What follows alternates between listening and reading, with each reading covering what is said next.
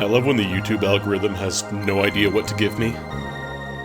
So it's just like, do you want this video that has 12 views of somebody just playing Mortal Kombat Mythologies? Like a video of their camera just recording their TV directly, and they just play it for an hour and say absolutely nothing? And honestly, sometimes I think I might.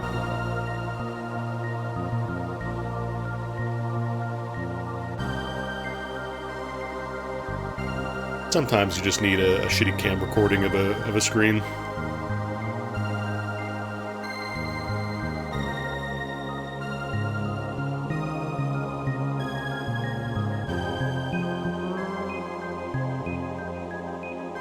It's better than YouTube recommending another video that seems like it's going to be an interesting presentation on a topic, and then it takes 5 fucking minutes for them to get over the preamble of what's going to happen in the video.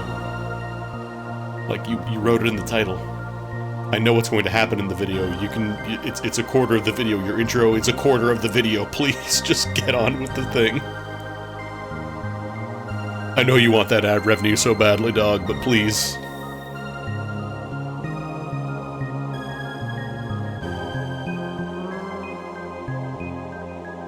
If I have to jam on the left and right arrow keys, if I have to jam, like, 5 minutes forward, your video is probably not that good.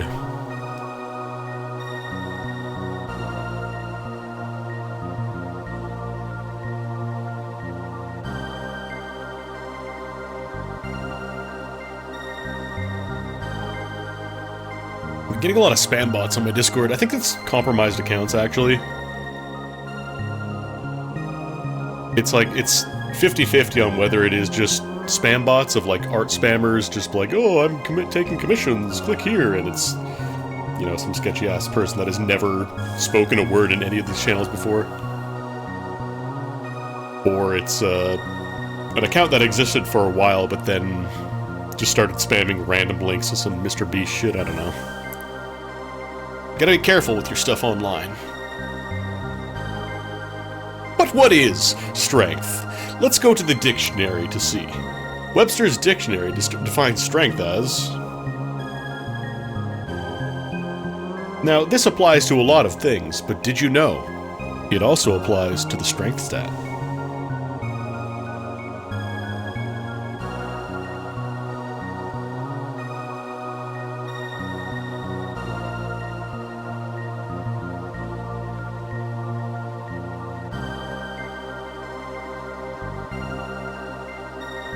I was gonna put on Chrono Trigger music,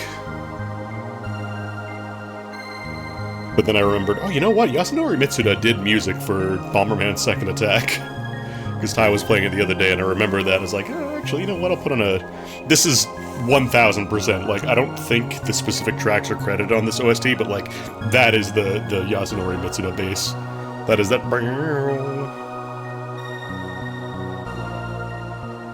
I would recognize those bass bends anywhere.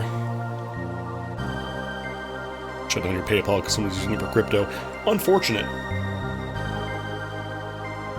You would hope that with, like, two-factor authentication and stuff being a lot more standardized, it would be a lot harder, but...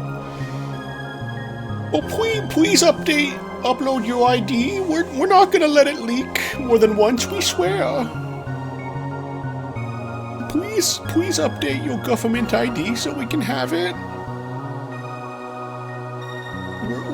Woo soft little bean.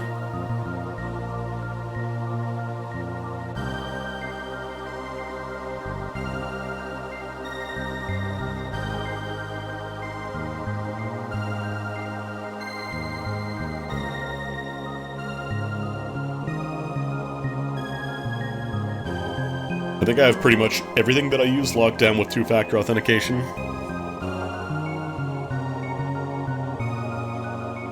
It's also PayPal. I mean, I would hope that a payment processor, you would not expect them to be hacked. Like, could you imagine just going up to your bank and money is missing from your account and you're just gonna shrug and be like, ah, I guess they got hacked again. People would burn it down. I remember one time I was looking at my bank and noticed that money was just gone from my account, like there was no record of it, so you better fucking believe I called them up, be like, why is there money missing from my account and there's no record of it? And it turns out that a bank teller had manually typed in and mixed some numbers up, so thankfully it was traceable, but like, man, thank God I noticed, because I don't think they would have.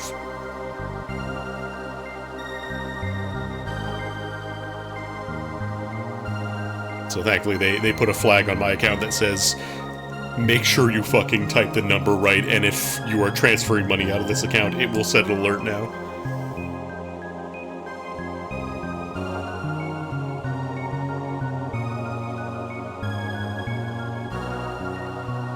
Anyways, it's Monday. Weekend is over, unfortunately. We're gonna play some Last Epoch today, because I want to play some Last Epoch. If I want to just put on the Chrono Trigger OST, honestly, I might just do that. Hopefully this isn't some, like, AI-generated garbage. That's another problem. It'd be like, oh, cool remix of an old song, and then it's just the what's it called? Is Mario not forbid? Hang on.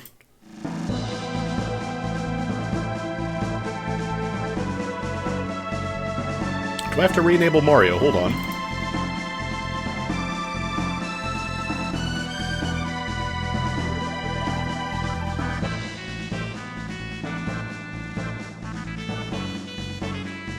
Oh no. God damn it, of course this playlist has the random 1 hour clean pop songs, because the uploader just put in other random stuff in the playlist. Can't use that. Alright, hold on, let me see why it's not connecting. Oh, my token expired, that's why. Give me 1 second, please.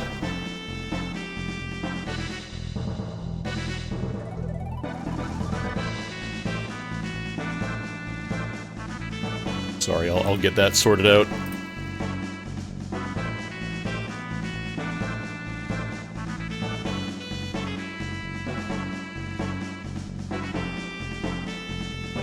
Okay. We should be connected now, but I will go ahead and manually forbid Mario. Just for you.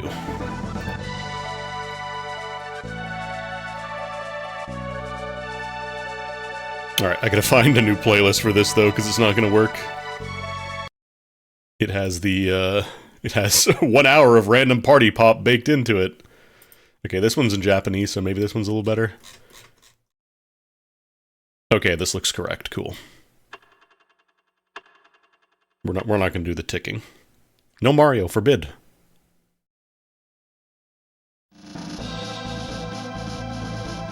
Yeah, I'll turn off the music in Last Epoch because I've heard it a bunch.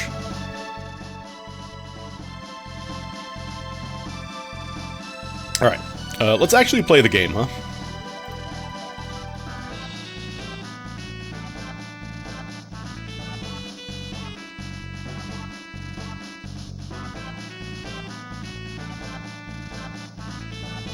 Why does this version sound weird? Ugh. Is this just like the raw input, it's not modulated by the Super Nintendo at all? Is that why? I don't know, man.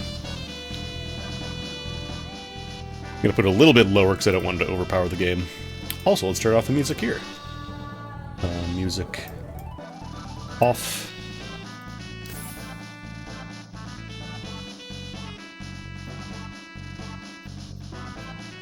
Alright, so yeah, this is an ARPG that I've been playing for a little while now. The new season just started, so this is I want this to be my B build, my B guy, but unfortunately I don't have quite all the gear for it yet, so he's on hold right now. But I want to try the fire mage. Apparently fire is very good, like fire aura. So have you heard of Threads of Time, which is being dog? I'm gonna be honest. I've seen so many games that have been like, oh, we've been inspired by Chrono Trigger, and it's like, I want to see it, though. You can't just say you're inspired by Chrono Trigger and have it mean anything at this point in time. I mean this in the nicest possible way. You don't just get to invoke the name of a game and be like, oh, wow, it's just like Chrono Trigger. You gotta earn that.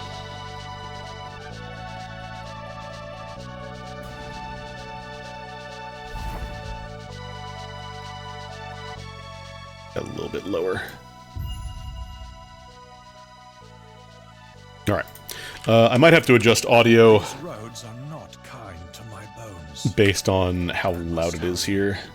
Wellring is still a few days away. A little bit louder. All spoken words.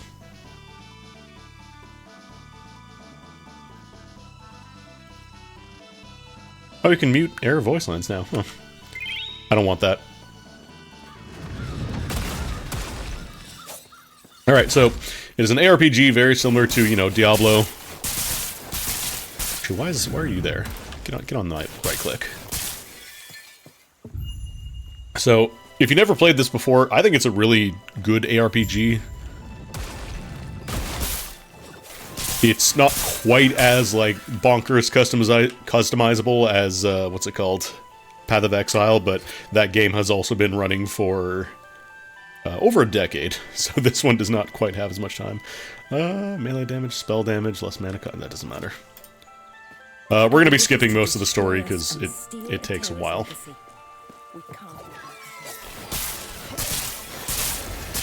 So you start with a basic little lightning blast, but we're hopefully going to get some more better stuff. I'm just going to take whatever drops right now, because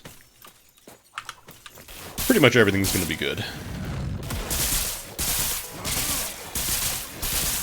Actually, now it's loud. God damn it.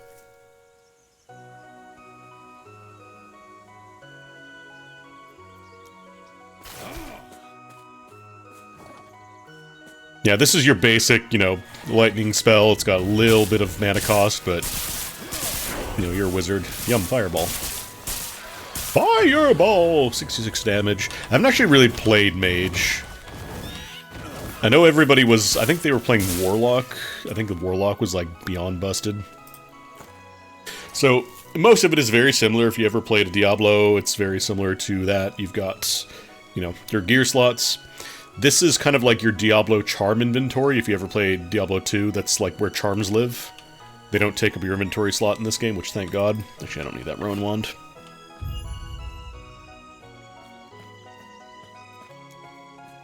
Can you not buy anything to M1?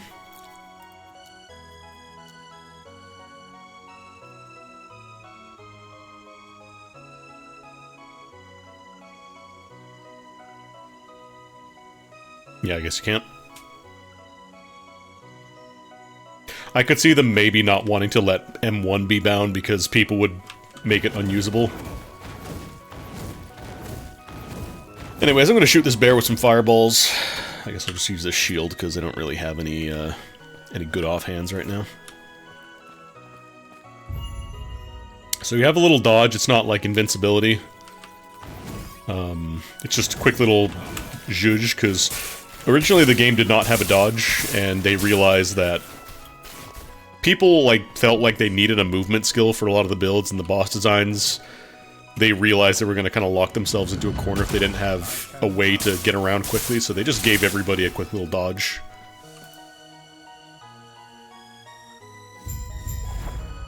But it's also a good way to quickly get a little boost of speed, get through the campaign quickly. I'm not sure if I'm going to be able to do any of the skips. I might try them.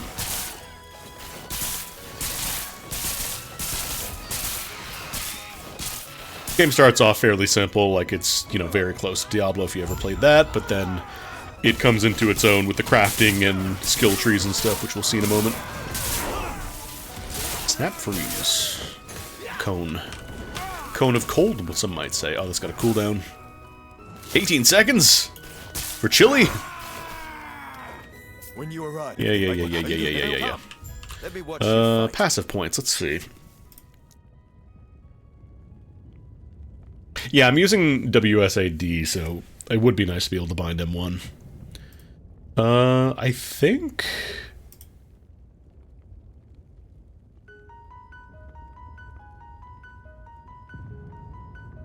So you have 4 different, passive skill trees. You have your base tree, which is, you know, every class has this. And then you get to pick one of 3 specializations, so you'll see each of these trees has a little chain halfway through.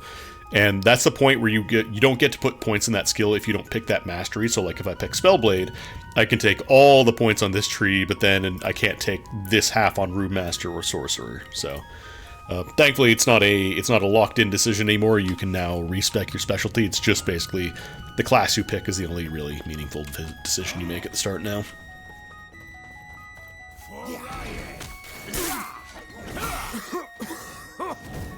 Smoke. Oh, smoke.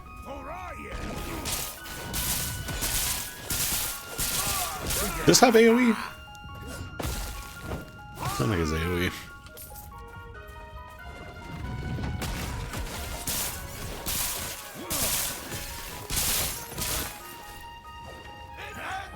So much destruction. You got your shrines, you got your... This one's guaranteed crits, so sure, I'll take it. Spells can crit in this game.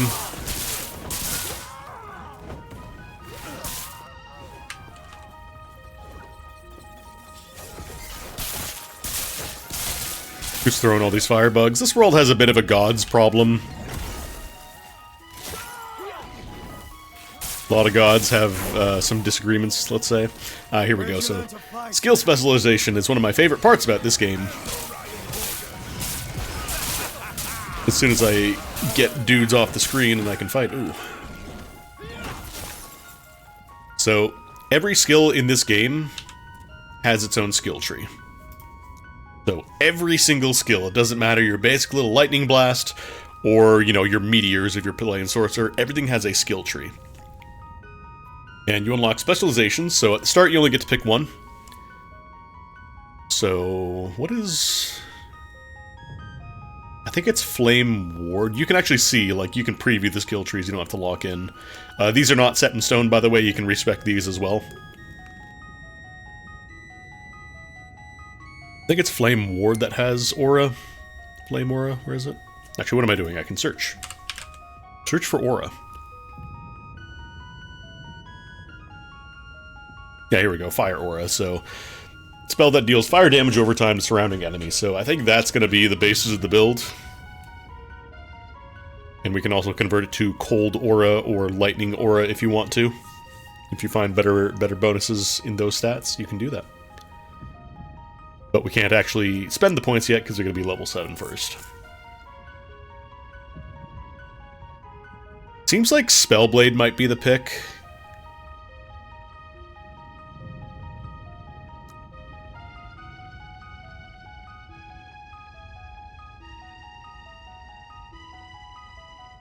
For initial charge, cast when you're stunned.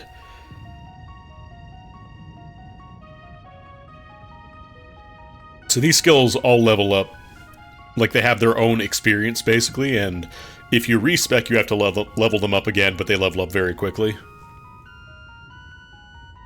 Or deals more damage. Haste while Flame Ward is active. Additional fire damage to attacks and spells. Converts damage. Yeah, I think the plan will be beeline, go down here, get dilation, and then go to Fire Aura. But for now, I'll just snap on, I don't know. Get some points on Lightning Blast, I guess. Get some AoEs. Oh. So, like I said, every single skill in the game has a tree associated with it, so there is a lot of customization you get to pick here. It's not just, you know, you put your skills in, like in Diablo 3, and you get one rune. It's like, you get to modify pretty much everything, which is great. We have 1 point to spend. I'm just going to get more arcs, I think. I should probably put my passive in, too. Let's go...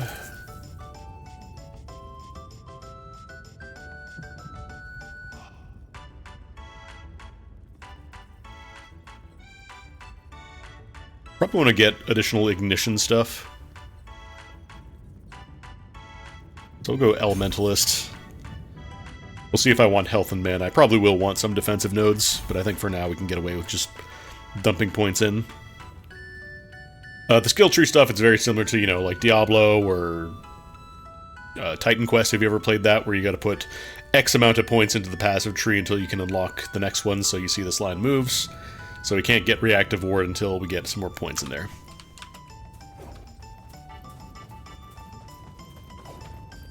We also got Elemental Nova. Before it reaches town. Deals every elemental type.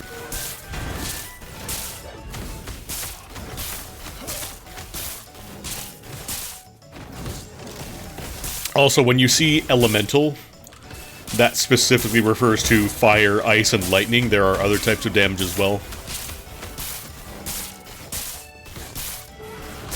No, you cannot put every point in the tree. We're almost there. I'll see you ahead. Melee damage, critical strike chance. Take the boots. Actually, what is this? This is considerably better, actually. Because this would just boost a little bit of melee damage. But yeah, I believe skill trees max out at 20. And there are ways to get additional points, like there's +1 in X skill that lets you get additional points, but you're not going to be taking every point on the tree. It is not really possible. Maybe there is a build that has, like, all the stuff there. Can I... Come on. There we go. I'm playing online, so there hopefully not going to be any disconnections, but you never know.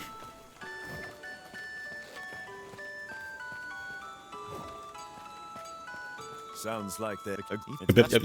Bear, seek less. Feel free to look around. But yeah, they've been cooking with this game. This is the 4th season, so they added a couple new, like there are a ton of quality of life things, but also like a big new mechanic with the corrupted, the Echoes of Corruption, or whatever it's called. Grail was just he could do this, and our alliance is secure. We'll lend our aid to heal Borea's army. I find minion builds, like, though I was running the B guy earlier, and I find minion builds kind of tricky to go through leveling, honestly.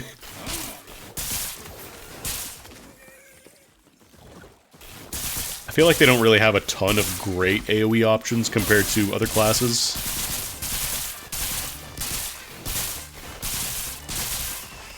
Ore Gonzalez.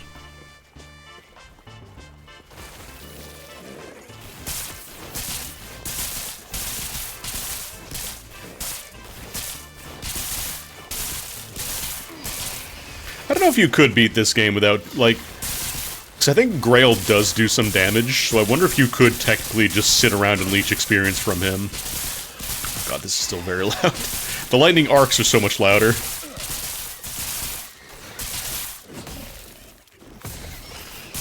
They also apparently revamped, like, enemy hit feedback, because apparently a lot of people were complaining, like, oh, this game, it looks like crap, enemies don't react when you hit them, so they added, like, some wobbling when you hit them now.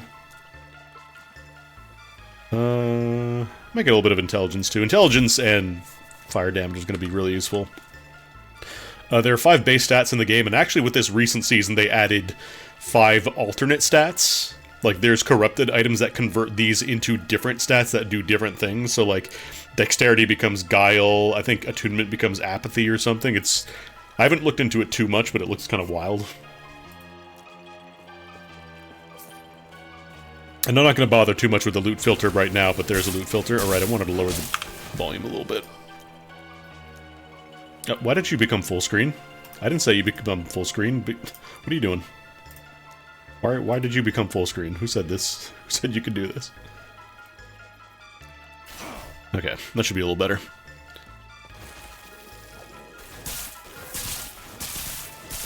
Yeah, I'm not sure if there'd be a character that could win, like, clear the campaign without touching a monster. Because, like, there are obviously minion builds, but... Now there's black... God bless America. Why did it do that? Oh, it's probably, 1920 by 1200.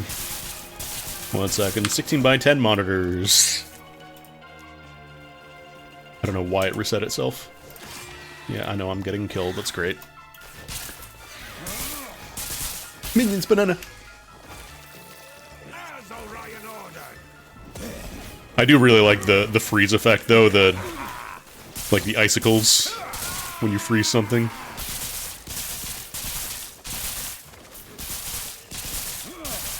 Probably got another point in Lightning Blast too. I'm not gonna kill every single thing on the map, that's not really worth your time.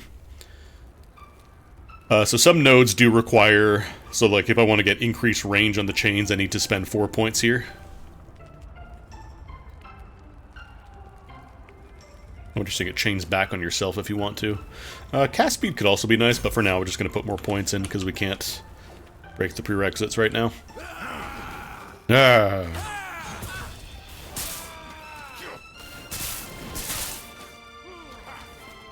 The whole reason that I'm using, like, Chrono Trigger soundtrack, by the way, is that, A, the game, its core conceit is based around, like, time travel and stuff, and also it's... They were very clearly vibing with Chrono Trigger, like a lot of NPCs are named after Chrono Trigger NPCs. And in the Season 3 expansion, they just straight up added, like, you collect petals, fangs, horns, and feathers.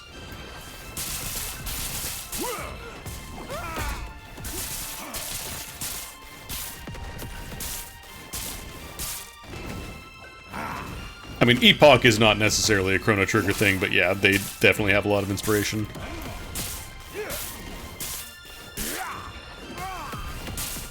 Oh, the one downside to Lightning Blast, though. Not a lot of direct damage, not great for single target. I think Fire's my best bet, because then I do damage over time with Ignite.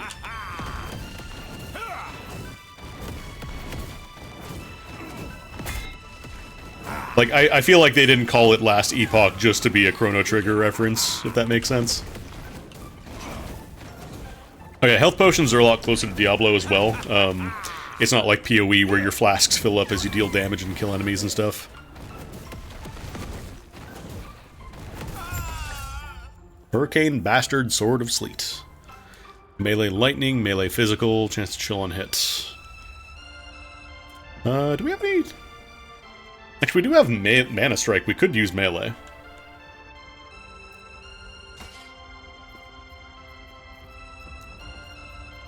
Because I think that Bastard Sword would actually do a lot more damage than this guy right now.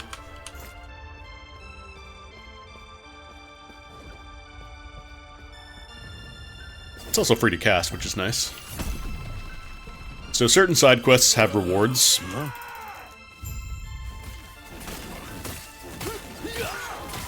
Yeah, it's a lot more damage right now. We're speccing into melee temporarily. So this side quest gives you a skill point.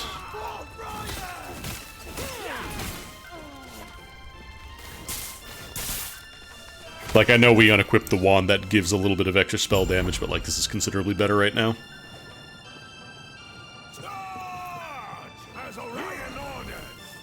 A big clump of dudes going. Oh, I guess I can spam Nova. Oh, is that a melee? Oh no, that's a mage. Does that count as melee? No. No, that's a spell. The nice thing about this game is that it is very upfront about what does it. Wow, unique already? Huh. Not gonna be a dodge wizard, I'm pretty sure, but pretty good rolls too. I don't think I've ever gotten a unique this early.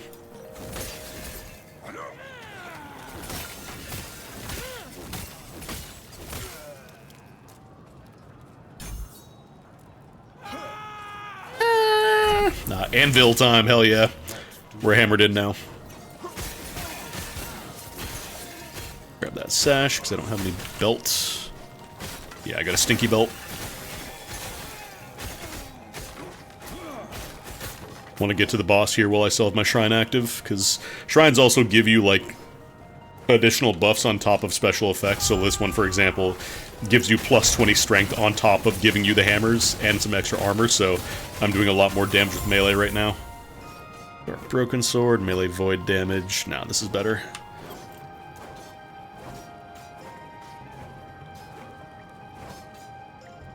I don't know if Fire Aura would really benefit from crits. Take faster cast speed, I think.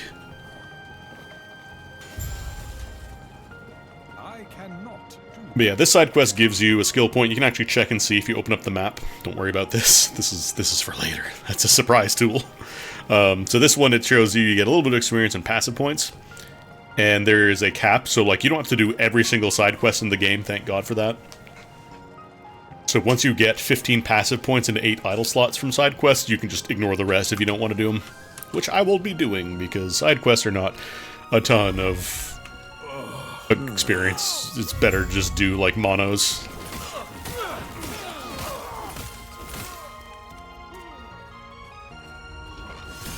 Some more prerequisites. So we got Glacier.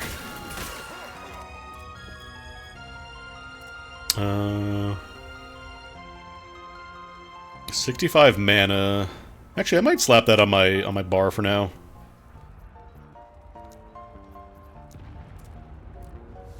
One thing I really like about this game is that if you don't have enough mana to cast a spell, you can still cast it, but then you go into debt, you go into negatives, so like your regen counts the penalty until you get back to 0. So it's really nice. It helps those awkward situations when you're at like 100 mana and you need 101 mana to cast your spell. And I'll just use Mana Strike to get it back.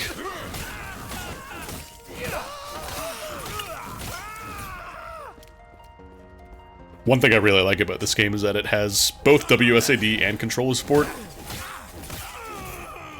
feel like a lot of ARPGs have kind of gotten the memo that it's nice to have alternative control options. I like PoE, but for the long... Does it have... I think it has WSAD now, right? Next elemental spell deals increased damage, has a chance to slow enemies on hit every 3 seconds. Get burst of ward based on your max health.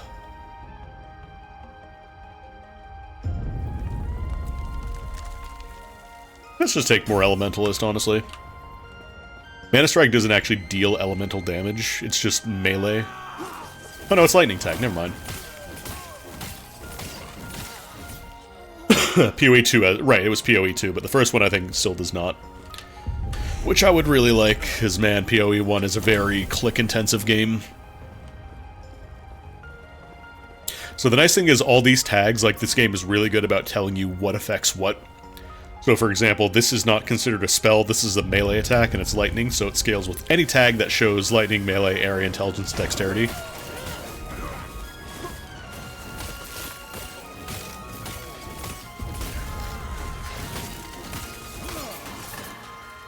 Here we go. So enemies will also pretty commonly drop these guys, these shards. And the shards are how crafting works, which I can show you now. So, every item in the game, with the exception of uniques and set items, can be crafted, and even then they can kind of be crafted. So what you do is you open up your forge, which just exists in your inventory, you don't have to go to a specific place for it. So, I'm going to throw my sword in there and be like, huh, you know what, I wish I was dealing more melee lightning damage. So, I spend one of my melee lightning damage shards. I have 2 of them right now. Or I could spend one of my physical damage shards, which I have 5 of. And then I can forge it. And this one, it requires a higher level, so I can't quite do that one, but I think I could do, like... Yeah, I could add another affix, so for example... Right now this has 3 affixes, so I can add a new one, or I can level up an existing one. Each time you forge something, every item has a forging potential, so this one has 19. So every time you forge an item, there is basically a roll from -1 to -18, or even potentially free. There are items that you can add to the recipe, so for example, these guys, Glyphs of Hope. There's a 25% chance whenever you use a Glyph of Hope with the recipe to just not use the crafting potential. So it basically just gives you a free upgrade, and it doesn't use any of this number. So once this number runs out, generally you're done with the item, although there are a few other things you can do with it. But for now, early on, like, we have a bunch of extra shards because they have the other character, and shards are saved between characters. Protect the Drake! Tread carefully. But early on, you're going to be hurting for shards for a little bit, so they'll be really useful to grab. Timing on the battle music, actually.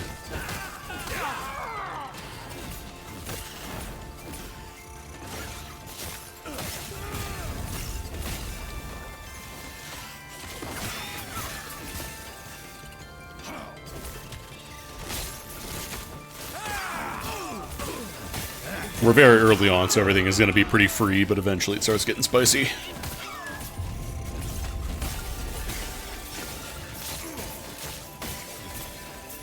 The other thing I really like about this game is that it has campaign skips.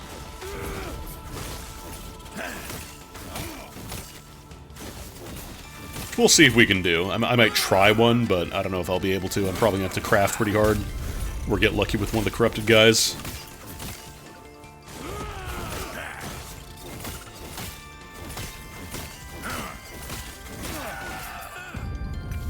Note here. Oh, intelligence. It isn't safe. Ah, We'll reconvene outside. stinky roll in the movement speed ring, unfortunately. I can't use this because it's a two-hander. Honestly, this isn't like a great shield, I think, but the fact that I got one that early is pretty funny.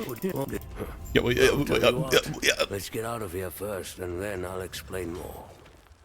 honestly, maybe I should respec the Mana Strike, I don't know. Why Orion Round of wealth, money. I have 276,000 because, again, gold and items and stuff are shared between characters.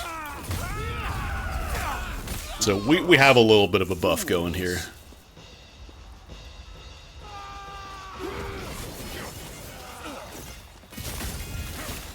If I really wanted to, you know, beef this character up, I would have grabbed some, like, bonus fire damage stuff on my other character, but eh. Ah, there we go. There's Flame Ward. God damn it. I swear opening your menu gives you a, like a debuff that makes enemies catch onto you from way, way farther away.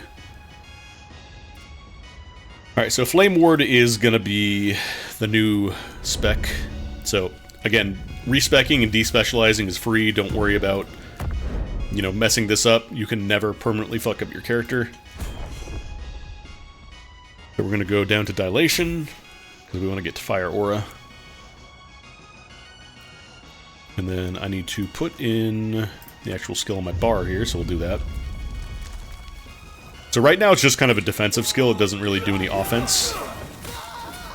Gives you a chunk of ward, which is like energy shield if you ever play PoE. And it also does retaliatory damage.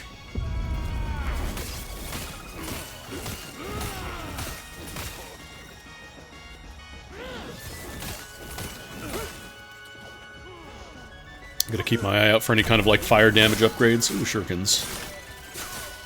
Increase spell damage. Does that count as a spell? I'm sure it does. Yeah, it does.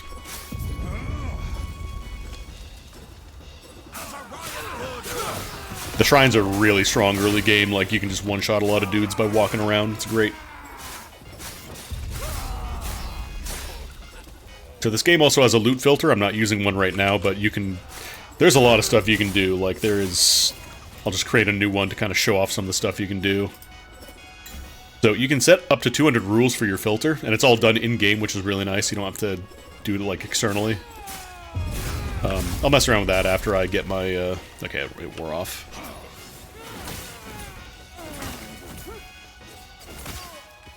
So there's a ton of rules, and they're very good with, like, the conditionals. Now they've added a bunch of new ones. So let's say I want to set a rule that just says, I don't want to see white items anymore.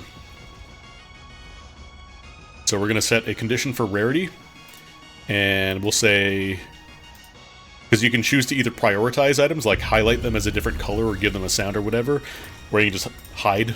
So I can just say, I don't want to see white items anymore.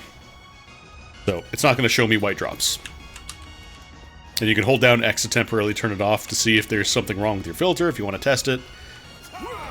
But this game is really good about filters. It's gotten better and better basically every season. Conduit's Bastard Sword of Sleet. Ooh, Pyromancer's Tome. That sounds like it's going to be good. That's fire damage increase. We like that. How much does this cost? 22 mana. Increased lightning damage, physical damage. I think the one that I have now is actually better. Because at the beginning, the flat damage numbers tend to be better, and then they get... Like, you need to combine them with the increased percentage damage. Huh! That's a two-handed staff, I can't use that.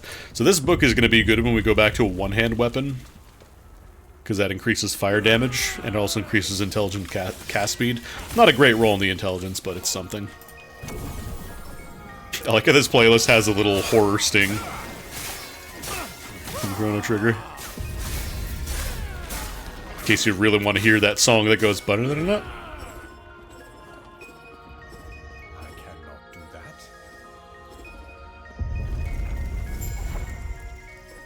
Gotta go quick and see if I can take advantage of this. Oh no, this is all a cutscene, isn't it? Yeah, damn it. We're not gonna get a lot out of Shrine, unfortunately. I'm sure you have questions, but let me first check and make sure the epoch's safe. Yeah. part's funny because there's the NPC that very clearly has the quest marker, but you gotta wait for Balthus to get, Balthazar to get abducted. Good. No. Get him! Bye.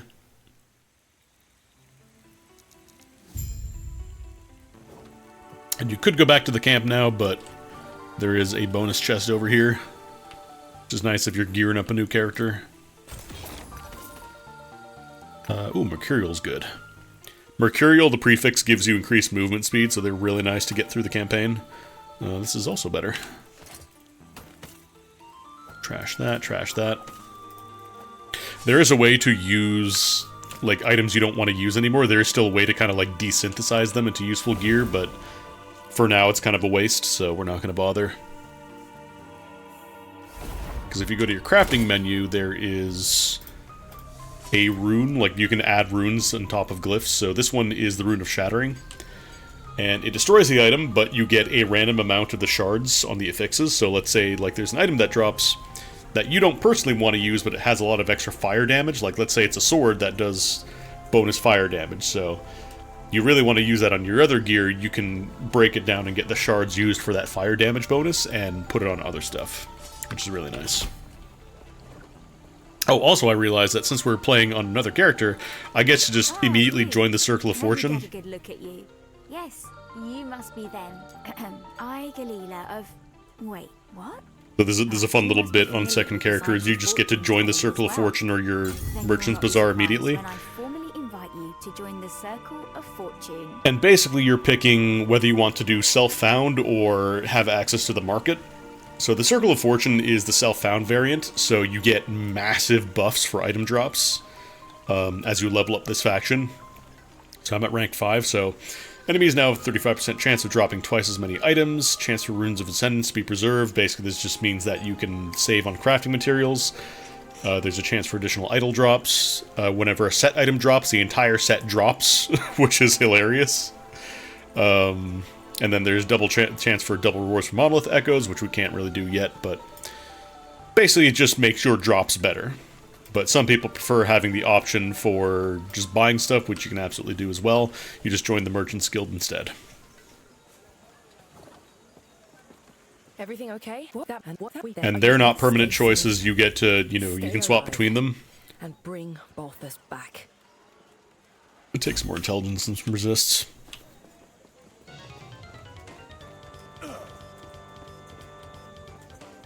And I think now, yeah, like, since I joined the Circle of Fortune, you see the little icon above my character. You can't, in case you're going to try and be clever and be like, oh, what if I just join Circle of Fortune on one character and then pass them off to other characters? There are specific requirements. When items drop that are affected by the Circle of Fortune buff, they say you need to be Circle of Fortune level whatever, to kind of just prevent you from deciding to switch if a good item drops, because you can switch factions if you want to. But the idea is that you're kind of meant to play one or the other.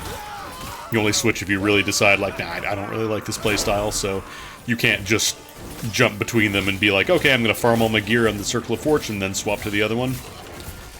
Ooh, a lot of stuff here, actually. Flaming Brass Scepter. Melee fire damage, increased melee damage. Does Fire Aura count? Oh, also as you level up, your minimum skill level increases, so respecking, you get to start from level whatever, so eventually I think I want to say the maximum level that you can start at is level 10, so you can just have 10 free skill points into a passive. It says spell, so I'm assuming this is probably not going to be affected by melee damage. Let's specialize in Mana Strike for now. Get a little bit of extra out of that. Mana Orbs restore additional mana. Deals more damage, has a chance to shock enemies. Increase attack speed. Additional melee lightning damage equal to percentage of your current mana. Oh, you know what? I think this is the DS version of the soundtrack. That's why it sounds a little weird. Mana Strike additionally strikes enemies it hits with Mana Arc while you're not out of mana. Mana Arc consumes 10 mana. There's also cool synergies where, like, certain skills can cast other skills, and if you have them as your specialized skills, they can also receive bonuses, which is really nice. I don't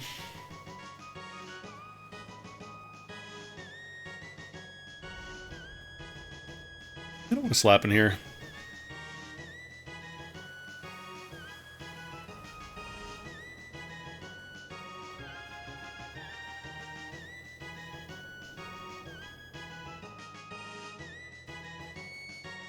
Might just take some more attack speed on it for now. Oh, I got 2 points. Yeah, more of that. This is a percentage, so this is going to be useful. Increase melee, increase lightning. Get out of here. Get. Two-handed staff.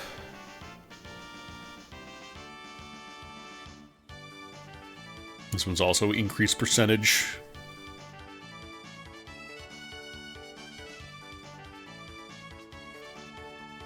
I think we want to keep this one here because Mana Strike counts as lightning, so my Bastard Sword is affecting it in multiple ways. My Sword of Bastard.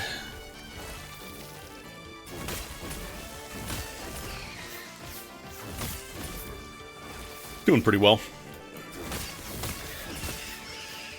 Level am I? Level 8.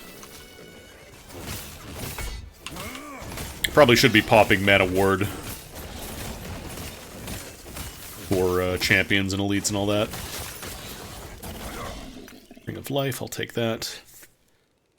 I'm Wasseting. Not a very good ring, but I don't really have anything better here. Increased minion, necrotic. We don't want those.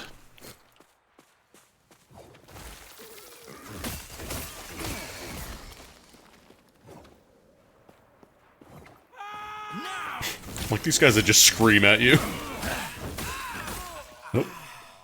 Got launched a little bit, hell yeah. Did the playlist end? No. I forgot, I need to install the extension that's like, video pause, continue watching? Like, yes, I am still listening to it. I think there was an extension that I had on my old PC that I set up to jiggle the YouTube, basically, to make sure I was still there. Because Google's a small company, you see, they can't afford the bandwidth. Dexterous Keeper Raiment of Regrowth, Dexterity, Vitality, Health Regen. I'm gonna keep the one I have, because that has bonus elemental damage.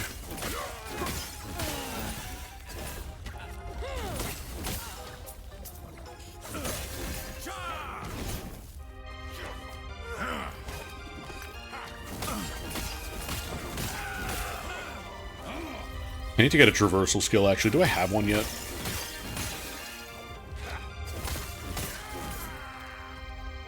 Okay, we get to teleport next level. Probably replace Elemental Nova.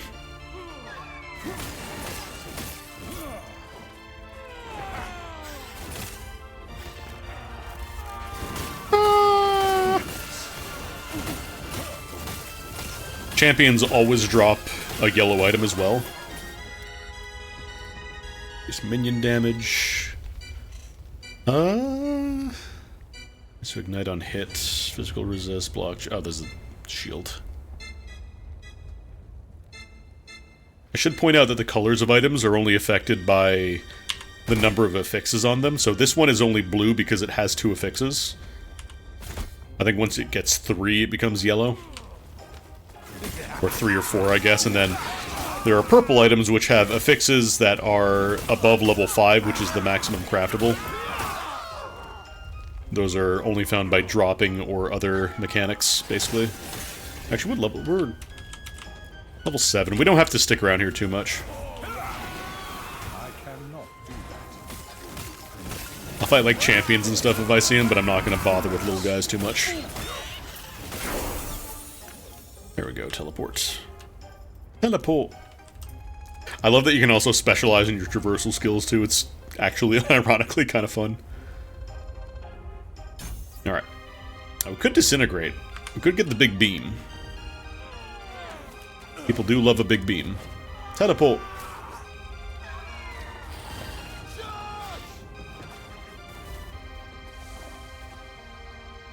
Because if you are above the enemy's level, like eventually you start getting diminishing rewards for experience until it just stops giving you experience. So you're kind of meant to be going on and on.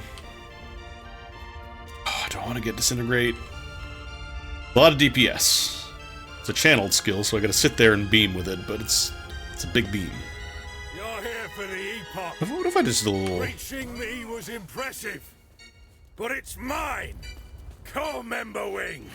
So I think it's our best DPS by far. I just gotta spend mana for it. Burn!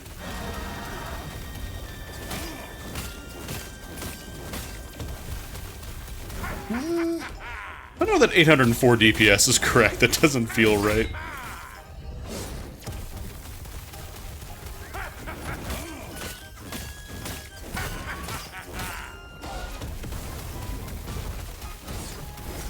Yeah, it's definitely not 800. I mean, this guy also does have defense. There's a mechanic called Armor Shred where enemies get reduced damage or reduced defense if you hit them with specific attacks, so... The epoch is ours! Raya, aid me! Very possible is just strong against thing.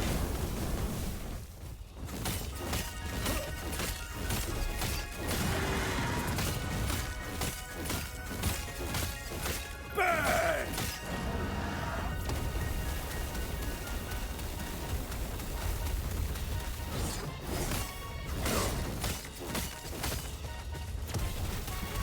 Right now I can just tank most hits. Haha, no, don't hit me with my ward up. I'll deal residual damage, and that'd be bad for you. Raya! I'm gonna get out of the big telegraph though, just in case. No, but... Raya! Oh, there's one of the plus skills. Mana, armor, lightning resist, sure. So the lightning blast, we don't get anything out of it because we don't have it as a specialized skill. But if we did, we'd get an extra free point to spend, basically. Alright, one more point, we get to start using Fire Aura. Ruby Amulet of Hope, that's void resistance. Nah, I'm gonna keep the ward. No, get me! Oh, Yeah, Speaking of, let's head back to camp. I must reach Lena at once. Teleport back.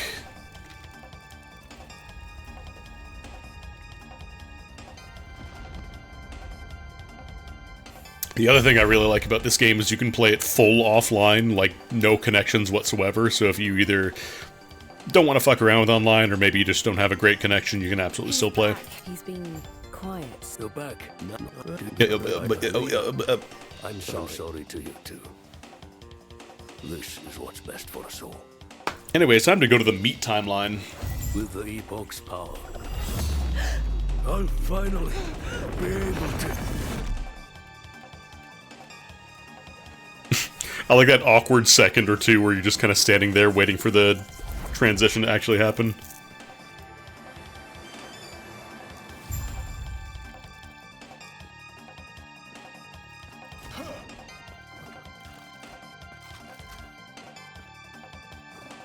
You can also teleport between eras freely, like, right now we don't have most of these waypoints, but... Actually, can I just go here? Am I allowed? Oh no, this is Divine Era, right.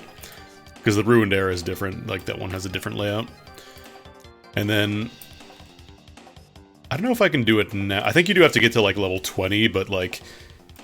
Basically, as soon as you want to, you can kind of start doing the endgame content. Assuming you can handle it, which most new characters probably can't. Yet, my surroundings appear familiar. Ah, it's a Void Despair. It's much better for groups, but single target's a little on the weak side.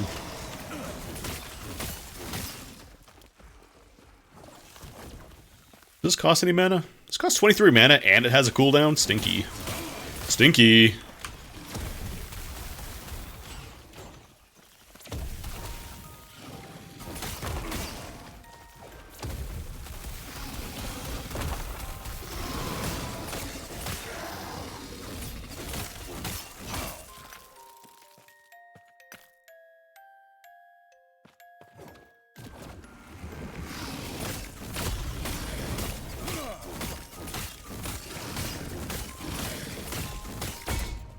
Oops. Wrong button. Slayer's Bastard Sword of Hunger. Melee void damage, melee crit chance, health on kill. Nah. Aye. And who are you?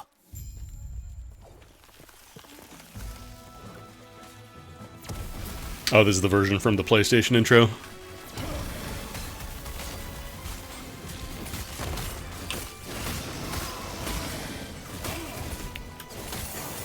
I know Ward apparently used to be like extremely busted in earlier versions. I think there are other options now, but basically it used to kind of just be like, yeah, just go Ward.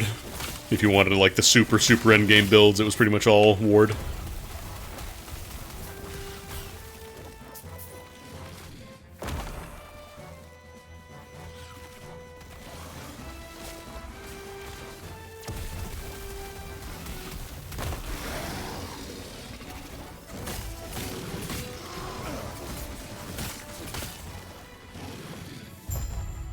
Because as it turns out, having a layer of health that you need to get through before your actual health starts going down, it's quite good. Gods. Especially because there's also a lot of skills that interact with that.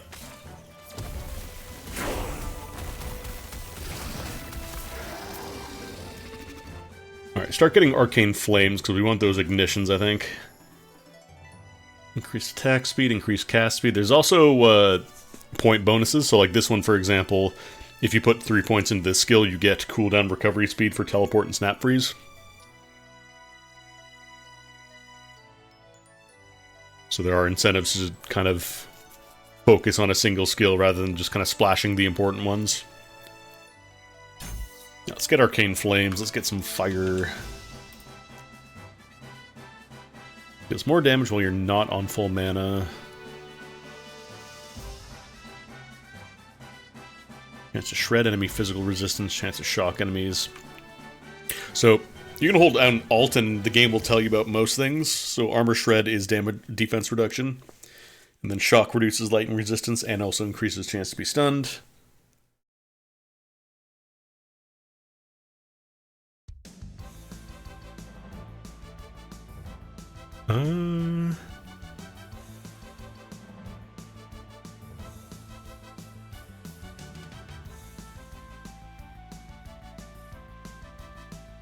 I'm just going to keep taking attack speed, because that means I regenerate mana faster.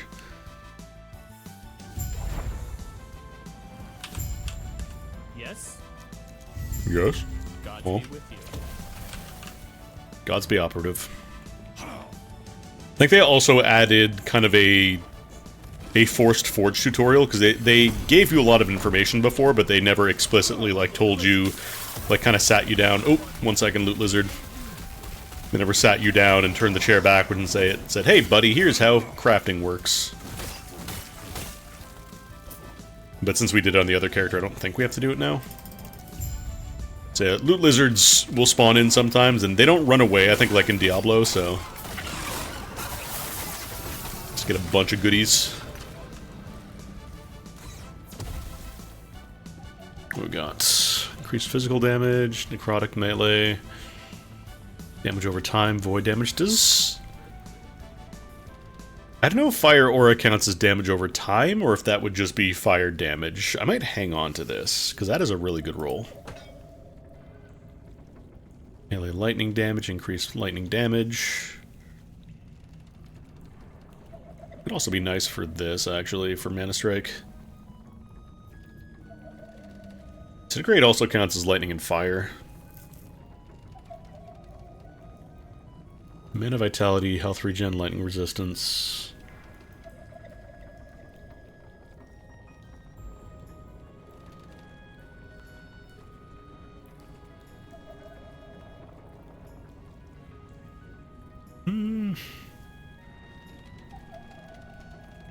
Well, this one is definitely we can do better.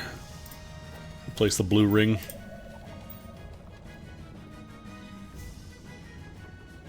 This one has increased cold and fire damage, which is funny. We can't actually get Fire Aura yet. I think I'm probably gonna leave most of this, because we're gonna want to focus on fire damage for the most part. I believe the side quest is also a skill point, so definitely want to knock that out.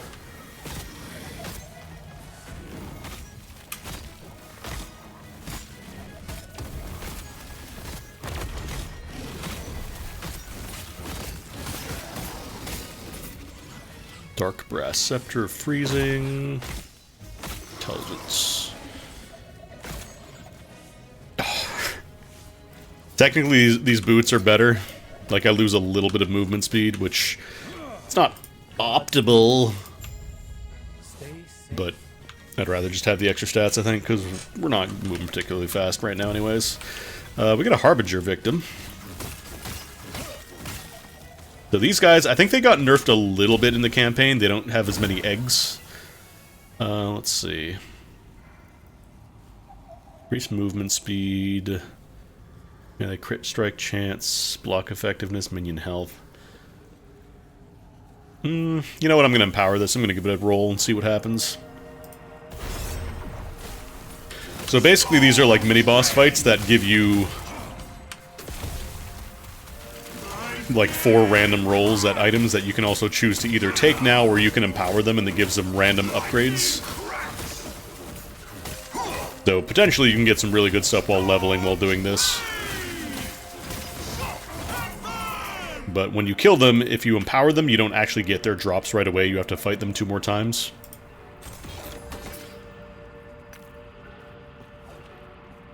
So you're kind of deferring rewards for later in exchange for potentially better stuff. Chronomancer Shrine, love that. I love to go fast.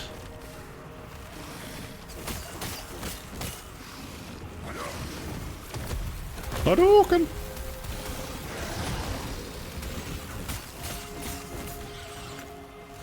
I should probably go to the markers. Wait, that's a champion. Technically, these guys are not champions. There's a different term for those. I think it's just like elites. What is Shade Root Staff? Melee spell damage, melee cold, cast speed, ignite on hit. Increased mana, necrotic damage, physical and fire resist. It's not terrible. But having the ward is really nice, especially for mage, because we're going to want to spec into ward. Because Flame Ward obviously gives you ward, so it's good to have more of. Anyways, Fire Aura.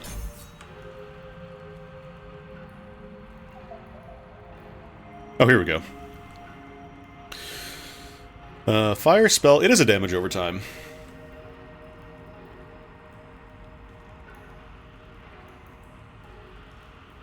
It's interesting that it doesn't actually show that tag here. Like, you have to go to the Eye of Flame node to show that information. It's a little weird. So we want to look for anything that scales with fire damage, spell damage, damage over time, area, and intelligence. Those will all be good.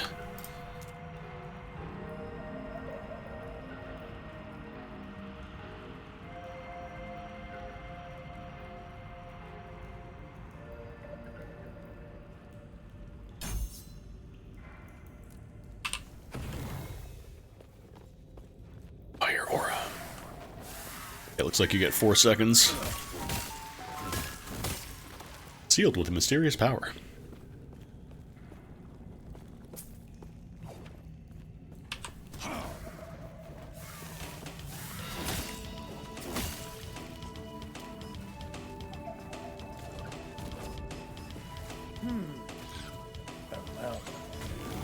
Long live Rat City.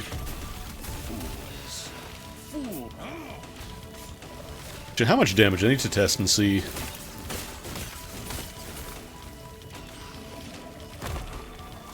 So I think I remember it wasn't showing a ton right now. Yeah, 43 damage a tick, not a ton, but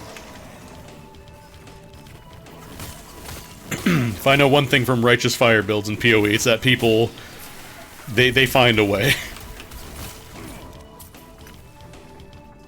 Mana, poison resist, nah. Nah.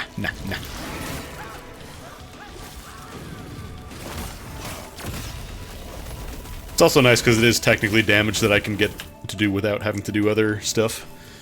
Hey man. Stop it. Use crit chance, mana regen. I don't think damage over time. I'm pretty sure you can't crit with that. Mana regen is nice. Health regen is nice. Health is nice. Increased cast speed is okay, but not incredible. I'll take it. See if I want to use it or not. Conflagration, I think, is... that's ignition chance. Eventually you kind of learn, like, what the prefixes mean. Free spell damage is good to have.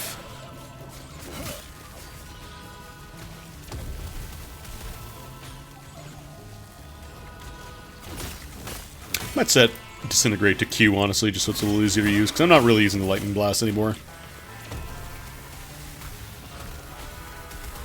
I'm not a Lightning Mancer. Can I teleport up here?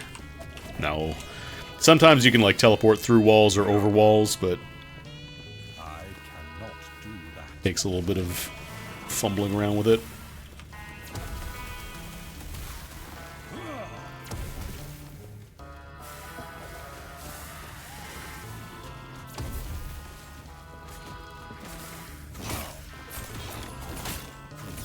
What brings you here? Thanks, Grund. Grace be with you. Can I throw anything decent on this? What's the crafting potential? 16. I could just slap on, like, increased fire damage as a prefix. We got 6 shards.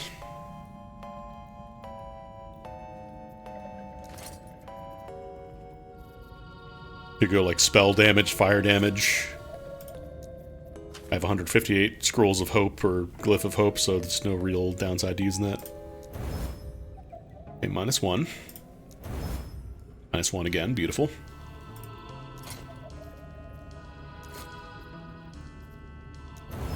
-13, not as good. And -1, so... this is pretty good. Like, it's not the best, but... spell damage, fire damage, that will definitely help Fire Ward or Fire Aura. Fire Boy, Fire Boilt.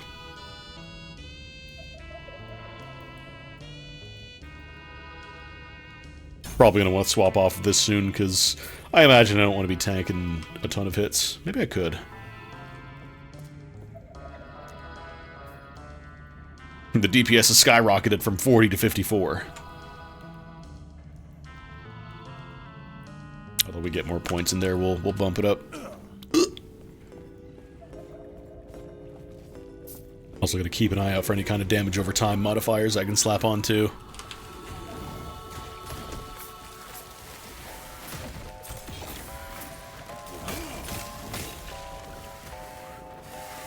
Because Disintegrate is fire too, so it does benefit from the buffs I gave that.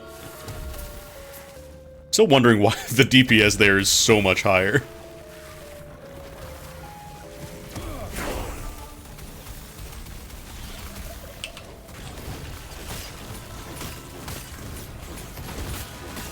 Sometimes I'm not hitting these guys. Weird.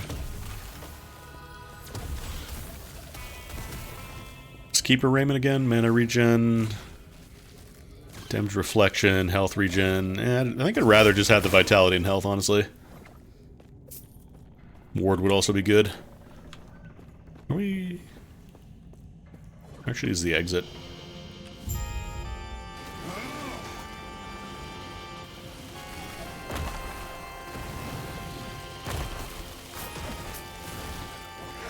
I need to see if there's a way to increase the duration on Flame Aura.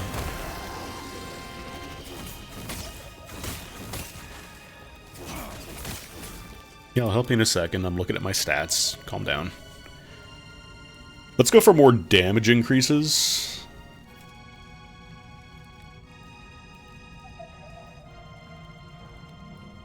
I think these are going to give me more until... we get the 5-pointer there. I think that'll be more meaningful. Pew pew pew pew! Pew pew pew pew! Destruction rains from the heavens.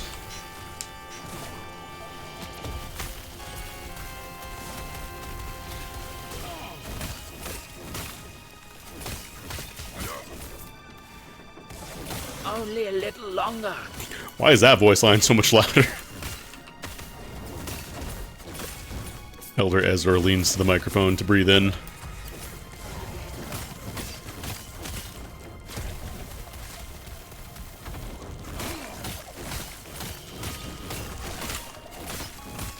Actually, no, hit me. Hit me with my ward up, please.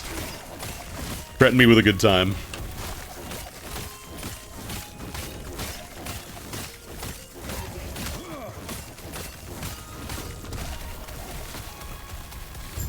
Impressive. Go on. I'll be right behind you. Runic scroll. Oh, we're still using a stinky little relic. I forgot that we haven't actually upgraded that yet. It's one less spell damage, but it does improve the minion damage is whatever, but cast speed and lightning resist is fine. Still using a white spell scroll, it's not very good.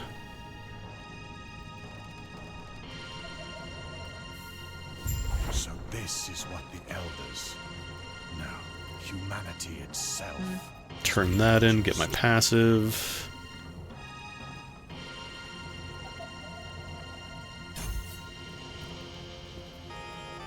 Because then that also bumps up Disintegrate a little bit, so I level that up.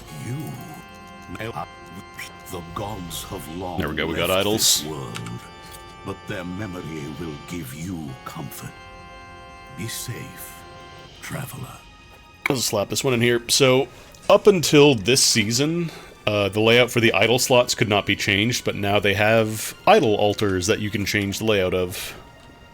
So you get them as drops. I'll pop open the stash real quick. I've got a few of them. So you can now equip idol altars that change the layout of your charm inventory, basically.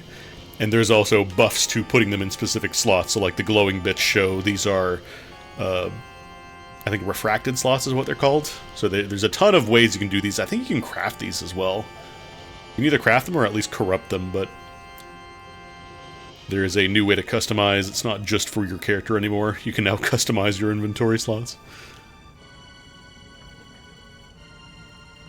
And it also changes the layout. So right now, by default, it's kind of like almost like a cross, like the middle and corners. Eventually, as you get all the slots unlocked, these are the only ones that get locked, like these 5 in the corners in the middle. But you can change the layout now so different ones are locked out, so you can kind of optimize the layout for the ones you really want. But some of them do have level requirements, so we can't really use them. And if you try to equip one with... oh, that one actually works. If you try to equip one that has like a layout that is illegal with your current idols, it'll show you like, hey, it's not going to move them, but it'll tell you it doesn't work. So I could actually put this in here and get slightly better ward decay. Actually, I could use both of these idols that I got here with it. Most of these are realistically too big. Like, I could use this one for increased physical damage and stun duration, which is not super useful. Actually, hang on. Before we leave my stash, I need to show you the best... Why is this my idol slot? This needs to get out of here.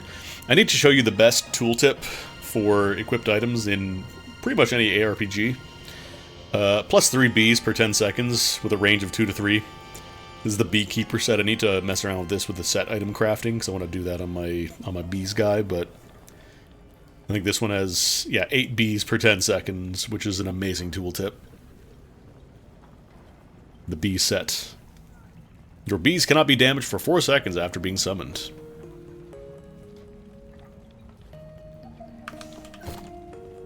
That's not going to be for this guy, though.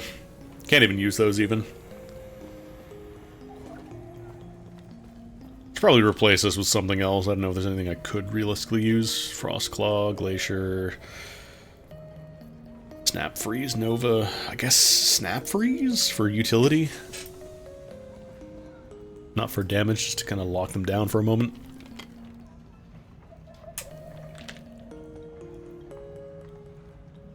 I feel like area transitions are taking a while. I think my connection... not terrible, but... there we go.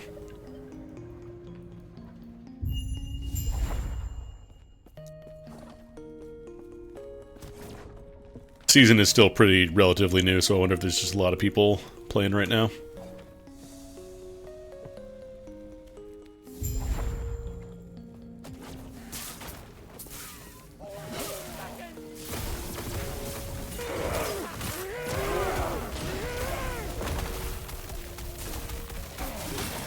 Can I make the beam bigger with area? No.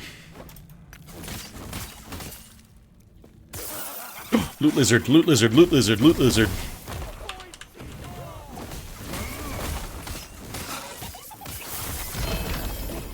Offhand catalyst. Ah. This is not for my class. This is for, I think, rogues get acid flask. You want a chili flask instead of an acidic flask. And if you use leather gloves of evasion. Actually, do I have any gloves? I don't have any gloves. I just realized. Gloveless behavior. I can leave this behind because it's not super useful. Assassin's crit strike. Nah. Nah. Nah.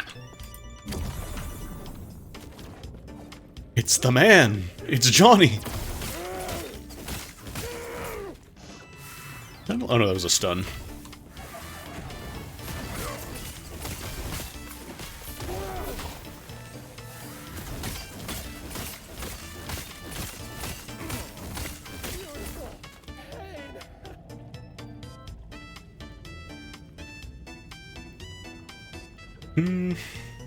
Actually, yeah, this is better than 5 health.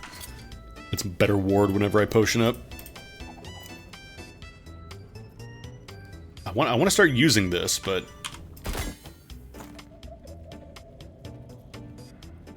I do kind of wish this wasn't mana. Maybe hold off on that until I can maybe find a better option. Okay, so take the book. Quest later. I think you get a free unique for that. I don't think it's great for this class.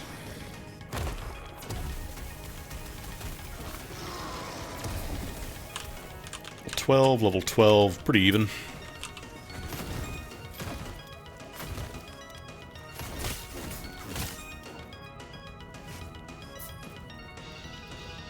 Wonder why... I wonder how they're getting the DPS estimate for Flame Ward. Maybe it's just like calculating one enemy hitting you. Because it doesn't do damage on its own, so I wonder how it's calculating that.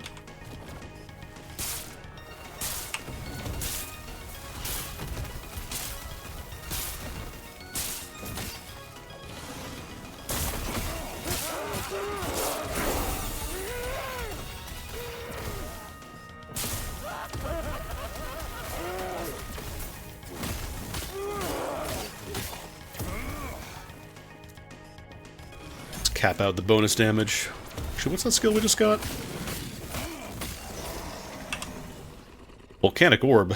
That is fire damage, actually. Maybe I'll slap on some fire damage? I have a Brain Blast?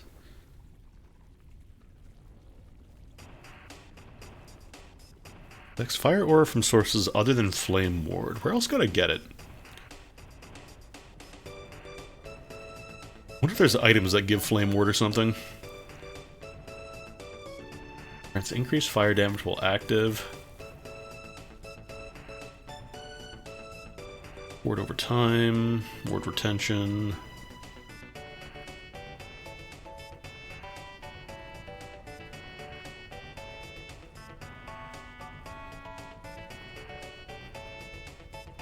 Just looking to see if there's anything else I want to go for. Additional charges. More ward has a longer cooldown.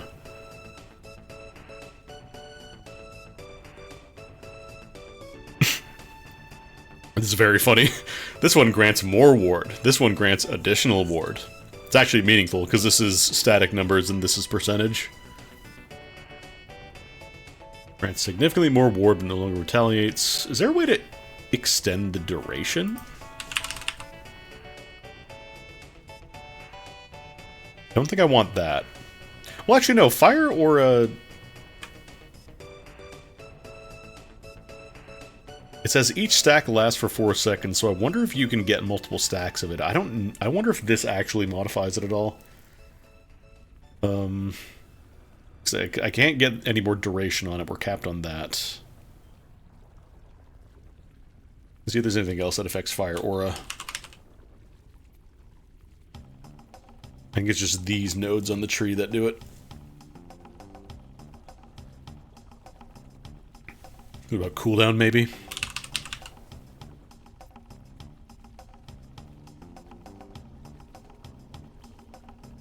because the problem is I have to get 2 points in this to get the cooldown, to get the extra charge node.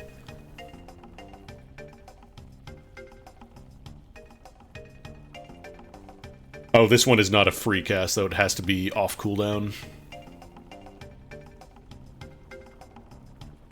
You have haste while Flame Ward is active. I think I'll just take the damage for now. Not agonize too much over it. Mel's respec.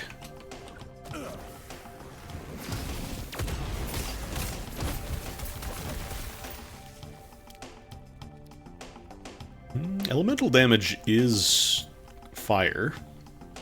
And I think it counts as a separate multiplier. You have attunement and ward, intelligence and crit strike chance.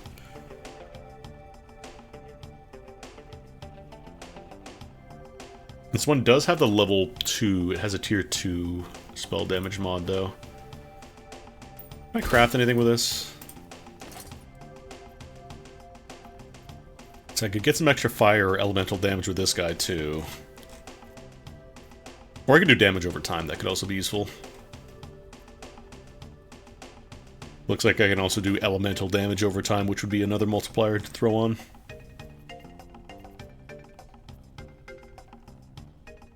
Is there any raw number for damage over time or fire damage? That's percentage. I think these are all percentage increases. I don't think you can do, like, flat number increases on jewelry.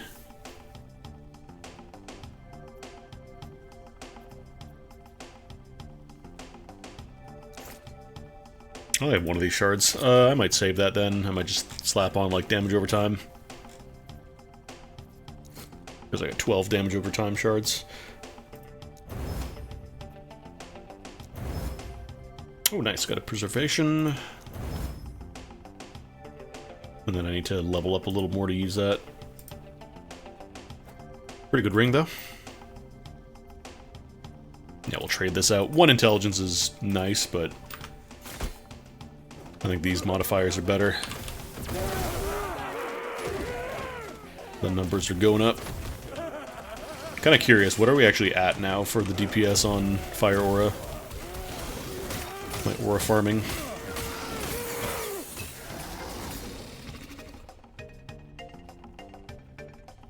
So this game doesn't actually even have, like, gem slots yet. I could see them maybe doing something like that in the future. But what you can do is you can slot altars into your inventory. Actually, there's a lot of stuff you get to do with your items in this game, though. Like, eventually you get to start corrupting. They added crangling in this season, if you're familiar with PoE. You can now crangle your gear. Yeah, I'd be very surprised if there isn't some way to do, like, socketed items down the line. Cultist Ruby Amulet of Hope. Oh, you know what I could even do, actually? I could kind of show off one of the new mechanics. So, I could show off crangling. When an item runs out of forging potential, up until recently that was kind of it. But now you might notice this line of text, item can still be corrupted. So there's a new item, there's Runes of Corruption, which you basically get to do one last gamble on an item. And it can cause a lot of things to happen. You can potentially break an item by doing this. It's a little risky. But you could also add on, like, an extremely powerful affix. You could get, like, an additional stat that shouldn't be there. You know, it's the ultimate gamble. So I kind of want to do it. I want to see what happens. And it warns you before you do this. It is very upfront about telling you, hey, you could fuck this up. Attunement converted to apathy. Oh, this is one of the new skills. Tier 6. Let's see what that changes, because I'm kind of curious. Each point of apathy grants 2% increase... So this is now a new stat, by the way. Each point of apathy grants 2% increased mana regen and 0.2% of current health loss when you directly use a skill instead of adding mana. Apathy counts as attunement for skills and nodes that grant bonuses based on your attunement and for conditional effects with an attunement requirement. So as opposed to... Each point of attunement grants 2 mana and improves skills that rely on the innate magic and... Okay, so this is it's better regen, but then you are paying with your blood. But since we have ward, it's not a huge deal. So let's take that.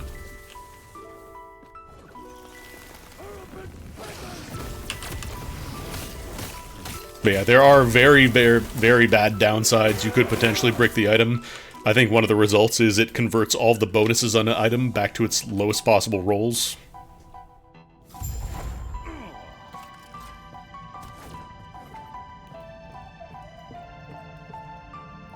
So I'm real curious to see what options are available for these new stats as well.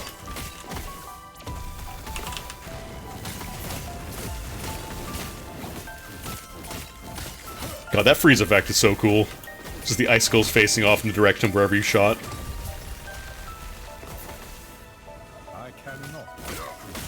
Yeah, I'm losing a little bit of health per cast, but like, come on. The regen is nice.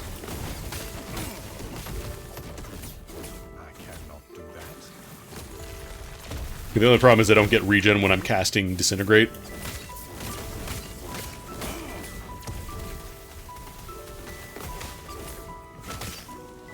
I need you guys to, like, clump up. If you could, that would be epic poggers.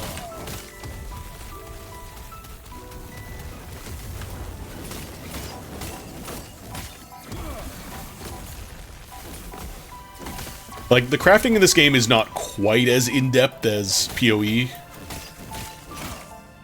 But it's also a lot more upfront about, like, what you're kind of able to do.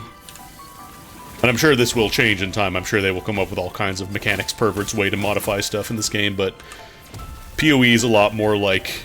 There's a billion arcane mechanics in PoE that you just have no way of knowing because they were either, like, limited seasonal things, or they only show up in the end game, or that kind of stuff. Whereas here, they kind of just give you the crafting stuff from the get-go, and it doesn't... Like, you're never really hurting for affix shards, basically. So you can always kind of play around with stuff, it feels like. Which is good.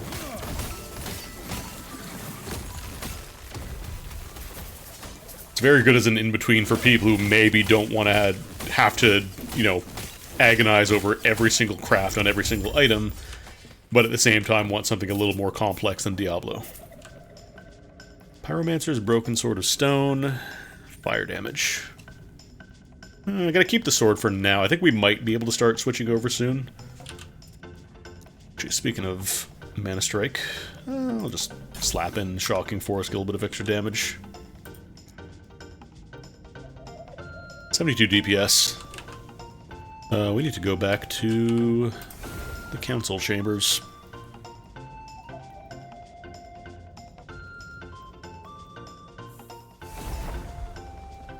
Get my free gloves. This is Oh, you can also get a passive, I guess. Elemental damage leached his health. Increase leech rate, elemental resist.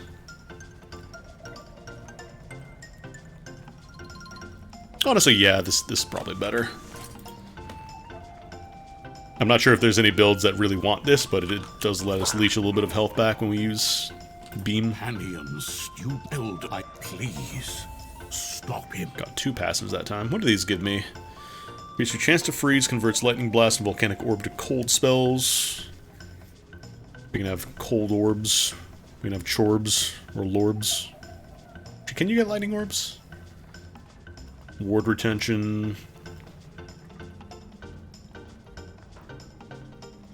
Increase fire and lightning damage.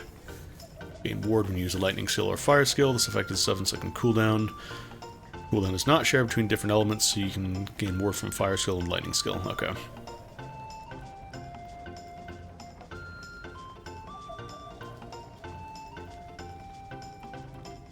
So I'm not sure if we want to keep the fire elemental or if we do want to eventually switch over. I guess it'll depend on what items we find.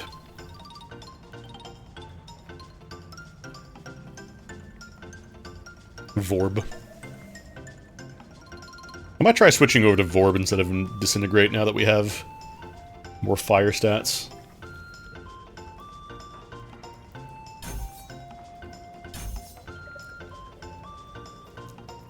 Vorp.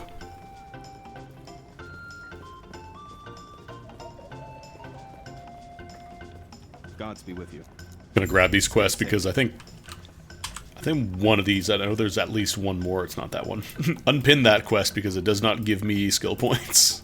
We do not care. The side quest that gives you, I think there's one that gives you 2 skill points here, and more importantly, you get the line, "Long live Rat City."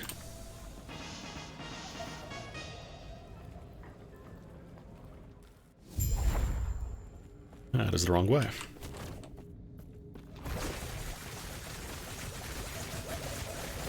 That's actually active a good amount of time.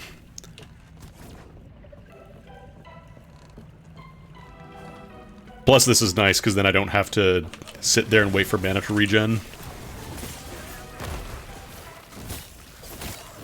Or I should say, I don't get locked out of mana regen.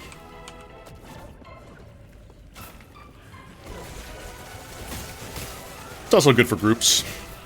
Maybe not as good as Disintegrate for, like, single lines of dudes, but what is, really? Picked all the wrong directions for that, huh?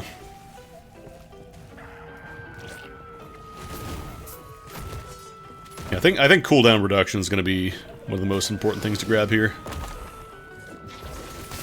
That means I can pop this more often, I can pop more Flame Ward. I got Aura. Check it out. I press E and then things nearby me just die. That's my Aura.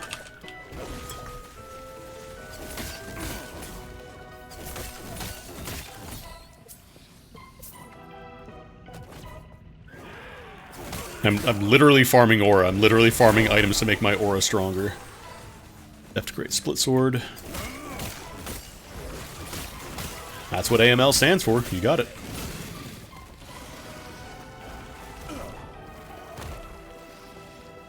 Just gonna say, I know there's the worm fight coming up. Pretty good DPS, though. Pretty good DPS. Defensively seems pretty solid, because I get all the extra ward whenever I cast it. Freeze.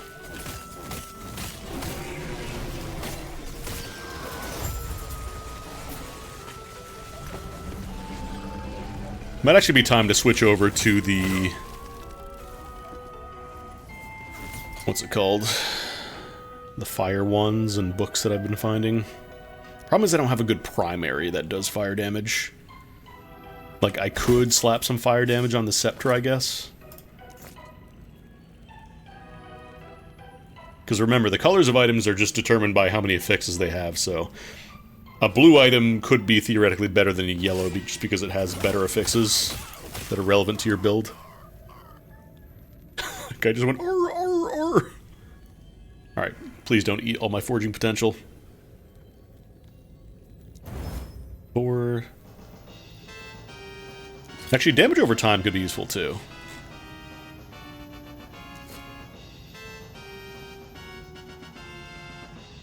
Or actually, no, maybe I'll get increased fire damage. I only have 4 shards? I swear I had more. -2. -5. What can I slap on the back here? Because affixes and prefixes and suffixes have different pools of bonuses to choose from, basically, so I can't just slap on all damage skills. Generally, suffixes I find to be a little more defensive. Fire penetration actually could be useful. But these are like chance to ignite, chance to chill, that kind of stuff. Health on kill. I might go for fire penetrate. The problem is these are... I think these shards are a little bit rare, so I don't want to spend them just yet. I'll just slap on spell damage, I think. Just keep bumping that up. +1. Cool. Yeah, 42 and 46. That is gonna be a little spicier, I think. And then I can also slap on one of these guys, increased fire damage again. So, Volcanic Orb is now 962. Deeps.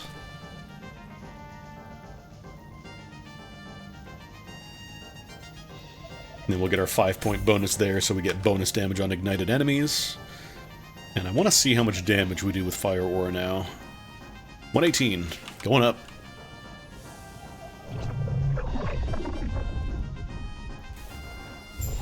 Next season they're adding adverbs. Oh, there's an omen here. Nice. Omens are the new mechanic for this season. Oh god, look how pathetic the mana swing is now, though. I'll probably spec in a Volcanic Orb.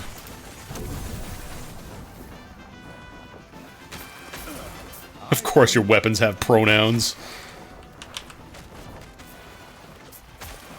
Yeah, this is the new mechanic for this season, this open windows, so basically kind of like little mini-boss. A bunch of enemies spawn and there's the invisible guy, or invincible guy in the middle. So you have to kill all the guys around it, and then you get to kill the big guy once this bar fills up. Ooh, I'm taking a lot of damage, though. I'm taking a lot of damage. Why am I taking so much damage? I can't see what's hitting me. I will not do that.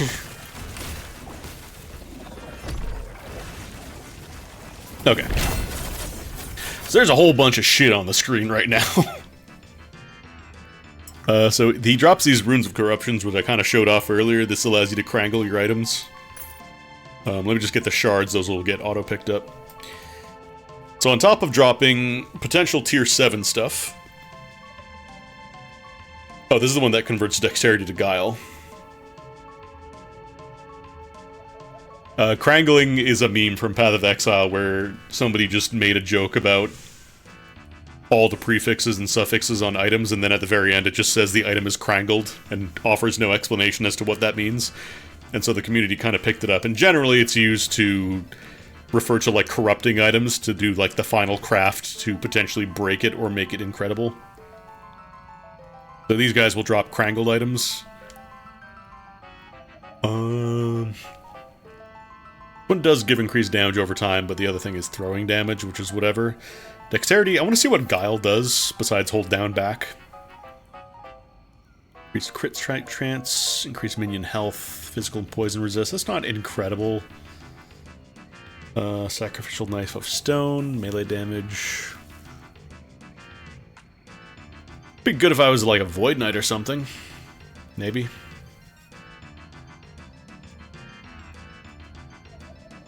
3 seconds of frenzy after you evade. Yeah, these are kind of just pretty bland. Pretty bland. Pretty bland. Blando Lakes. I'm gonna slap something in defensive slot here. Maybe get like some resists going. Void resist. Actually, let's get some physical resist. I don't have any. Do I not have any physical resist shards, really? That's surprising.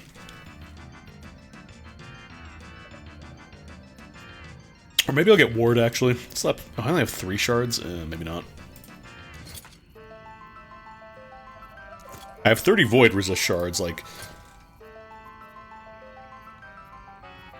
Or maybe I just can't put physical resist on this? That's kind of surprising. Yeah, Krangle is absolutely a friend of the Grink.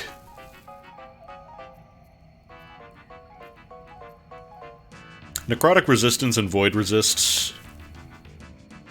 Not super useful at the very beginning, but eventually you'll need like all your resists bumped up.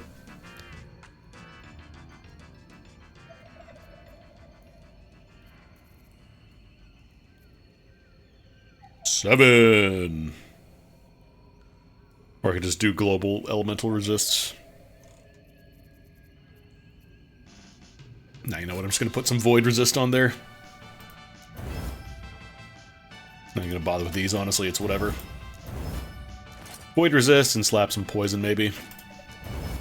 Alright, so there's no more forging potential, so I could corrupt this guy. I'm crangling it, fuck it. Crangle that shit. Okay, cool. We got some free cold resist. So once it's been corrupted, you'll see like a little purple frame on it.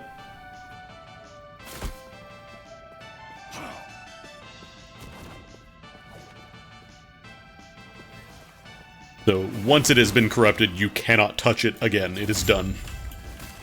Magmagorn. Oh yeah, I wanted to switch my specializations. You're really not dead? Come on now. Because this is not really doing damage anymore, so I'll swap this out. Despecialize it. Vorb. Actually, I should see if anything triggers Fire Aura. I want to look at the skills.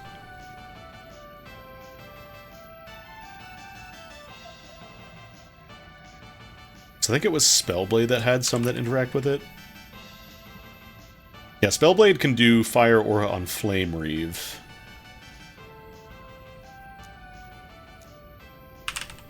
I'm searching for Aura. You gain stacks of Fire Aura every second. That seems nice. Vent my power. Firebrand. Directly using Firebrand has a chance to grant a stack of Fire Aura based on your current Firebrand stacks. It can only occur 4 times per second. I'm unironically Aura maxing in my Aura arc. Chance to cast Fire Aura when you consume a stack of dormant energy. I mean, the one that just gives you free stacks seems good. Shatter Strike does not interact with Fire Aura. Do these at all? I should check these before, because committing... It's not like a permanent commitment, but...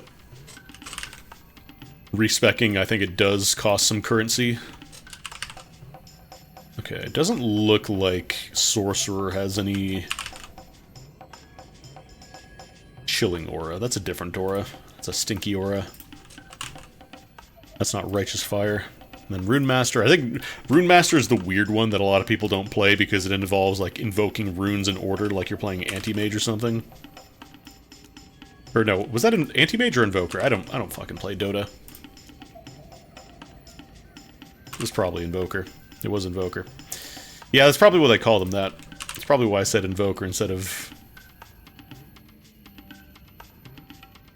Yes, Elemental Nova in the middle of the glyph. If you stand inside it when the delay from Doomscribe starts and you gain stacks of Fire Aura. That sounds fake as fuck. This sounds like a CSI video game thing, like, oh, looks like he died at his computer. Huh. Had some stacks of Elemental Nova. Was he standing inside the glyph? You know it. Getting that delay from Doomscribe. Getting stacks of Fire Aura. What a shame.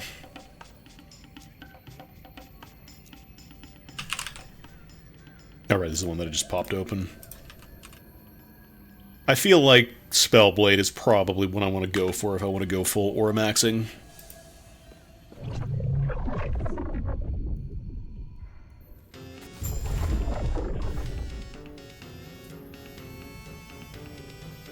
I'll go to the armory. Like that's unironically the fucking Crangled meme. Alright, I never actually put any points into Orb yet. I was like, I should do that, and then I looked at skills and I saw that one tooltip and I just... It was over. It was over for me. Orb damage. Accelerates faster. I don't know if I want that. I don't know that I want my orb to go faster. 25% damage per point? That seems really good to just start off with. I could get Frorb. Large explosion at the end. Because if my orb goes faster, that means I hit with less of the things, less of the shrapnel bits. I'm just gonna take the raw damage for now. Shorter cooldown also seems good. That bumps it up to 1440 DPS. And I know that's assuming probably multiple things hit, but it's still good damage even without it. That is some really nice damage. Yum. Static.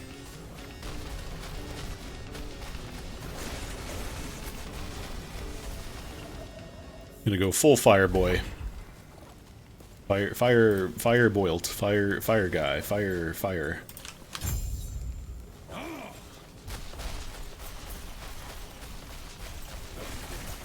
Shit, I haven't played Ball Pit. Sorry, Ball X Pit. Ball Cross Pit.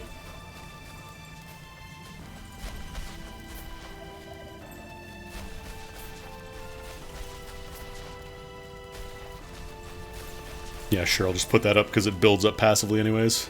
Orb.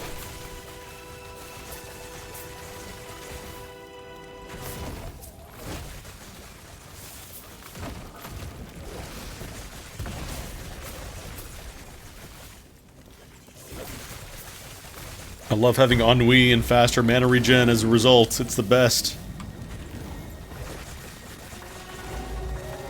Yeah, some pretty good damage, I gotta say. What is this Brain Blast? Oh, I got another point, hell yeah. I don't care that the Void Fuse Forge just barfed on me. I don't care. I'm looking at my skills. Die. Shooting the Ring of Regrowth, mana regen. Would you stop being on fire? There we go.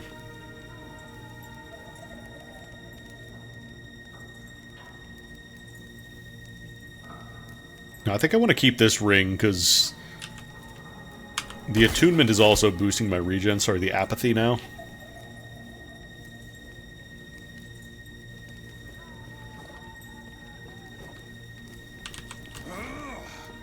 Eterra's grace be with you. I love these guys who were very clearly just a dude who worked at the office that day. It's like, you want to do a couple lines? I cannot do that. You just say Eterra's grace be with you. We got a meeting in 10 minutes, so just, like, hurry it up if you can.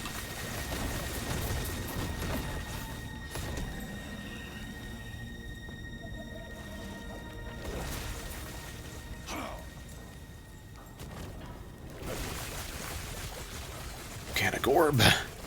Love it.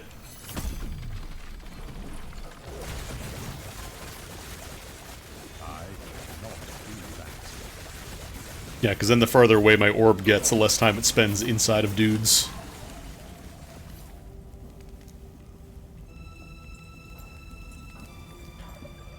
Grants additional fire damage to attacks and spells.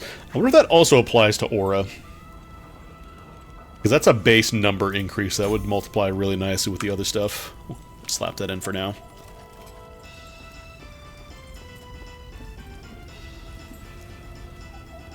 One, two, three. Going up. Ah, the loot lizard. Stop running away. What are you scared of? I just want to talk. Why are you scared of me? We are friends. Hello, little beast. We got a lot of idols, huh? What do we got? Increased cast speed. We have lightning aegis. Armor, extra lightning damage, bleed on hit, poison resist. Fire penetration with ignite. Increase. This could be a. It's not the best idol, but I could potentially get something nice with the Weaver's Web.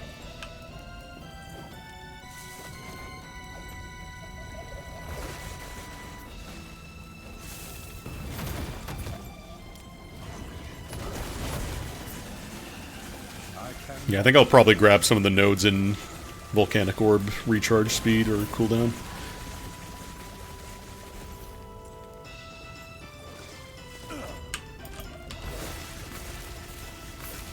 Spellslinger. Increase spell damage and reduce cost. It's actually a decent little base. The only problem is the spell... Well, I guess we will be doing melee stuff eventually, because I'm pretty sure the Spellblade stuff is mostly melee. But I think for now we don't have to worry too much about it. Ah! We can release the wizard from jail. I think this was in the game from the base, that there were wizards that just got put in jail because they did things.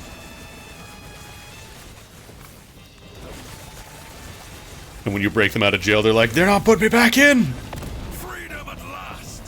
And so we just kill them, which is kind of a fucked up thing to do. To a wizard who did no crime aside from experiment.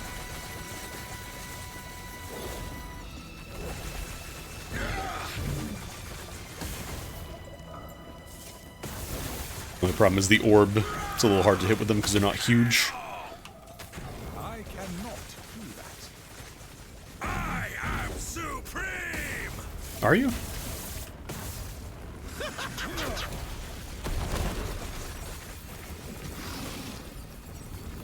They drop items with weird affixes. I must break free. They drop these experimental things which have... They're useful in some builds, but I find, like, it can be a little difficult to farm them because it's not guaranteed that you're going to find a wizard in jail, so... What is this? Poison damage, mana gained on potion use, increased mana regen when you use a potion. How many wizard crimes am I doing compared to these wizards? Probably a lot more, because I'm going through time and fucking with timelines and stuff.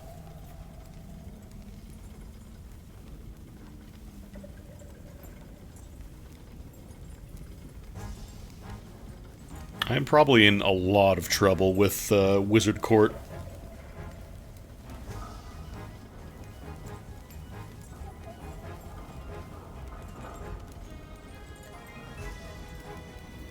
might just go for more intelligence. I'm not really using lightning. Attack speed might be nice later on down the line. Could also make my orb chilly. No. Let's get a little more intelligence. What does focus do? Channeling, you have increased mana regen, gain 10 ward per second.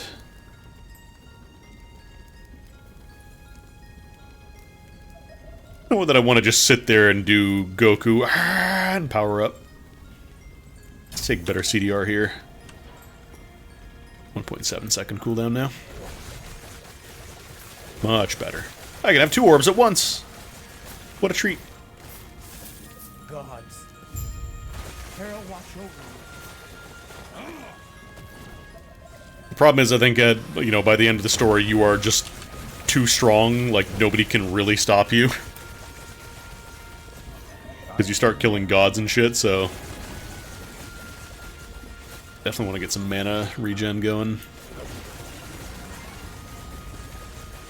Or spell damage, reduce mana cost, that's actually a good effect. Can I slap one on here? I have 2 more fortune potential. What can I get on you? Like, I don't want to spend these ones, the fire penetration, because they're kind of hard to come by. They're a lot less common.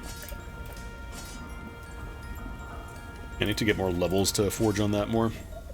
I'm still using this armor. I could definitely do better. I might just slap on a little bit of extra vitality and health. Because these are not hard to come by. These shards are super, super common, so...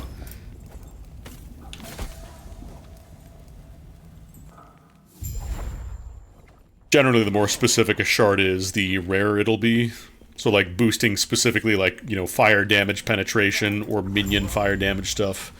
It's a lot harder to find than just increases fire damage across the board.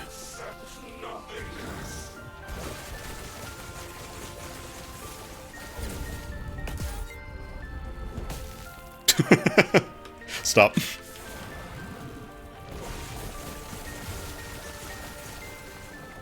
Actually, I can just walk in there and do a bunch of residual damage.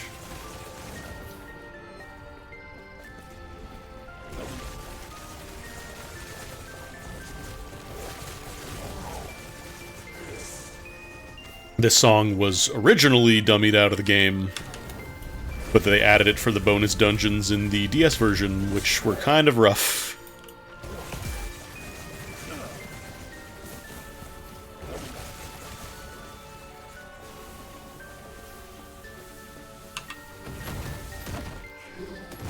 I'm working on it, bud.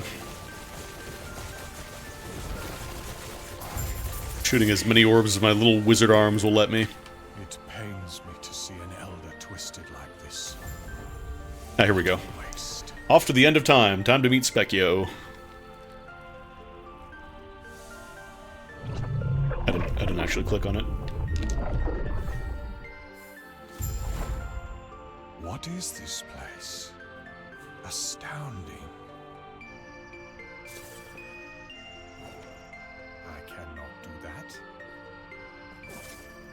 You don't get to use teleports and stuff in town, which kind of stinks. Hopefully they will eventually change that. But I assume they don't want people clogging up the visuals. Oh, I didn't talk to the right person. God damn it. I gotta go down here first.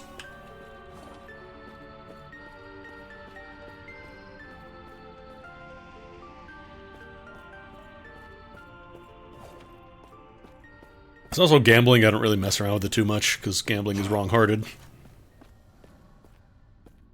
You seem a little This is what he might be kind enough to show you how to tap into your true potential. So once you get here, you get to pick your specialty. Specialization, specialty, whatever the official term is. I don't remember. I cannot do that. You've woken. If I then close Mastery. your eyes and focus on the potential. So this used to be permanent, but now you can as respec this. I guide the shades to you. So Sorcerer, Spellblade, and Runemaster. Sorcerer is obviously kind of your traditional wizard. Cast spells, cast meteors, that kind of stuff. Spellblade is your melee wizard. And then Runemaster is Evoker. because you invoke runes and do stuff. I've never played Rune Master, but I think we're gonna go for Spellblade because that gives us what's it called? That gives us lots of aura skills.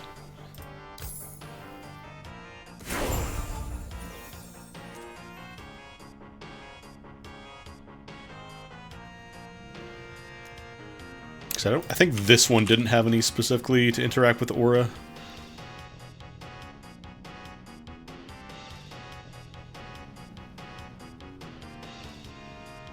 Eventually we will want some melee skills to start taking advantage of, like, chance to proc fire aura. Made a fake one with a belt that gives a meteor proc.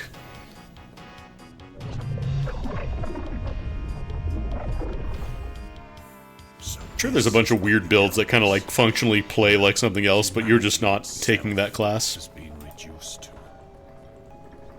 Alright, what do we got in Spellblade? Increased elemental damage, elemental resistance, melee damage and spell damage, Warden intelligence. Does anything here specifically interact with my aura? A lot of things interact with aura, as it turns out. Holy crap. Moving or using a melee attack, you have a chance each second to cast fire aura. Chance is doubled if you have less than 3 stacks. Oh, and it also gives fire resistance shred. That's really nice. Fire auras deal damage in a larger area. That's good.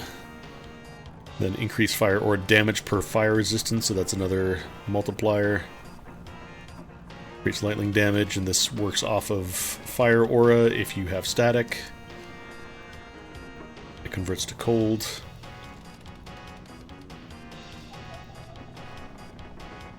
Okay. So it seems like I'm probably going to go this way, grab these nodes. I don't necessarily want to convert it, or actually maybe down to a cold. Get like these 3 and then maybe hold off on lightning or cold until I find what my options are.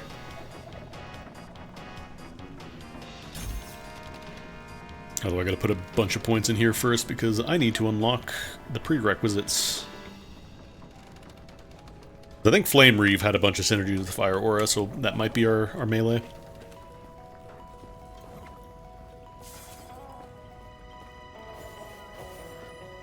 Gods be with you.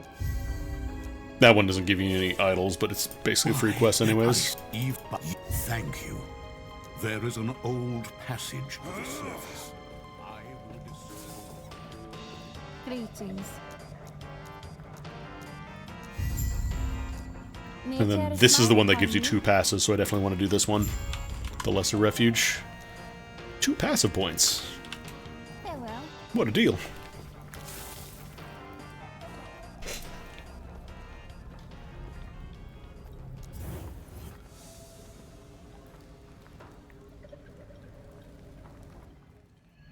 Actually, I want to check something real quick. I'm going to switch to my other character, because I have some really nice boots, and they're not great for, like, endgame stuff, I think.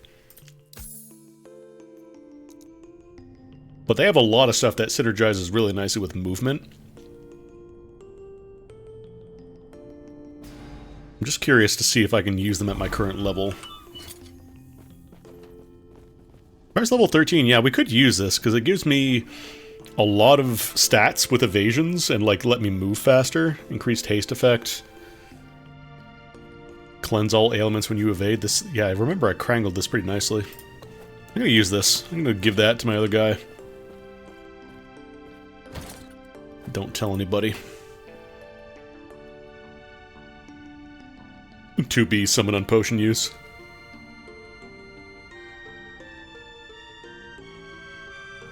This could also be really nice, because that's just 99% increased elemental damage. Unfortunately, it also has increased cold. Maybe I could convert it into cold, actually. That's an option. And then this one, I rolled really nice bow stats on it, so... Nomad Belt, increased damage from Frenzy, melee damage from Frenzy. Alright. Go back to my free range auras.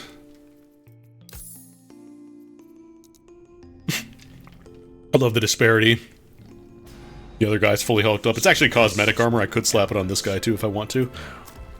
Wait, can I just spend points in the Weaver Tree now? Oh shit.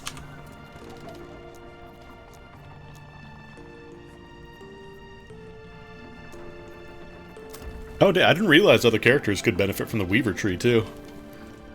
This is, I think this was from 2 updates ago, I want to say. They added kind of like the Atlas from PoE, where you can, like, customize specific things, but I think these mostly apply to rifts.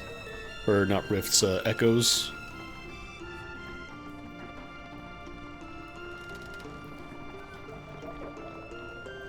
Echoes... Rare enemy... Actually, this one might apply to everybody. Problem is, these all apply to Echo stuff, so we can't really interact with it just yet.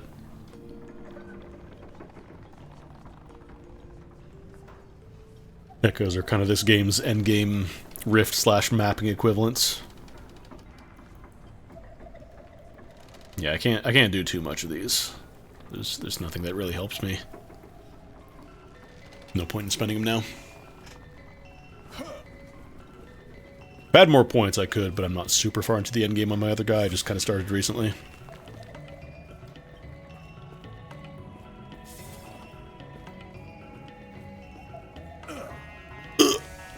Oh, right, I was going to use the boots.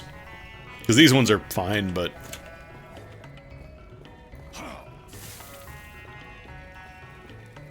I should be able to use these. Because then not only does it make my movement speed faster, but it also gives me a little haste bonus whenever I evade. And I get 3 stocks of evade. It gives me haste whenever I teleport. The cleanse is really nice because on my other character I have it set up so I summon a bunch of totems whenever I do my teleportation skill, or my big jump. But the big downside is that for every time I summon a totem that way, I take that many stacks of bleed. So it can end up dealing a lot of extra damage to me if I'm not careful. So I can just dodge right after doing that, and then I just get my free evasion, and it cleanses all the stacks of bleed. It's quite nice.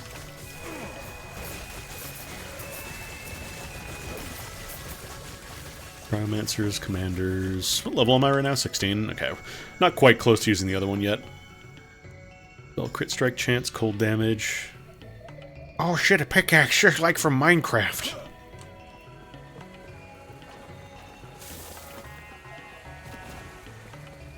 It's also reduced the cooldown on traversal skills. Oh no, this one's specifically for Fury Leap. Okay, so it's not super great for me then, but at the very least it's more movement speed. You'll be good for a bit.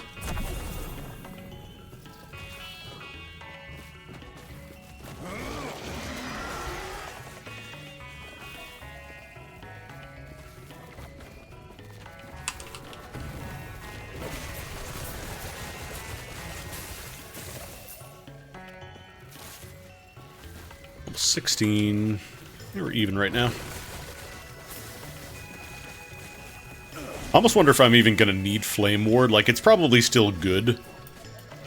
Because I feel like mages synergize pretty nicely for ward-based builds anyways. Increase fire damage. No, we want spell and fire damage, I think, is the most important thing right now. Eventually, once we get to the melee damage portion of the tree, we'll start doing that. Oh, baby, they're just exploding. I don't gotta do anything.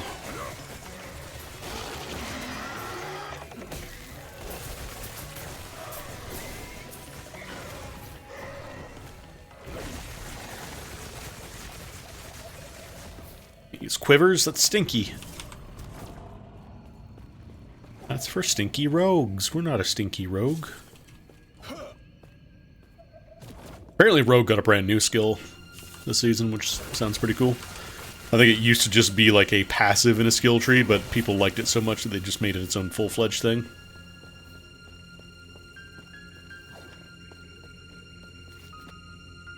The reflection star.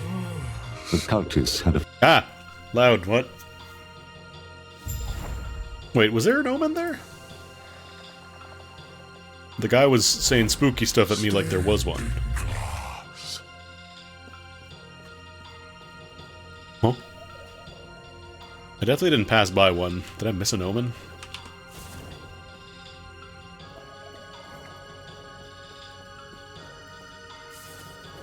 I don't think there's any other paths on this map, are there? Hold on. Because I want to get those omen bonuses. You can get some really nice stuff if you're lucky.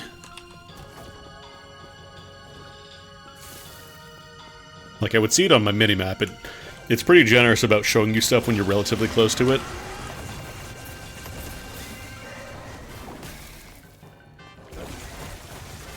Assassin's Runic Scroll. Nah. Because normally when they yell at you like that, like, "Oh, you're spooky," that means there's an omen nearby, like one of those mini-boss fights I did earlier. Hey, hey, hey, hey, hey. Hey, hey, hey, hey. Torch this lizard. 17. Ow. I love how, even if you're not using heavy armor, like, it just plays the big donk sound when you take a lot of damage. It's a good donk. It's a good way to know that you're taking a lot of damage. Alright, what do we got here? Increase spell damage. Mana Vitality, armor.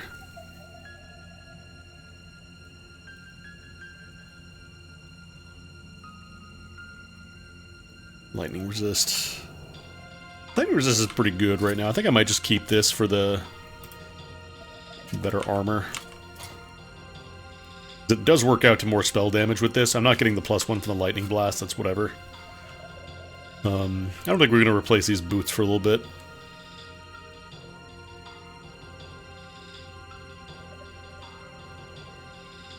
These robes are...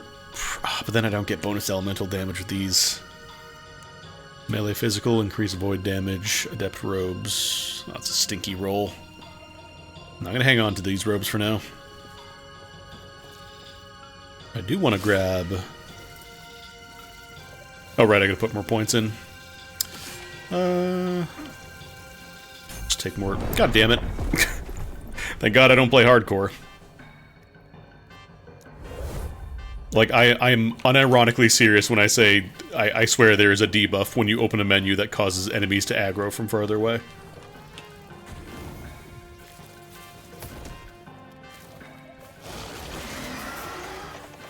Ooh, free shards.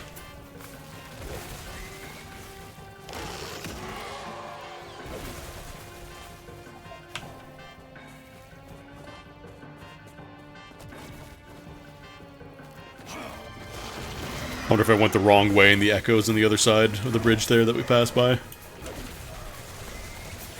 Probably is, because I think this is mostly a one-way path. Flaming Iron Hammer, that's melee fire damage. Increase fire, melee physical damage, dagger. I think we went the wrong way.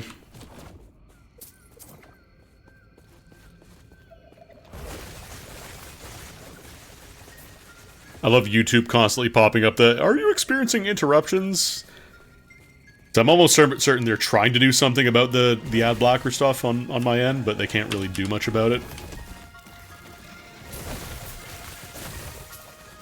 So it triggers the message, but it doesn't actually, like, stop the video from playing, which is very funny to me. Or was this the right way? I feel like this probably isn't worth it at this point, going all the way back to just try and find the one omen. Probably is not worth it. This is a big map, jeez.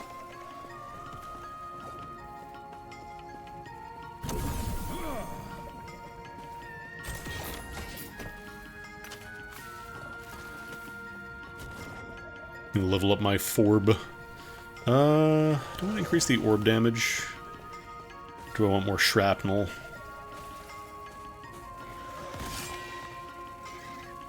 We get more shrapnel, actually. I like shrapnel.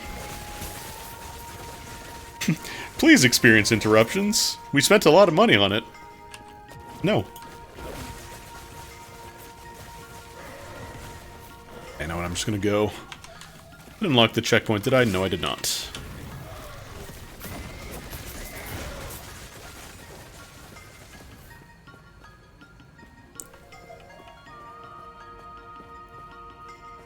Turtle Greaves. I'm not turtle enough for the Turtle Greaves.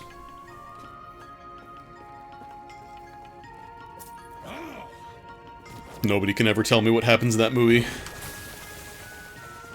Because as far as I'm concerned, the only part of that movie that exists is the Turtle Club scene, and that's it. And like the one line where he's like, I'm gonna be a master of disguise. Because it was in the trailers. God, they did a good job of marketing the trailer at least, because everybody fucking remembers the Turtle Club line.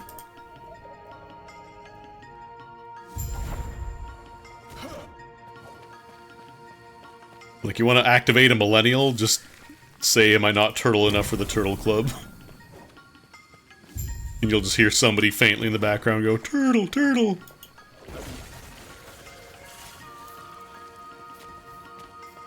It didn't come out on 9/11, they were filming it during 9/11.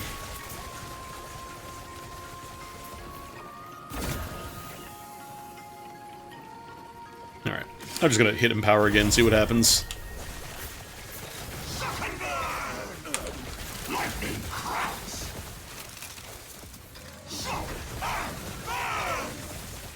This thing suck and burn.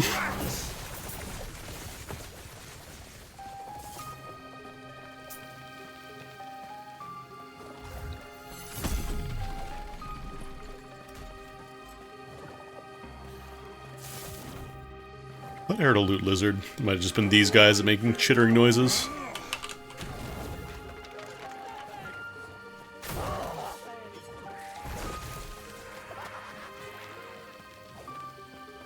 Here's a champion. So these little skull markers on the map, these are actual champions. Oh, it's Skritter! It's Skritter, it's a big frickin' rat!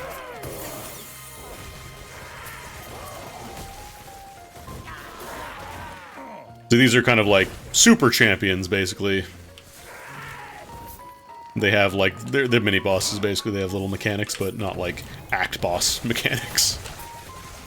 And they drop specific things. So this one drops the Mirage Champion. So these have personal affixes that you cannot transfer over. Sometimes. Yeah, this one has the personal sealed affix, the dodge rating and shadows. So this would be better for Rogue, but not for me. Not for me, those are stinky.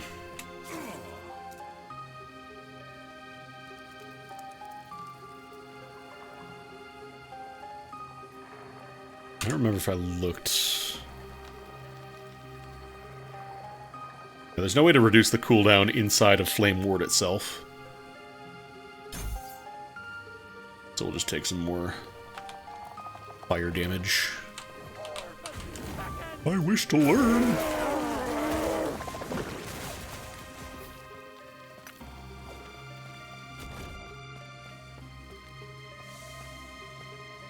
It's like, it's the turtle line and the fact that the movie they were filming during 9/11. That's all I know about the movie.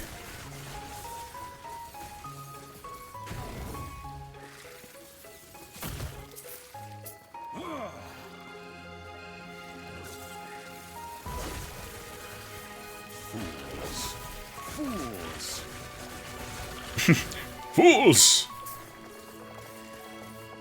Amount of wealth.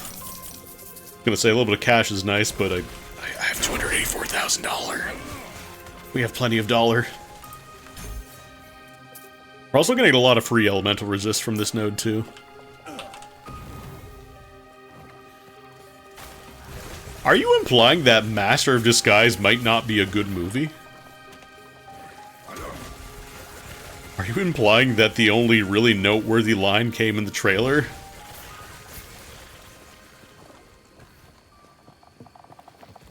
How could you imply such a thing?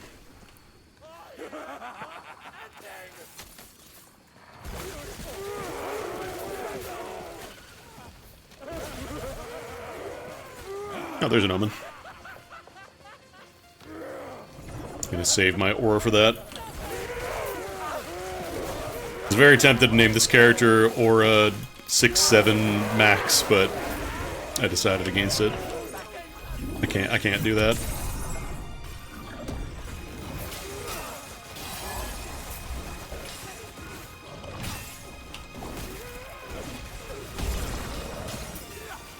Orb is doing good work here.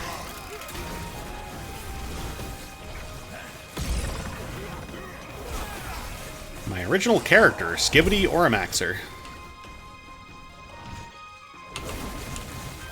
God, now I'm just imagining a fucking... one of those shitty, like, shovelware games where they just like, oh, it's Skibidi, it's... Aura Mogs maxing because they just try to release as fast as possible to capitalize on current trends. Cultist Blade of Wounds. Added melee weapon... 21% of added melee damage from weapons gained as added spell damage. I might take that to break it down. Because I don't think I can use it as is. It's a corrupted item, so it doesn't really have any other things I can do with it, but it seems like it could be useful. Toxic Cultist Chopper of Sleet. Inflict bleed on hit. Melee Moid. 138% increased damage over time. Increased area for area skills. Would that be better?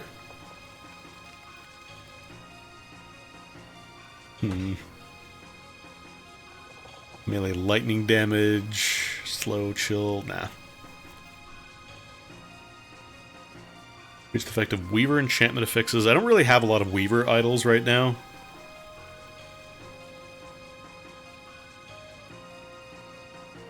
I'll hang on to it. I'll throw it in the idols, in the altars inventory. I want to test real quick and see what my damage looks like.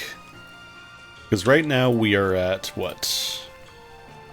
144 damage on Fire Aura. And then if I slap this guy on, we go to 113 DPS. But the problem is that's just for that spell.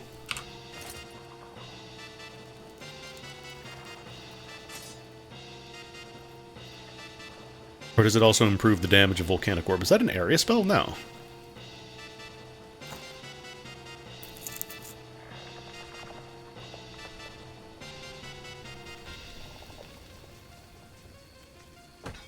Why does that deal so much more damage?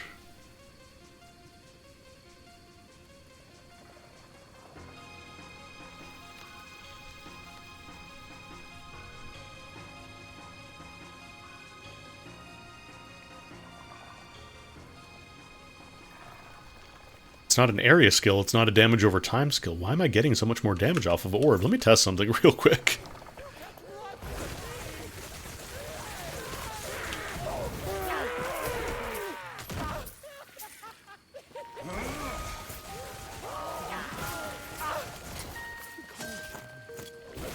I don't know, man. That doesn't feel right.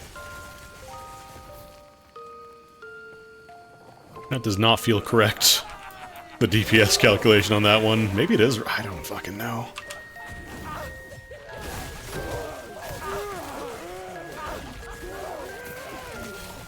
Oh wait, isn't there a passive with Spellblade now where I get bonus melee damage on spells? Like, I think the entire Spellblade Mastery. Yeah, 40% of added melee damage on weapons also gained as spell damage, so we probably do want to focus on getting melee stuff then.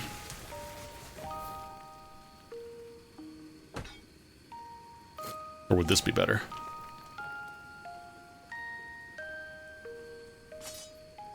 $13.92. No, this is much better.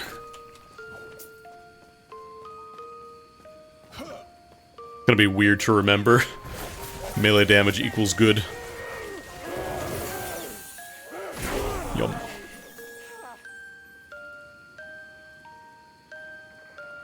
Because this is just for the core, it's not for the shrapnel as well.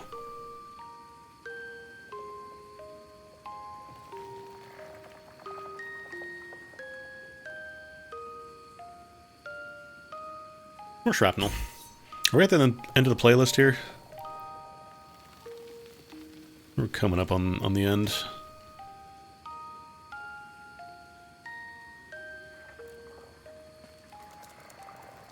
More damage. Actually, this would be good too, infused weapon, because I think melee... Is it specifically from melee weapons? Added melee damage on weapons. I don't know if that applies to, like, melee damage stats as well. That makes sense.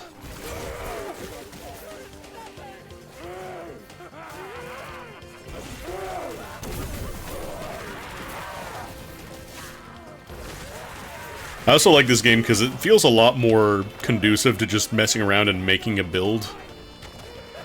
Like, you don't have to painstakingly research everything and like agonizingly plan out every single point on your tree. Just get it. Increase cold damage, increase fire damage.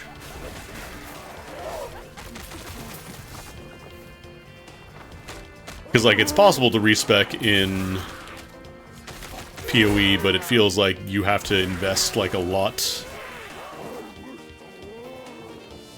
Because the big problem with PoE is that your builds tend to kind of burn out really easily.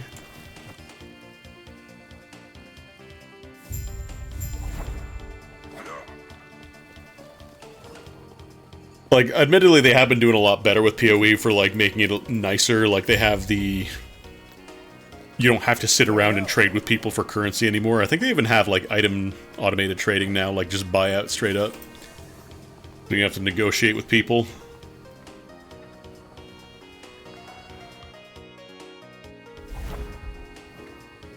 I think the only limitation is that you do have to be online. Cockroaches. Cockroach of blades.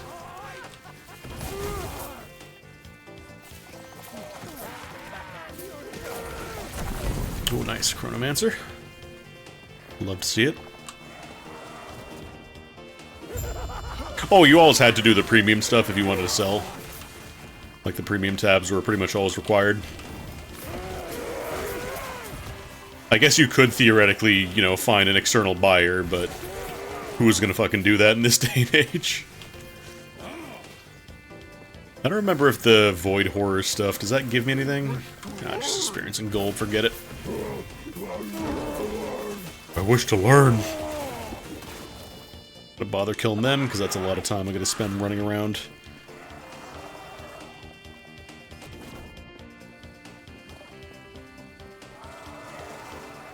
The way I see it, it's like, PoE is technically free to play, but like, the stash tabs are kind of the actual cost of the game. Because like, you really don't want to play PoE without stash tabs, it's painful.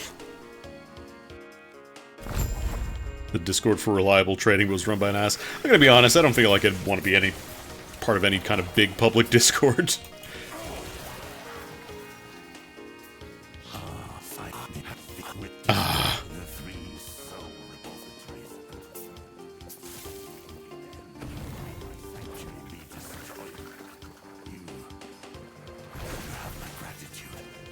I also feel like they made the Nemesis encounters less common during campaign. Because people were just kind of like farming for them by like refreshing maps. So rather than actually playing the game, they would just zone back and forth until the encounter would appear.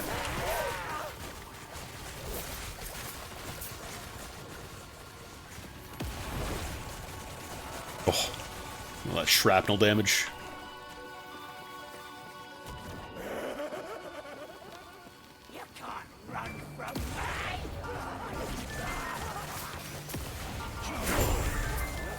Oh, another skill specialization. Very good. I know what I want to go for. Maybe... Do we have any new skills right now?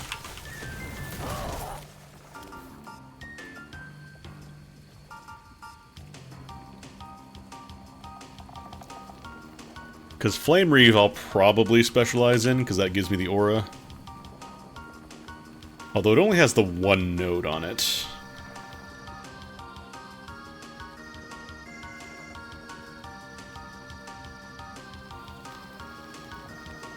We'll see. In the meantime, what could I slap in there? Maybe get teleport to make it come up more often? Static is really just kind of there to fill bar space right now.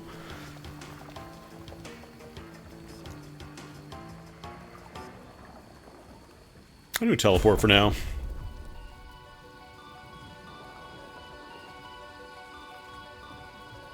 Wait, if you have haste when you cast teleport, its duration is reset.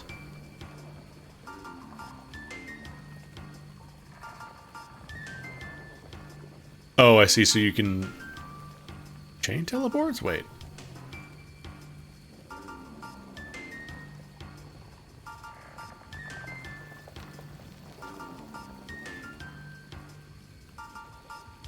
Oh, the duration of haste when you teleport. Got it.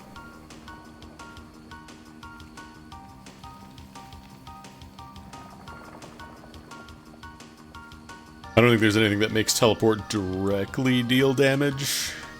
Like, you can do knockback and stuff, but some spells, like some transportation skills can deal damage, but generally I find people don't spec into them. I'm sure somebody has come up with a goofy-ass build, but yeah, it's just like knockback, but it doesn't actually cause... We'll just take CDR.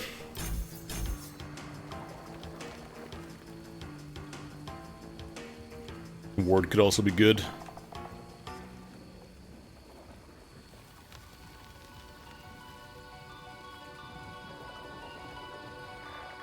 Just take faster teleports for now.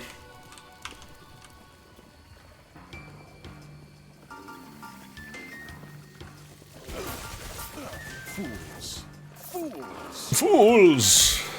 There we go. There's Flame Reave. But I don't know that I want to use it for now. Maybe I'll keep using Orb for a bit. You have it now. I reckon Blows up! tearing the phylactery from my body.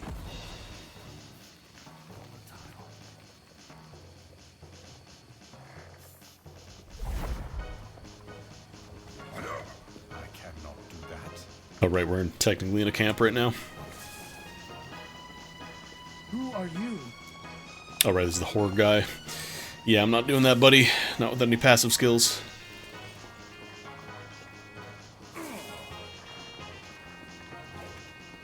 Takes a while to get up to max stacks without any modifiers.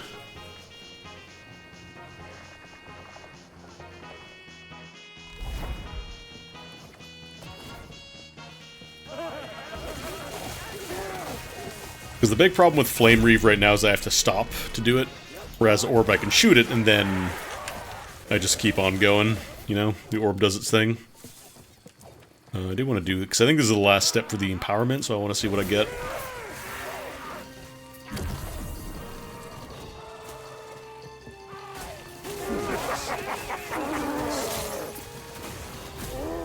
Just immediately popped again. Hey man. Actually, I'm gonna spawn the Nemesis first.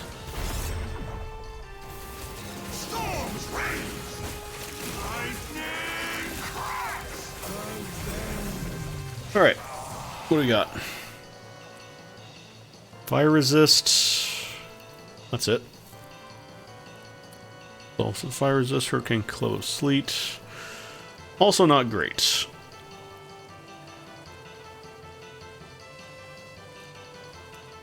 Up until I remembered I had these boots, these probably would be better, but these boots are nice. Product resistance, increased physical damage, increased void damage. Actually, would this be more damage? I don't know if it counts other elemental bonuses as part of the bonus for... No, it definitely does not. Okay, noted.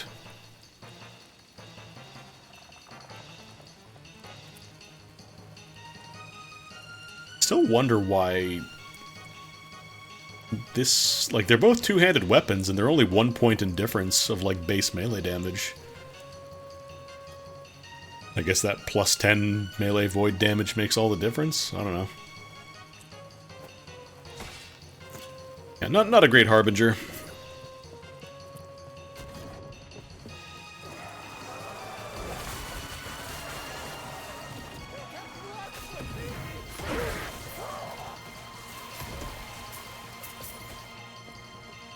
Alright, we're still using Avarice. Health Leech is not really a necessity right now. Dark Bastard Sword of Brutality. That's minion melee damage.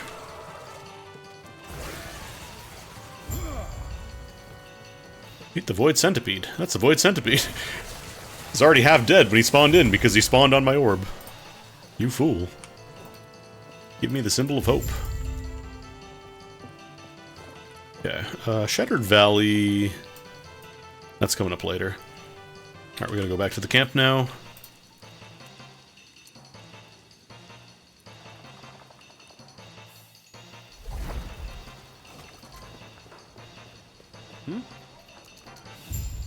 Farewell. That's why they want to put me in jail. That's why all these wizards are getting put in jail, because they keep spawning orbs. People keep spawning in orbs.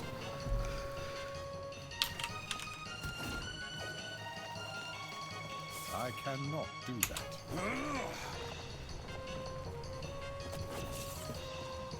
I feel like the Omen windows are probably going to be the new, like, if you really want to power level quickly, the new meta.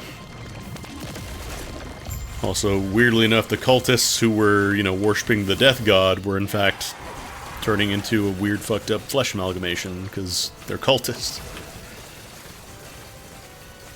They don't know what the fuck they're doing. They're messing...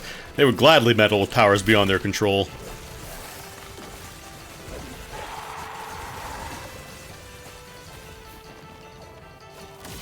Yeah, I think I need some more mana regen. Hey, get out of here.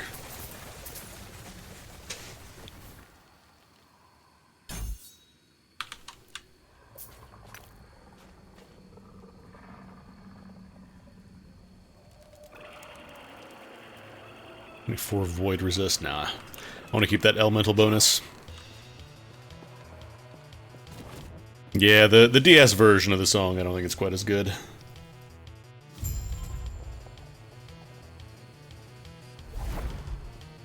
Stained glass. What if we could actually try the campaign skip? I might do that. See how well we do. Really, the problem is I don't have any physical resist right now.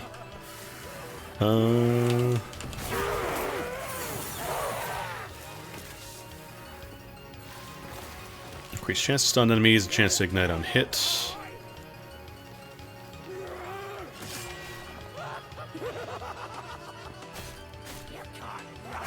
Yeah, more shrapnel. I don't think I need another point in cooldown because we're running into mana recovery problems. God, those physical hits are really hurting now. Not sure if the Omen is on the right side here is the problem. Oh, we can get our free auras now. 10% chance every second that we just get a free stack of fire aura.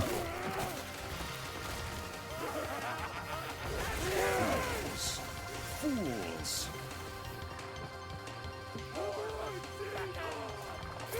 Yeah, I can see how this would kind of pop off if you start getting a lot of stacks.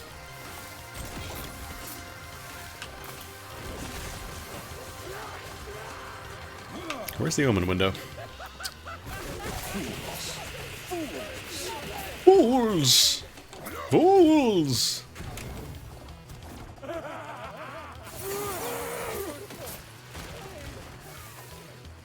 Yeah, let's get some ward, why not?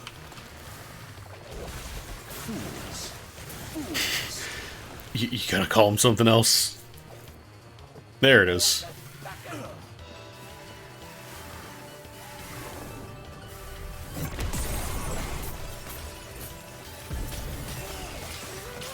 Yeah, now that we're getting, like, stacks, that we can stack more than one, I can definitely see how the damage would ramp up out of control in this thing. Black fire. And it's only going to get better as we get more levels in it. Whew. Oh, Pyromancer, hold up. That's for me. The problem is sometimes the item names are so big that they can't actually fit correctly. Oh, and I got intelligence and ward per second? It's only a tier 1, but still. Hell yeah, it's free. Bonus Omen idols. Extra health per Omen idol. Where are all these guys coming? Oh, there's a spawner over here. There's a bat hole. Commander's Noble Sash. Good resist on that, at least. Physical and void resist. Tier 7. Increased cold damage. Everything else is kind of whatever. Oh god, these fucking bat spawners, man. That's the noise I make when another bat spawner. Filed Bones of Life, that's for Acolyte, so I don't get to use that. Quiver, not for me. Time Glass Fragment, that's currency for later.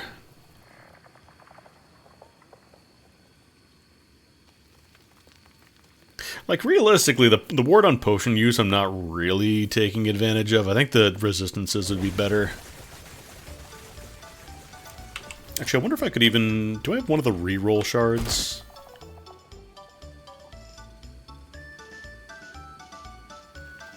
Yeah, better fire damage, better endurance, more lightning resist, and a little bit of free intelligence. And some extra ward. Always nice. I'm soloing this. I'm not going to use the shields. It's not very good.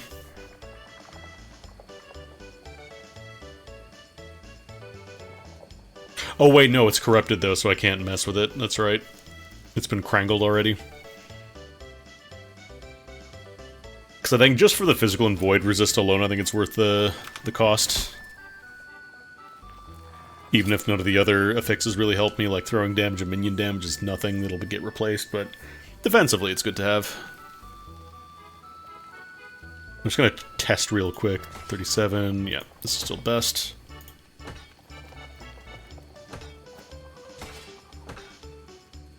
Also, this game is a sore button for your inventory, thank God.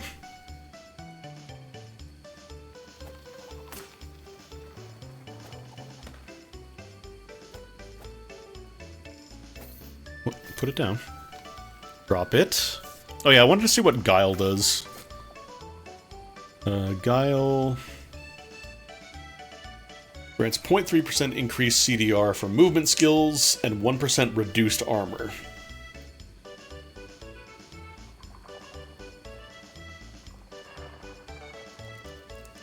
So you can use abilities much faster, but then you also take a lot more damage when you get hit.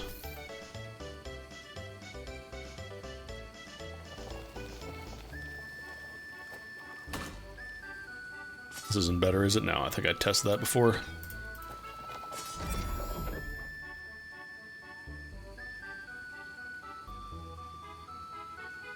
Alright. Let me see if I can do any crafting here. We got some more levels.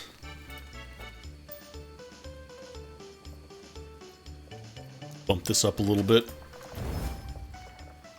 Nice, didn't cost any forging potential. Some void resist. -8. I don't think I want to crangle this, because if it breaks, then that's bad. Crangling is very good and funny when you have nothing to lose, but now that we have stuff to lose, I don't want to lose it. Can I just get raw intelligence on this? Is that allowed? I can. Just get some straight intelligence. -11, stinky. Even got the worst roll of intelligence. I got the 3 instead of the 4. Fuck it, I'm crangling it. I'm mad. Added intelligence and ward per second, +6, never punished. Always morally correct to crangle your gear.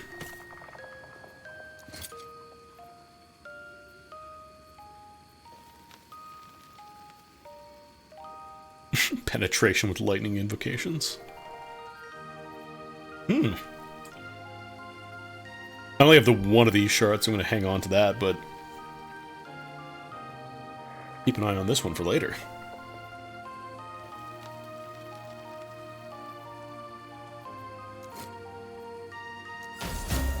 Oh nice, I got a critical.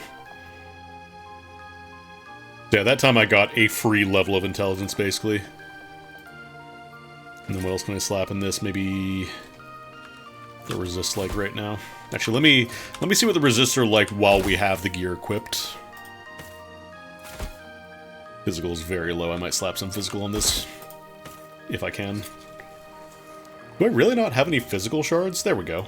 Did I just miss these? I must have missed these because I had 16. There's no way I picked up 16 there.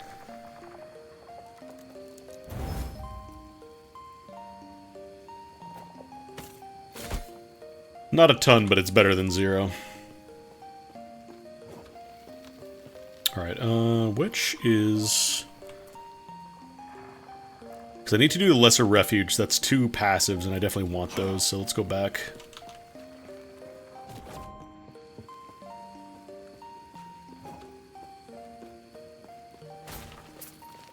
Love just passively being on fire, because then we can get... How many levels do we get in that? Yeah, I could do up to 8 levels in this, so 80% per second is pretty fucking good. We'll pretty much just should have permanent stacking fire auras.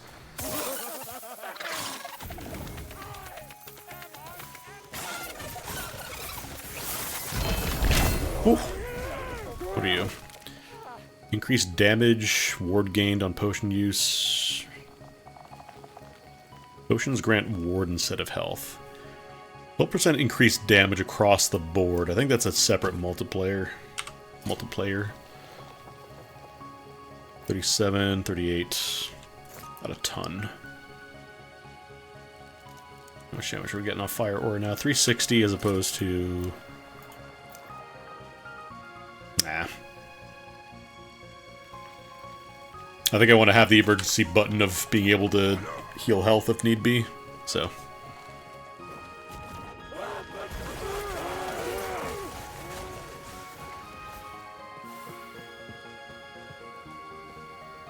I don't remember if the teleport of the Ancient Forest is where you go for the Lesser Refuge. No, that's Ancient Hunt. That's a different area. Is it up here? No, that leads to the abandoned tunnel.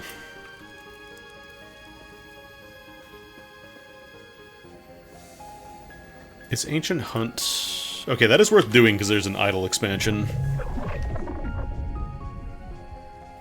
We get extra space for that.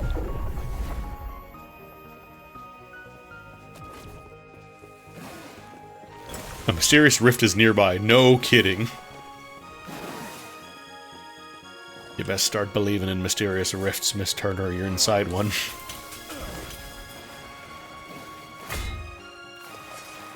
The Brontosaurus.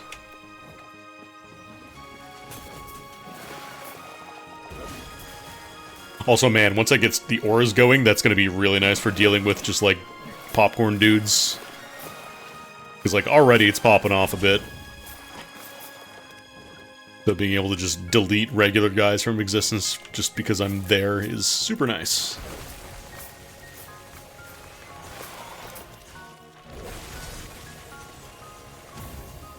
Invoker, spell damage... Oh, we're not. We're not invoking.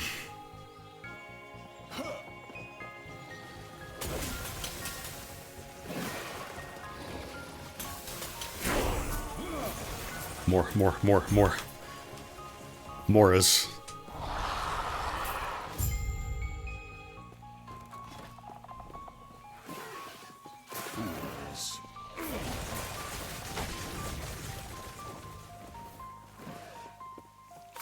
This is also really nice for handling the Omen windows. Because the big issue with Omen windows is that there's just a fuck ton of enemies that spawn in. So just being able to say, like, oh no, the little guys don't exist, I just gotta worry about the big ones. It's quite nice.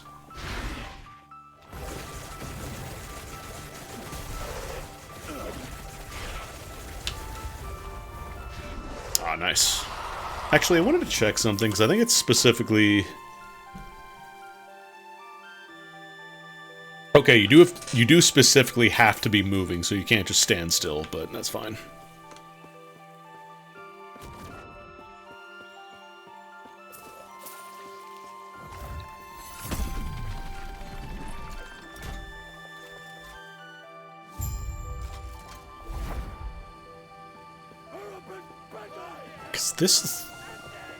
Is this where I have to go? I thought this leads to the campaign skip. No, apparently this is the Lesser Refuge. I thought it was specifically in the Shattered Valley map, but apparently it is not.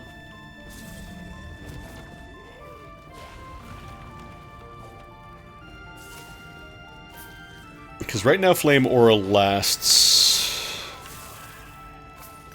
I think it's like an extra... What's the duration increase on it?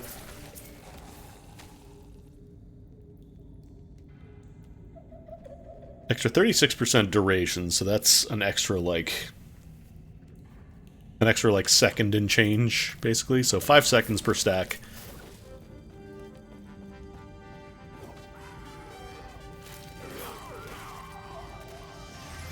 So we should be pretty soon getting to the point where we can mathematically almost have an aura up at all times by walking. Skull's archive robes. Nah. Very cheery music for walking through dank meat caves.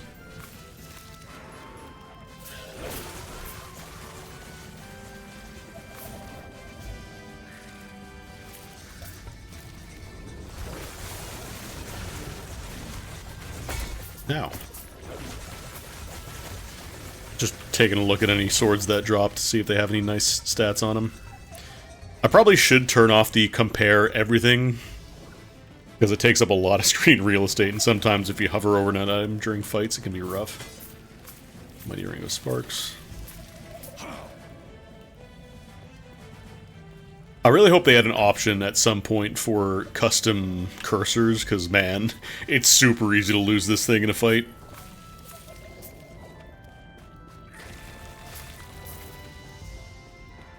Let me have a rainbow glowing cursor.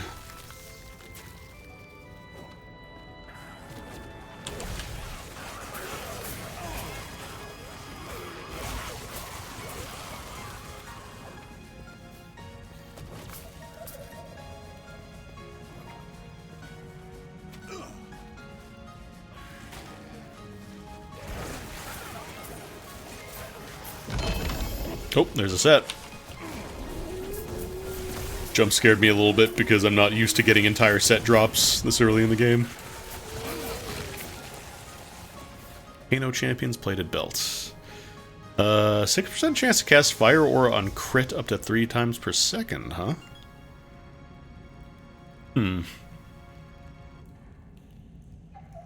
We'll hang on to this. This seems like it could be funny. What set is this? Last Bear, Werebear form, Worker. Oh, this is for the Primalist. Like, I could technically use these. I don't think they have a class restriction, but like these are very, very clearly designed for Primalist. Not for me.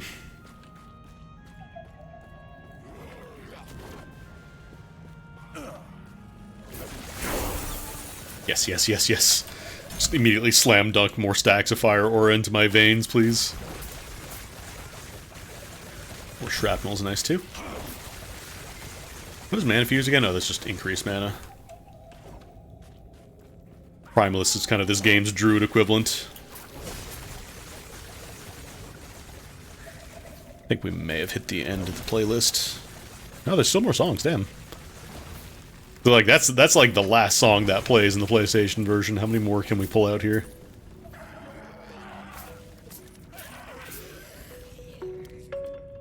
Just gonna put on the Chrono Cross soundtrack, I think.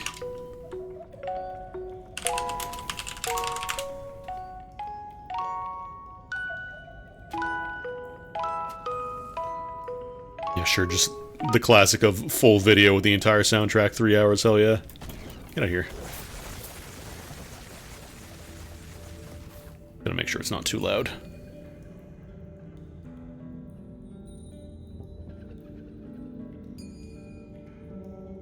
Alright, see how that works out. Yeah, that's too quiet. Stained in glass.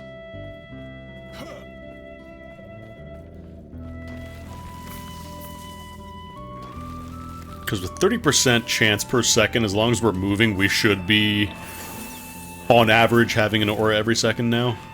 Like at least one stack. Or at least one aura active at all times, I should say.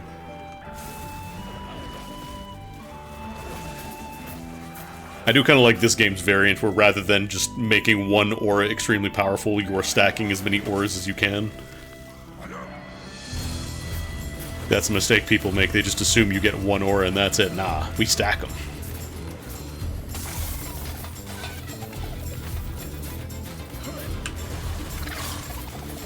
Oh, you're not dead. Goddamn. What do you have? Pebble's Femur.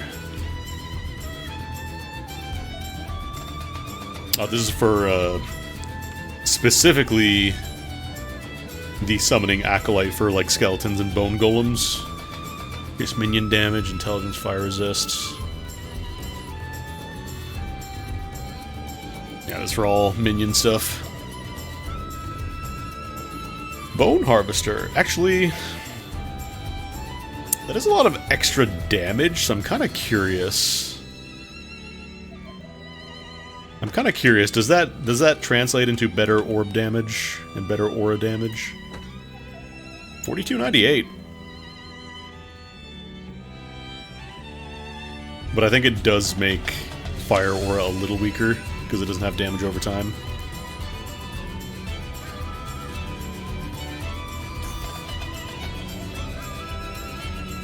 I wish there was an easier way to check this. 354 as opposed to...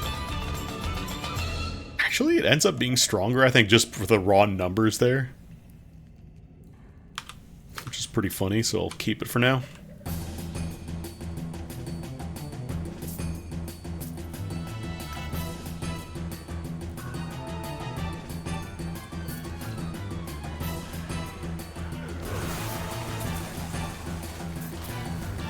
It almost does kind of make gearing up a little bit easier, because you're just kind of worried about, like, okay, how many sources of extra melee damage can I get? Okay, cool, that's more that's more spell damage for me, too.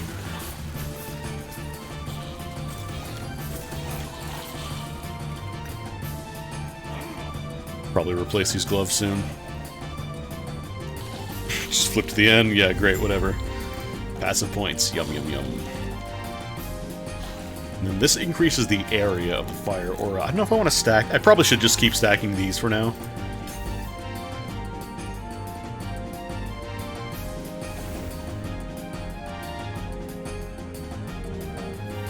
Also, the most important line of the game is coming up here. Pay attention.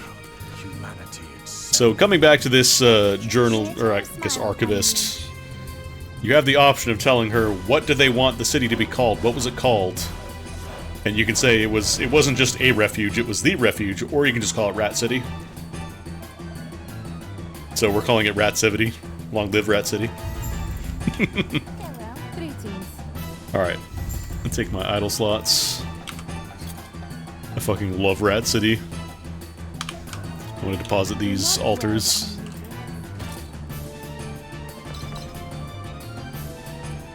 I'm still gonna hang on to this in case that the damage over time stuff shakes out better for me.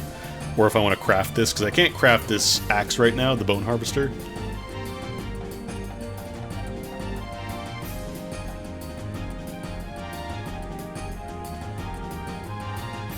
Yeah, I think just by virtue of raw number,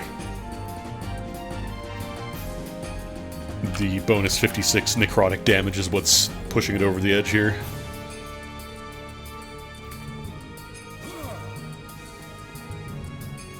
No, wait, what am I doing? I can just teleport. Why am I walking? Why would I do such a thing? Ew, look how far back I am. Ew, ew. Does this quest? What is this quest? Clearing the ruins? Okay, yeah, those are the ones that don't give me any passives, so we skip those.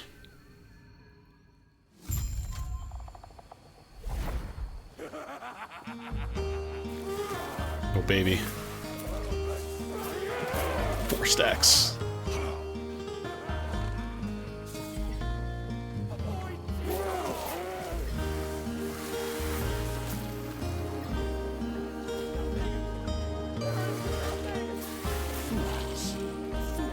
Because getting that fire penetration is really nice, because then it means I deal more damage.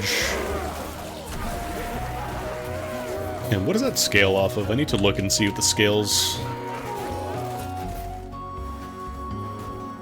Spell, damage over time, area, intelligence.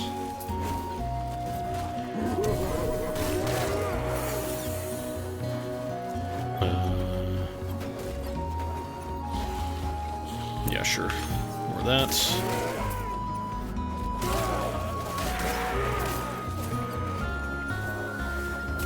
I'm probably just gonna cap out this node and then go for like as much area as I can get so the aura gets bigger. We haven't actually done the rift yet. Let's do the Mysterious Rift. Because this is the previous season's mechanic where you get to teleport back to dinosaur times and fight a mini-boss that evolves. And you get to choose how it evolves and get bonus rewards based on your picks.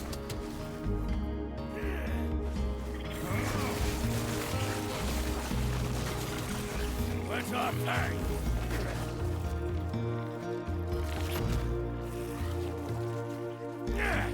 Because this is the only place you get the, like, the bone currency, the bones and petals and fangs and all that.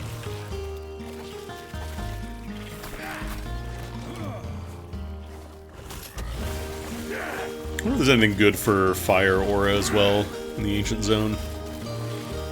I really feel like I'm moving slower. Does this have movement speed or something on it? No.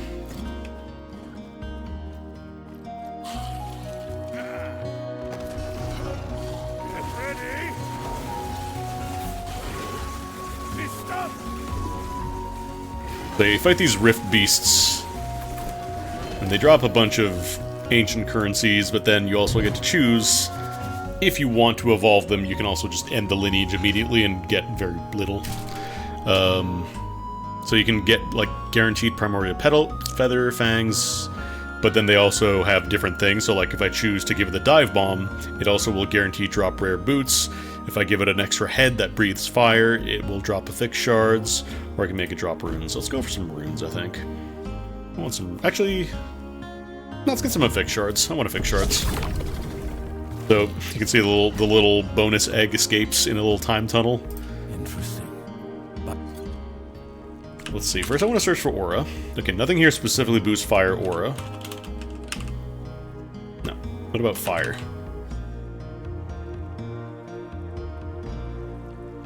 Stats on your non-unique idols have 46% increased effect, increased resistances.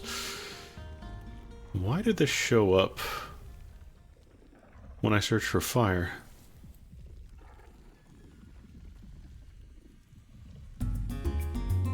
Twice per second while in combat, your ignites on each enemy within 15 meters are spread to one other nearby enemy, and you have 25 to 30% chance to create a wildfire wisp. When you directly use a non-channeled fire skill, each wildfire wisp within 12 meters has a chance to repeat the skill with an additional ignite chance.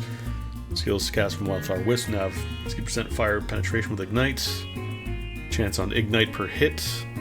Chance to ignite on hit per 10% uncapped fire resistance, additional fire resistance, and extra health. That could be nice. Fire skills, physical skills. If you have an exalted weapon, you're offhand. Its stats have increased effectiveness. I don't think we can take advantage of that, because we don't have dual wielding. I don't think Spellblade gets dual wielding. Do I?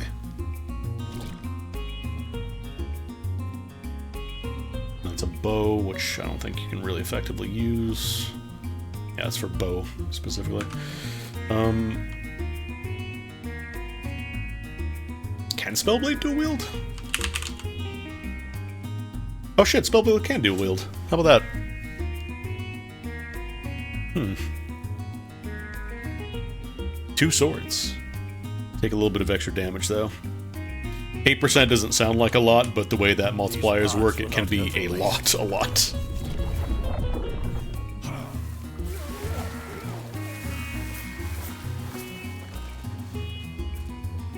I got still 3 more points in the just generating fire auras.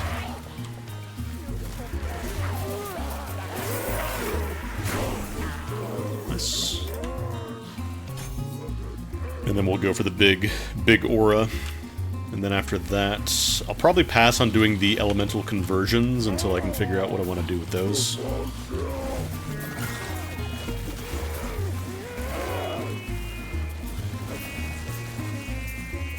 Oh, that's right, I have a chance to summon skeletons whenever I kill dudes.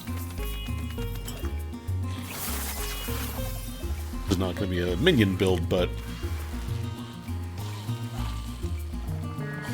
Chance to ignite on hit. I don't know if the aura ticks count as hits, is the thing.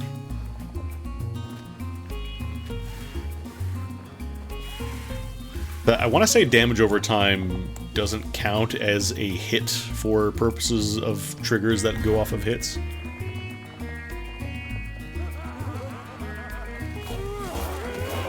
Excuse me. Actually, I gotta... 1 second, this is gonna kill me if I don't unpin that. Why is it still there? No, get away. I don't care about the void horrors. There we go. That was weird. What's going on over here? What's all the hull of Baloo? Oak Scepter. It's lightning damage, double if you have over 3 max mana. I'll hang on to that, because that seems like it might be nice if I end up going lightning conversion.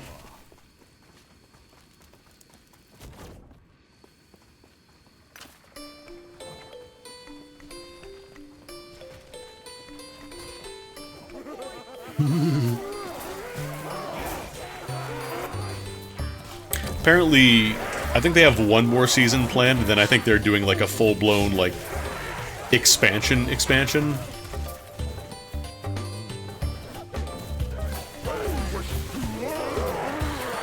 And I'm not sure if it's going to be paid or if it's going to be like people who bought the game before it get it for free, and then after that it's like going to be a separate purchase. Ward gain on kill. I think the biggest complaint people have with the endgame right now is that they're just, like, people want more stuff to do. Which is a good problem for a game to have.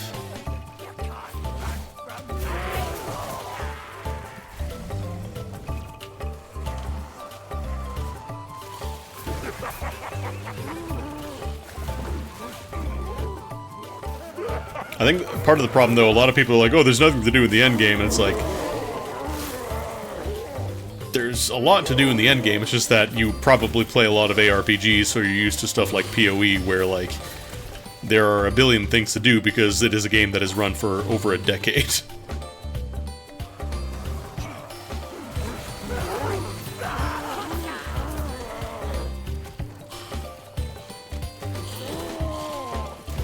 Oh, it's the Maximum Shadows thing again. Not very good.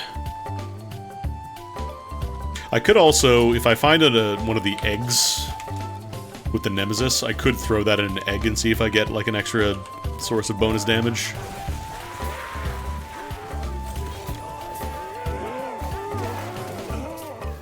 I can't modify uniques. They have their own, like, customization system, but it's not as simple as just throwing it in the forge and doing whatever. Throwing attacks, but now. No.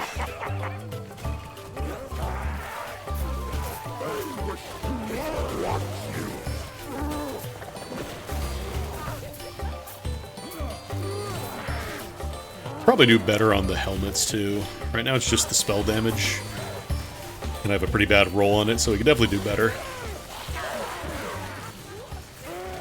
I mean, let's be honest, this is an ARPG. You can pretty much always do better on your gear if you want to.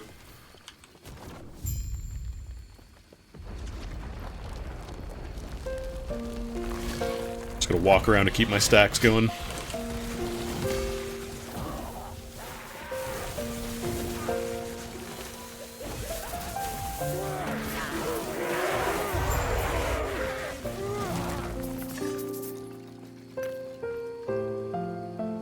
I'm looking at these like they're gonna have a significant damage bonus over this. Like, it's gonna have to be exalted, I think. So many years. Oh yeah, I wonder if I could... Theorizing what may lie within these. We could have done the Lightless Arbor a while ago. Let me get the checkpoint, and then I want to try doing that, because I think I have some keys.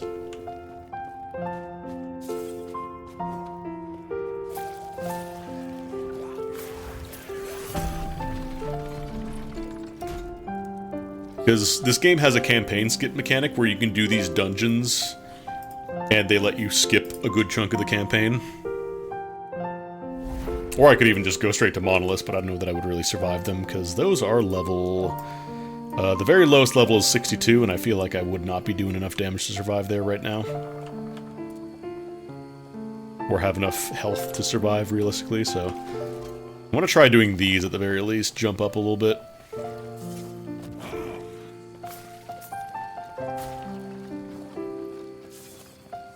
Because that is easily my biggest gripe about PoEs. Like, every single time you play the game, every single season that resets, if you want to try the new stuff, you also have to do the campaign again. And I don't want to fucking do the PoE campaign anymore. I'm tired, boss. What is this? Sash-Less Hermit, Health Gain and Potion. Oh, that's Ward Conversion. I'm gonna hold off on doing Potion Ward Conversion until, again, I can figure out what exactly I want to do.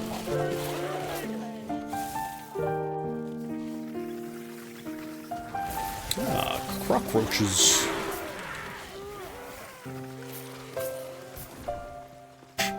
Like, all my skeletons just teleport in.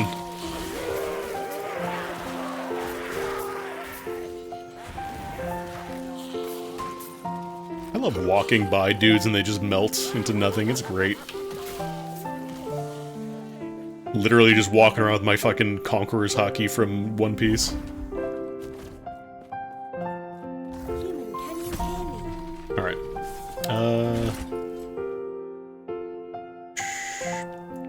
I could also use a portal charm to just go directly to the boss.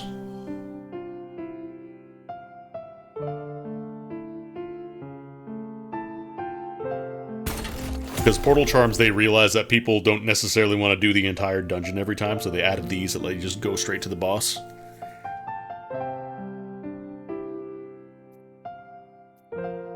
You know what? Let's use a portal charm. Tier 1, level 20. I think we should be able to handle it.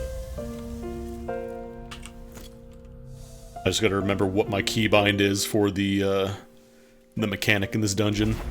Because it's got this thing where you have this guy. Is it B? Is B the button? B is the button. So you have this little thing floating around you, and when it's above you, the light follows you around, so it's good, because when you're in the darkness in this dungeon, you take a lot of damage. But then, while it's active above you, taking damage causes the duration here to go down, or the health, I guess.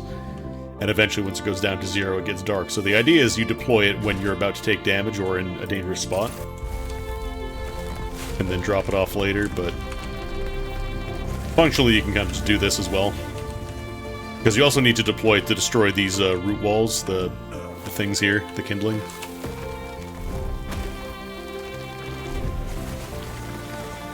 You just can't go too far out, otherwise you take a lot of damage. Being able to melt these guys, too, is really nice. It's almost a little bit like Bed of Chaos from Dark Souls, except better.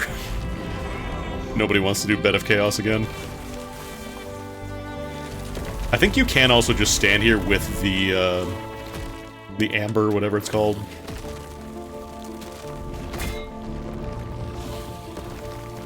But it is safer to just deploy it and kill everything yourself.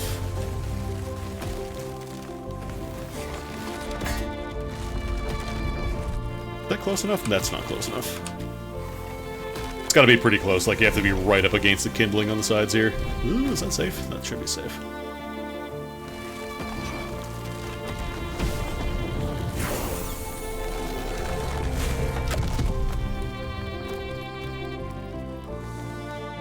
And you gotta kill the heart.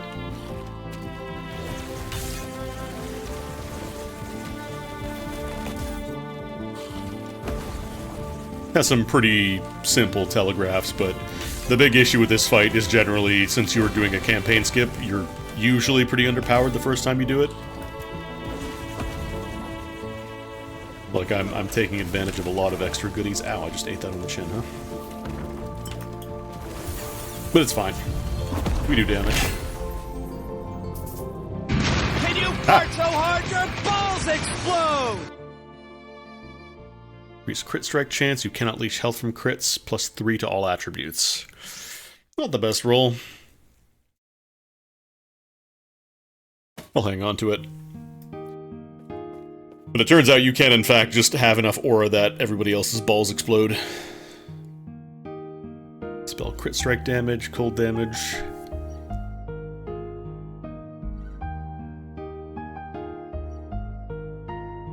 +1 to teleports.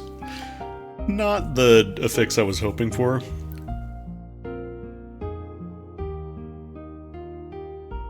I might just take it a breakdown.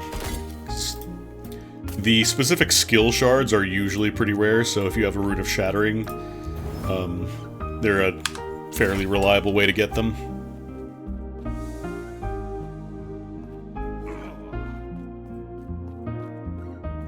So this dungeon has a mechanic where you get the vault at the end, and you spend money to just add stuff. It's weird. Basically a money sink. Like, I think it's not the best way to farm stuff, but if you have a ton of money, you can, you know? Sure.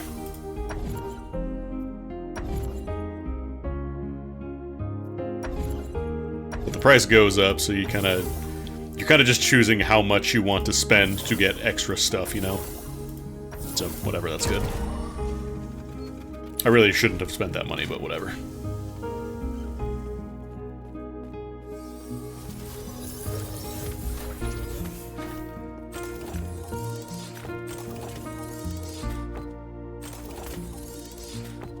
Because, like, you get a bunch of random stuff, but this early on, you don't really have to worry too much about it.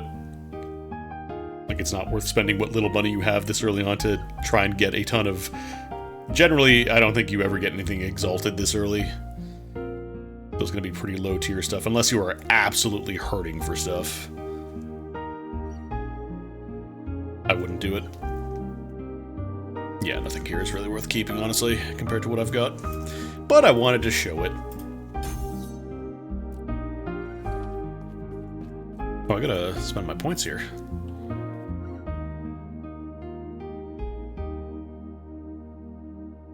Gotta start getting to extra shrapnel damage.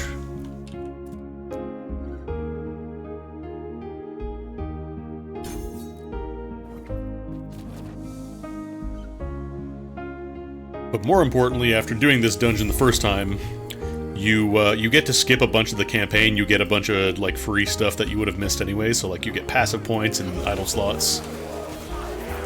So just immediately, bam, max that out. And then we'll get the bigger aura. And now we're in Chapter 4. So we just got to skip Chapter 3 entirely, and you can kind of chain these together. Or do you not get to Chapter 4 until after?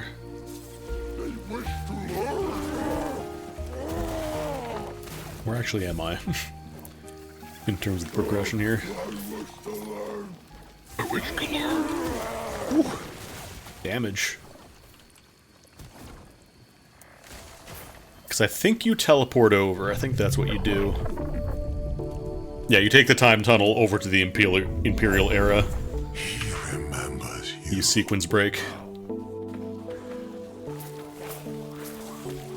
Because now we're in an area where the level's 26, so we just got to skip all the trash enemies that weren't going to pose any threat to us anyways. So it's really nice. I appreciate it. I appreciate that there is a built-in campaign skip.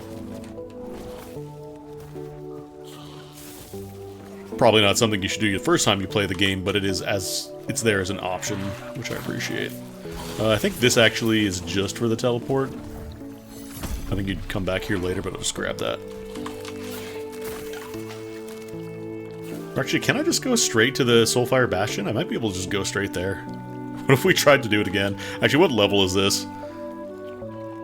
Completing Soulfire Bastion will take you to Kolheim Pass, level 47. Let's give it a try.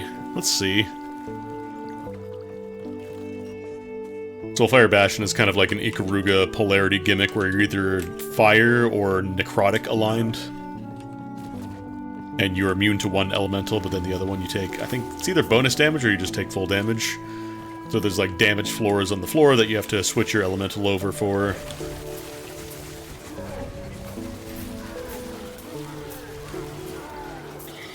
We'll see how we do. See how it shakes out. Don't know if I'm going the right way. I mean, this leads to the Feldwood anyways. Let's see.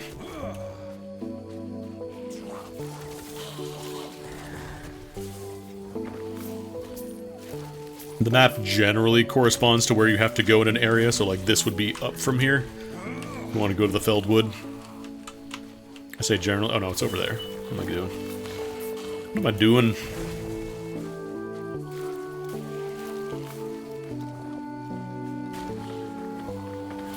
I wonder how goofy the stacks can get if you like really start specializing, get your melee stacks going, get all your percentages, all your conditional stacks and all that. Light the entire world on fire. I'm not gonna bother with that right now. We got a goal in mind. Want to see how feasible it is. I might do the Omen, though, if I see that on the way. Because you can potentially get some nice stuff. I would like some nice stuff. If I get more like elemental damage or even more melee damage on like a piece of gear. Oh, there's a Harbinger too.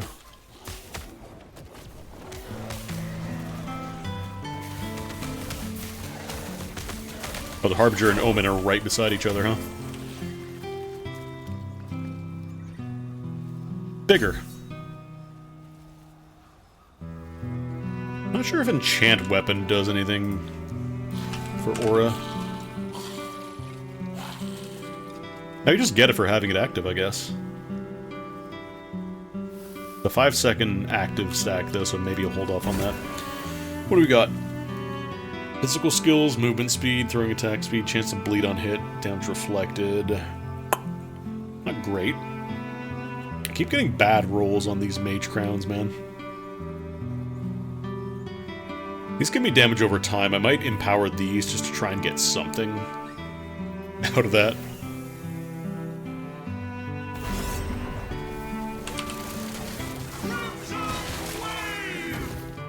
Yeah, that's great. Go in your little time tunnel.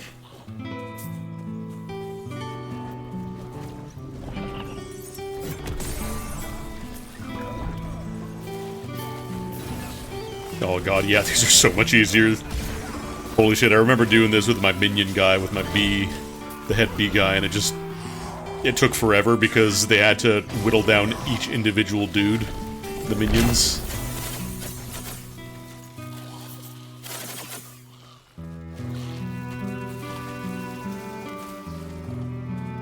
Alright, what do we got here?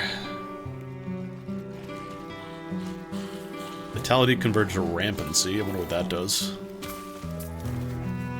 Increase melee damage, 110%. Would that be better than what I've got right now, I wonder? Need to see.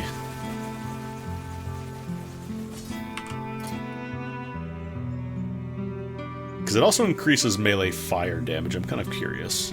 So 4502, 3095, but what about the aura? What about the aura? 228. Nah. The big scythe with 56 necrotic damage is still top dog here.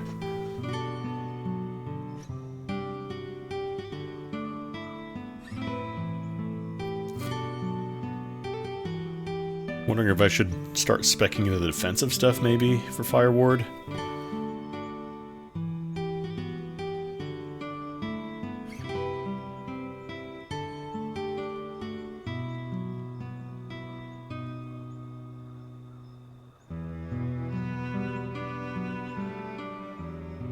Just trying to see if there's anything else I can get that would be useful. Definitely don't want this. We don't want a shorter duration. Although I don't know if that affects Fire Aura or not.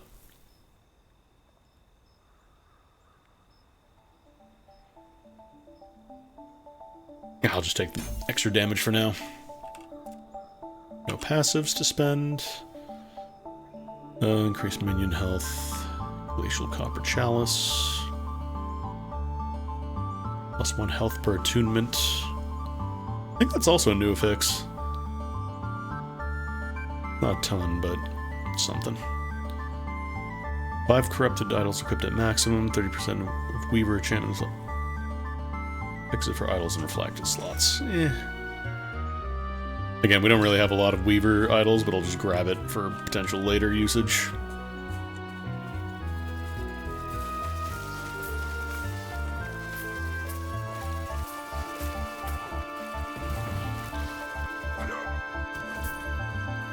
Really, we're mostly using Flame Ward for the additional duration we get from Fire Aura. For Fire Aura, I should say. It's kind of interesting to have a skill that's like so directly impacted by a ton of other skills, but you can't directly cast it. Like it just lives in the passives. I wonder if they'll make it like its own dedicated skill at some point. They just said, fuck it, you can have Righteous Fire. Ooh, that's a lot of damage.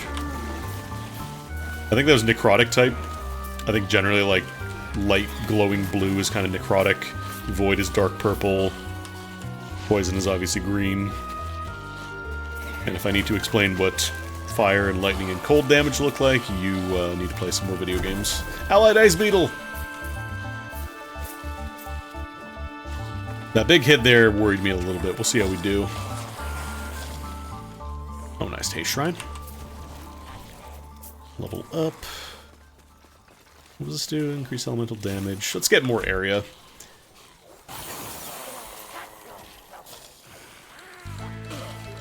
More area helps a lot. Also, these guys really suck if you're playing like single target builds, because they just constantly summon a ton of zombies at you.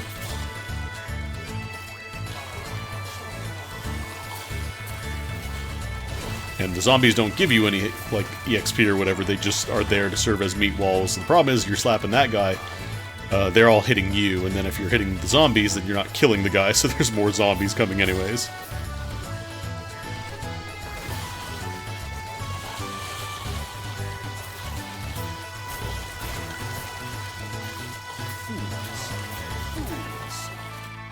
I think they do still count for, like, triggers on kill or whatever, like health on kill or whatever. Alright, we only have the one Soulfire Bastion key, so I'm gonna give it a shot. I'm not gonna spend a portal. Level 45, huh? We'll see how we do. Maybe do a little emergency crafting beforehand, just in case. Just to see how we do. Oh, I can't even do that one. God, I want to Krangle that so badly, but I don't want to brick it. Maybe just slap on some vitality on this thing.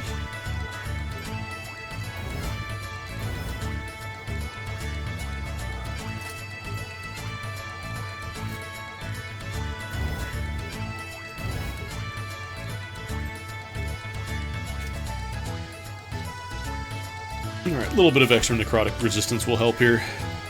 Because you have the mechanic where you swap between fire and necrotic immunity, basically.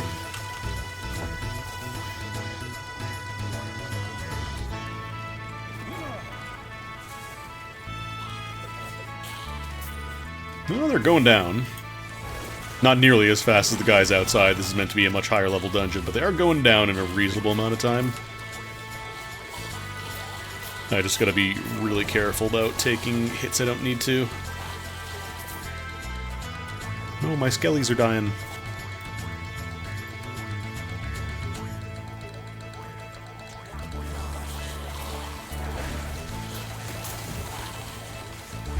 Ah!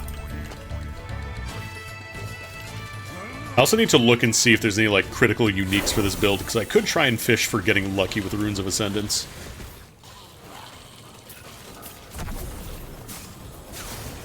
Oh. Damage isn't too bad, but it's... Champions are dealing some damage, let's say. Oh, that's also a champion, that's why. It's like, why is this guy hurting me so much? It's just a skeleton. He's a big skeleton.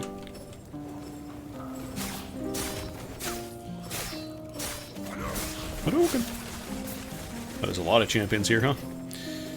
The good news is that I'm also going to get higher tier drops here, so I could potentially get something really nice.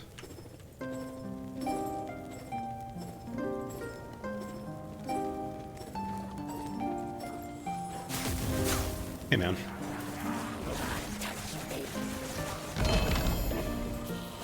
Handed axe. Just a little bit of a weird spot here, don't mind me. The nice thing is that I believe it is full immunity for the barrier. So, like, these guys shooting big fire beams at me are not super scary. Cleaver Solution. Your intelligence is equal to your strength. +1 to all skills, 47 melee physical damage, +7 strength. Weird. I'll hang on to that, actually. That could be useful. The Spellblade kind of wants to do both spells and hitting, so... Also, we got 2 levels just going through the first few rooms here. That's kind of wild. Let's actually replace this with Enchant Weapon, because yeah. Because we may want to start taking advantage of the way to generate more stacks with that. Oh, nice movement. There's a champion over here. Grave Tender Drampe. Not Dante. Not Dompe. Drampe. Totally different. These guys are scary, though.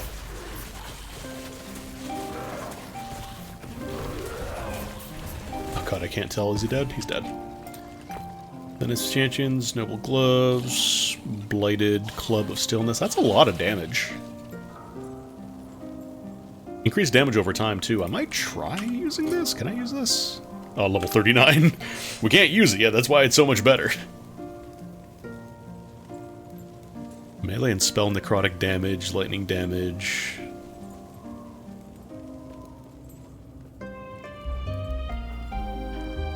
Chance to apply frostbite on hit with cold skills. Better roll in the elemental damage on this one. Increased health and poison resistance too, nice. I might try and craft this.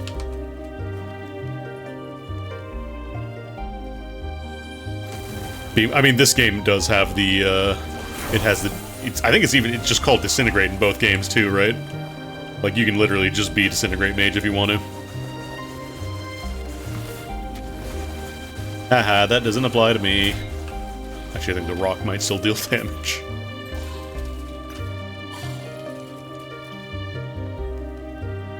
Tier 2, Intelligence, Poison Resist, Increased Health. That's also not terrible. Bigger. Also, we're getting bonus damage on our fire resist, so fire aura is going to get stronger and stronger now. Because that is... yeah, $5.99. Yes? I don't know what else I want to slap on this node, though. Probably increased fire damage when active, actually.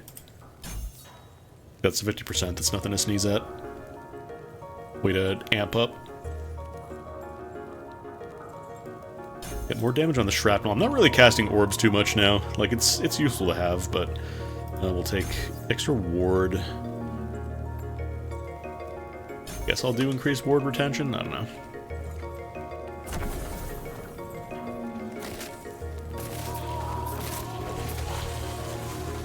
Mage's Weathered Crown, Lightning Blast, and spell damage. This one actually has a decent roll on it. On the base spell damage, that's not bad. Sucks when you get like an otherwise pretty solid item, but then the base rolls, like on the item base itself, suck.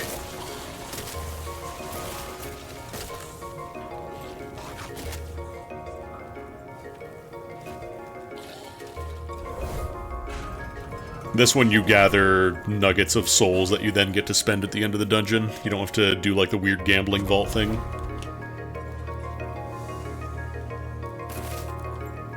I don't remember if you can teleport across barriers. I don't think you can.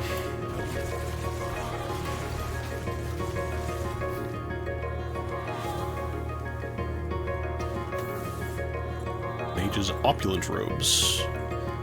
It gives extra mana regen, intelligence, chance to cast fire aura on kill fire. 13% chance to cast fire aura on kill fire skills. Huh?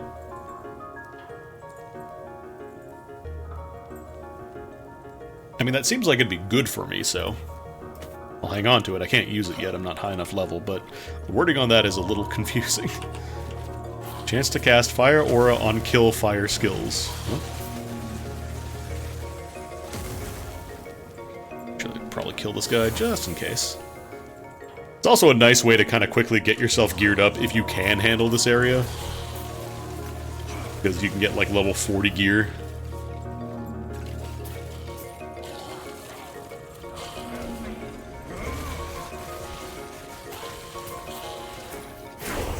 It's obviously a lot easier to do this once you have other characters that can pass gear over to them. More shrapnel. Additional shrapnel from its final explosion. Just gotta be really careful when you open up a menu, because it's very easy to die here if you're this early on.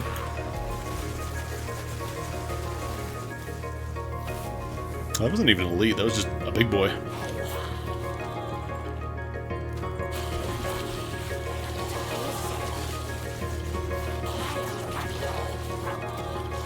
Cold damage. These little floors would hurt you if you don't have the fire shield, which is generally why I just end up leaving the fire shield on.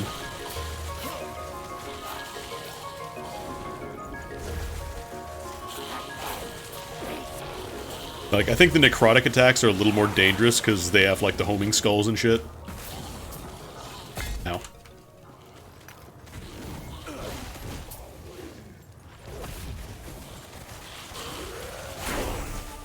Better remember to keep running around so my free fire auras pop off. Ow. Asshole. Who is shooting this? Okay, I'm just dead. Cool. 254 damage. I think we might be a little too early in this.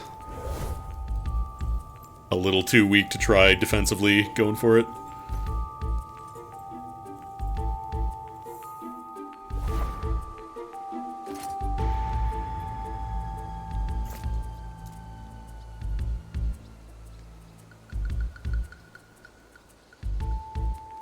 Anything else that I can get with Fire Aura right now? Because eventually we get the additional nodes down here. But this one requires melee attack, so we need to start thinking about... Like, Firebrand is a free attack, but it doesn't... I think this one didn't have a ton of synergy with Fire Aura. I think it was Flame Reeve that had the most of them.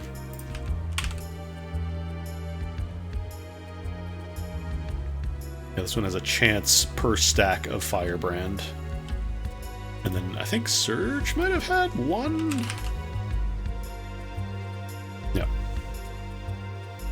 But I think Flame Reeve was the big one that had like 3 different nodes for it. Was it just 2?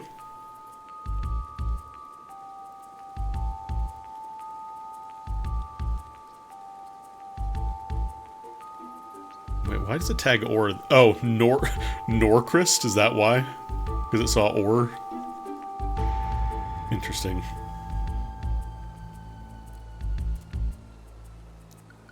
Yeah, I don't know what the best loadout would be. Would I just maybe just go all in on all the aura skills?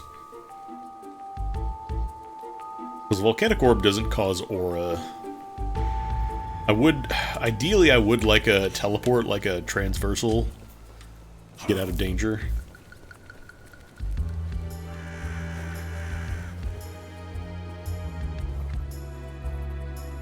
Traversal, not transversal. I don't know what the difference is. Let's put these away for now, because these are level 40, level 39.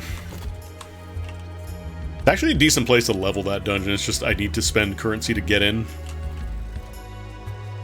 Yes? Or this is the one that try to please tell you, please forge your items, please craft.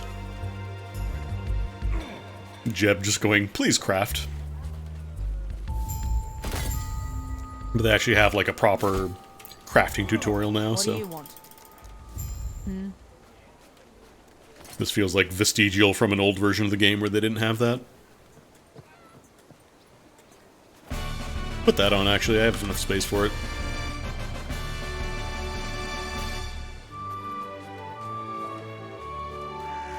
Oh, I'm so slow.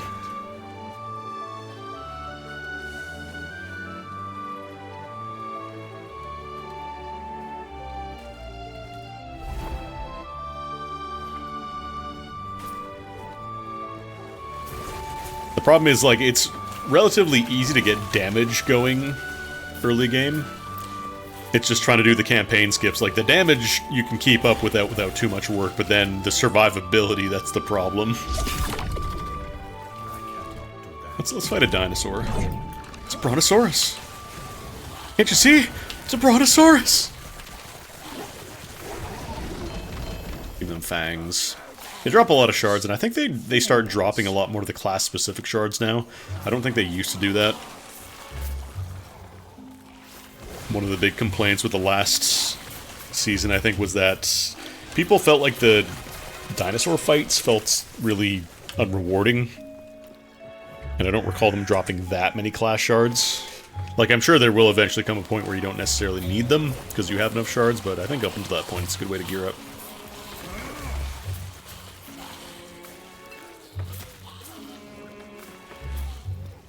I go to Risen Lake. Did I pass by that? No. It's got a couple areas to go through. Ugh, level 23.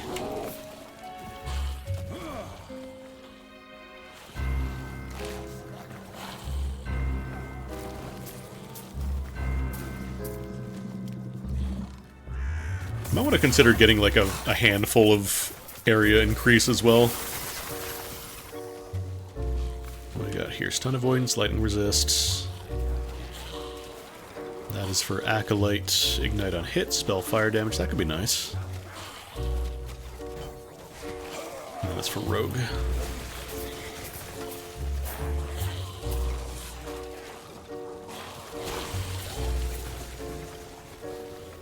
Problem with enchant weapon is that I can't really take advantage of the node for it until I get another unlock slot.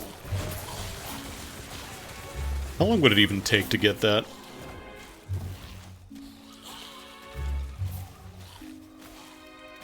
Two. I need 2 points, 3. I could actually grab relatively quickly. Problem is, I think Volcanic Orb is still useful for supplemental damage.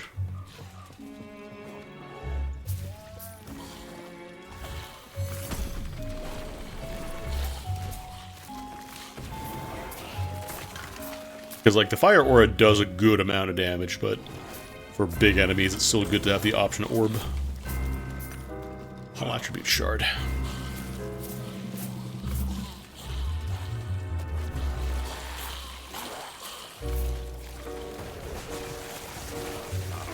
For these guys, it takes a little longer if you just let the aura kill them. Keep finding Mirage Champion stuff. I don't want it.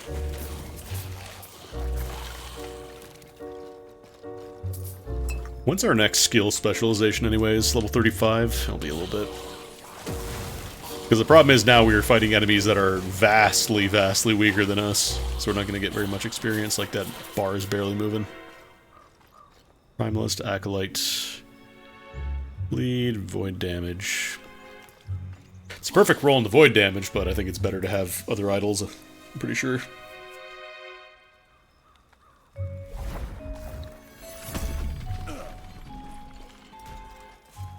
I think this one, the study, is... I want to say either 1 or 2 point quest for passives.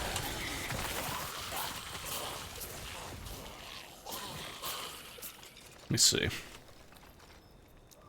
Yeah, that one's 1 passive, and this is also a passive, but that's the one for clearing the Lightless Arbor, which is a little beyond us right now, I think. You can't screw yourself over by doing the campaign skip stuff. It's all... like, it just gives you the stuff you would have gotten for skipping it anyways, and then side quest stuff is just you do the side quest anyways. But we definitely want to do the college, because that is a passive. How are we doing, actually?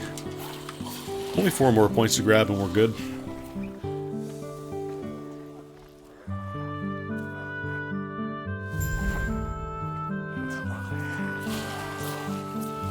I love this bit where it's like, I need an emblem to get into the college, and then a time portal opens up to the past version of the college. And I assume it's your character just doing it. It's just very funny. Ah, how fortuitous. A time tunnel has opened.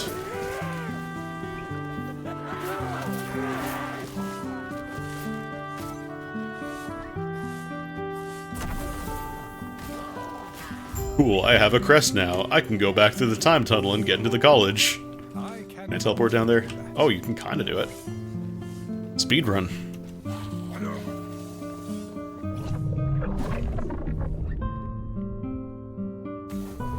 I'm sure people have figured out the exact, like, order of... like, the passive quests to do that are fast versus the ones that are just kind of a long time if you want to really punch through the campaign. People do love getting those world firsts.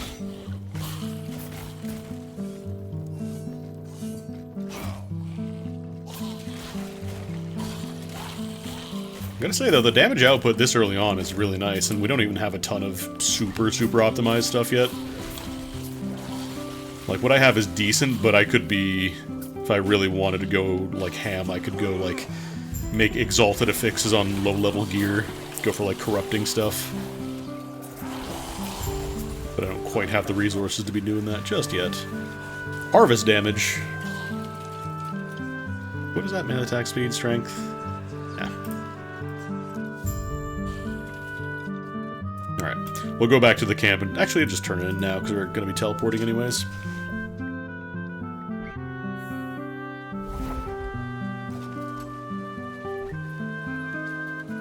Biggest problem is survivability, because I'm either making myself immune to fire or necrotic damage, so you need that necrotic resistance, but also physical is pretty low for me right now. 29% is not great. Okay. We can finally think about maybe putting some points in defensive stats. But ideally I want it to be on this tree so I can start working on these nodes. Actually, this will be nice because it'll give me some more health as well.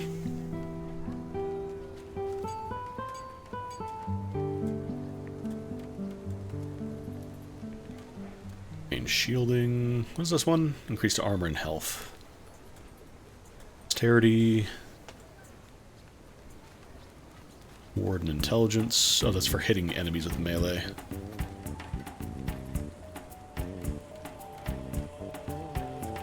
Let's just take the elemental affinity, because that is... It's indirectly more elemental damage on both of these, because elemental resistance, remember, fire also gives us more fire aura damage.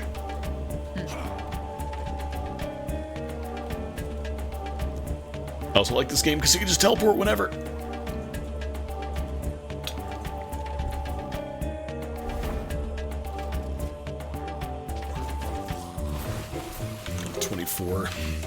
Yeah, I'm just gonna try and push forward a little bit to get back on curve for levels.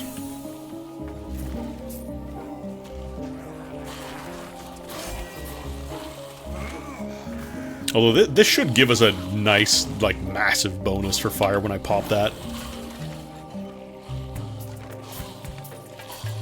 Because it's like a big increase in extra fire damage. I hope that's how it works.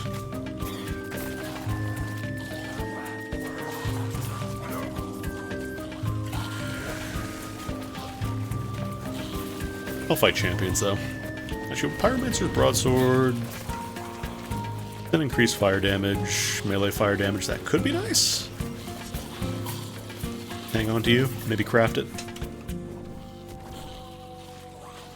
Actually, we got a bunch of levels doing the Soulfire Bastion. I might be able to do a little more crafting now.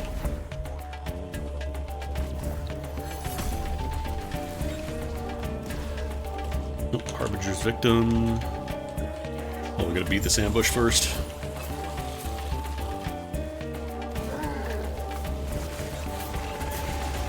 Should go pretty quickly.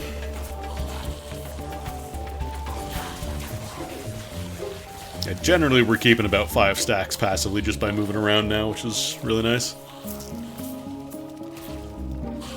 I remember when my only source of fire aura was popping this skill manually, which had a 4-second cooldown.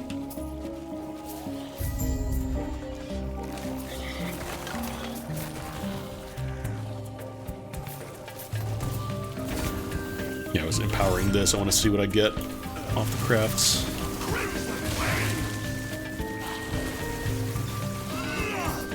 Bye.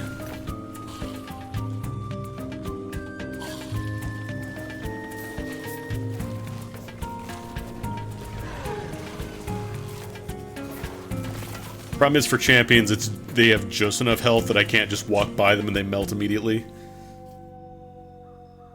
I need to park there for just a moment. You've returned, traveler. A beauty. You do get a guaranteed amulet that gives up to +6 all stats, I think, if you roll nicely.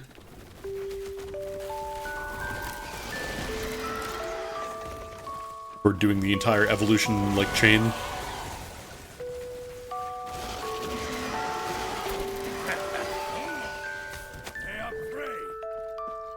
Decent for leveling, and it also, you get a fun little detail where it summons the Rift Beast that you personally evolved and fought. So every time you fight a boss or a champion, it'll come in to last like 25% of its life to help out, which is pretty neat. I like that. It's very confusing because it doesn't look like it does the big telegraphed attacks, but there is no indication that they're friendly attacks, so it just looks like something's fucking beaming you. Get some rare jewelry.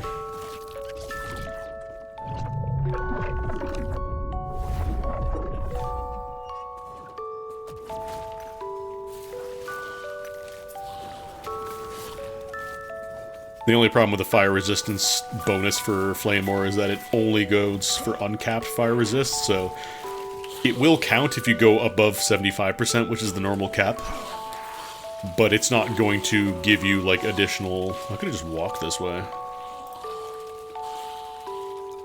I could've just teleported. I don't know why I walked all the way here. Like, it'll count above 75%, but there are very few ways to actually increase that.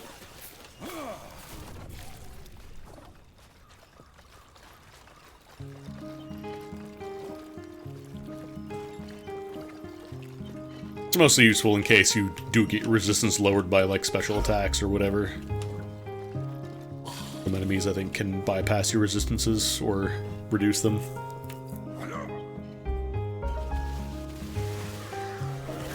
Hehe.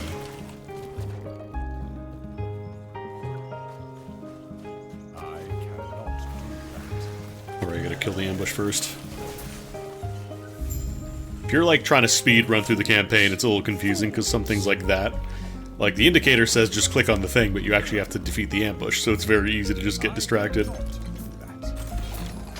And miss out on it.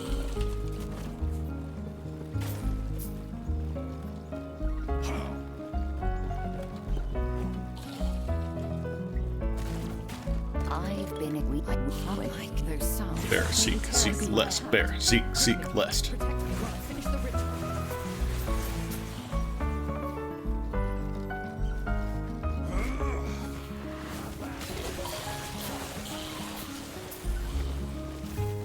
I want to be level 40 so I can use all that gear. Actually, there's that wand that I have in my storage too. I think it was like level 39, I want to say.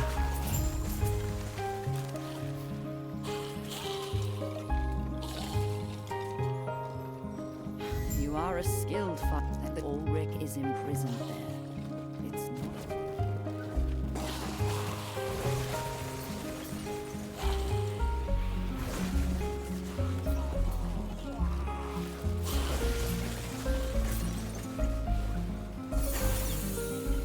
Better orbs. That's right, I could have leveled up my teleport too.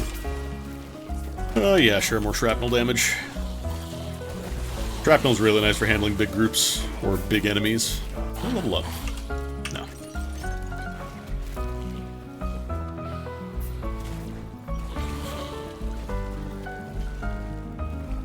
God, if you had shown me this as a child and, like, shown me not clearing out the entire map and not killing every enemy you encounter, I would have actually exploded. I would have just ceased. Cold damage leeches health. Mana Strike base damage converted to cold. Fury Elite base damage converted to cold. The cold penetration could be good, but it's a really low roll. I don't think that's good.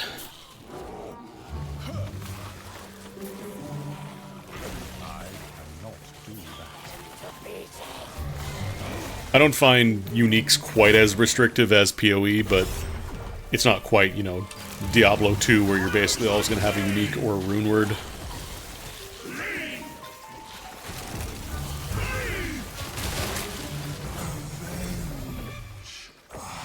Alright, what did that get?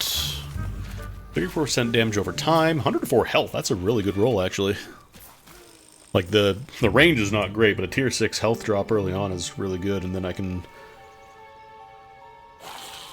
go for the damage over time.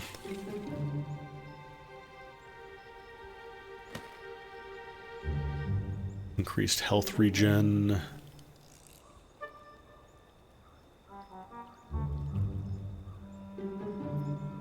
Problem is that these don't count as physical skills. I'll grab the belt anyways. And what did this one get? 1 sealed affix of +6 necrotic resistance. Wow. Outstanding.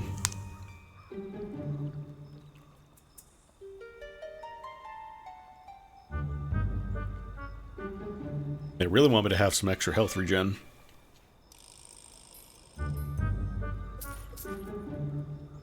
I'll break that. with the Shattering Rune, but I don't think I'm going to use that chalice. I have no need for such a cup.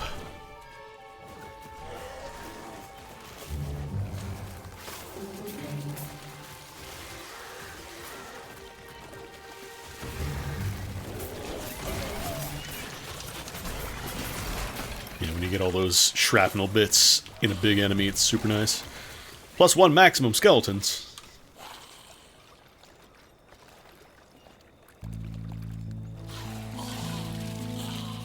Commander Sash.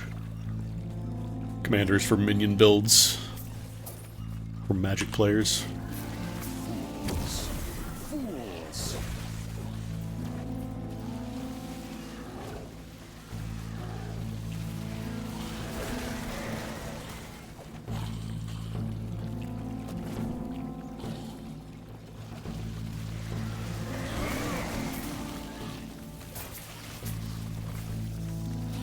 Let's kill these guys. I know I'm killing them and keep doing it.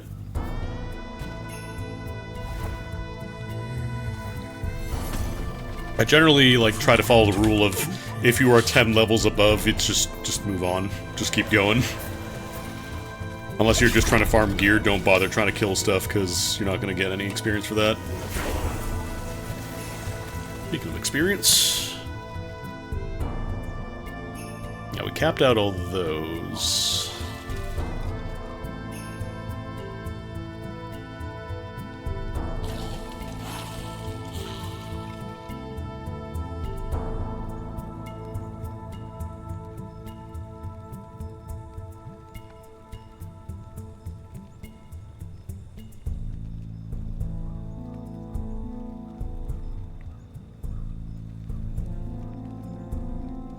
I wonder if you take both of these. You have a fire and cold aura, or a cold and lightning aura. Probably locks one out. I guess let's take...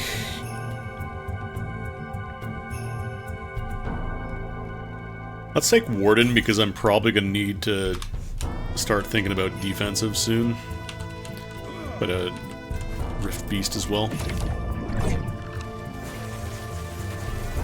The new stuff has been out for like... I think it came out last Thursday, so... Yeah, they added the new stuff. The Echoes. Shred Armor...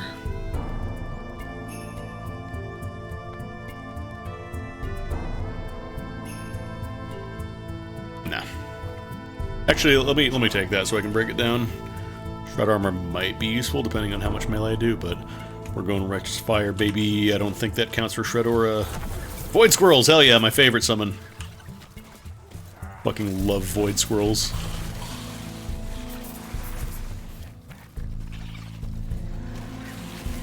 This game mostly plays it straight with stuff, but like, if you get stuff like the Ja'ith Bear, or if you play Diablo, you know.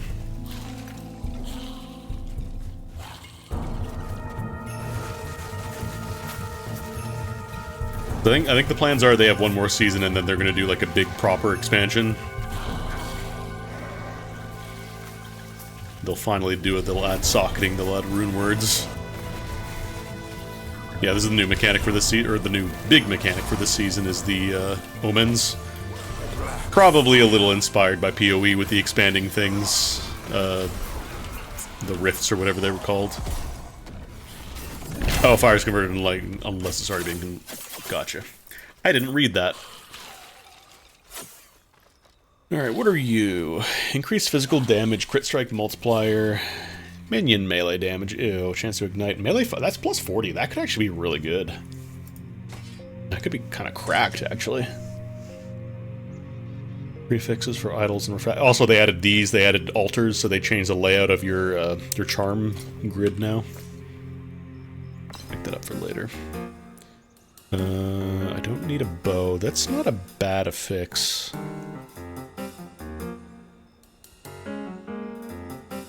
Like, the affixes are all over the place on this bow, but I wonder if I can actually break that down and potentially take that for later.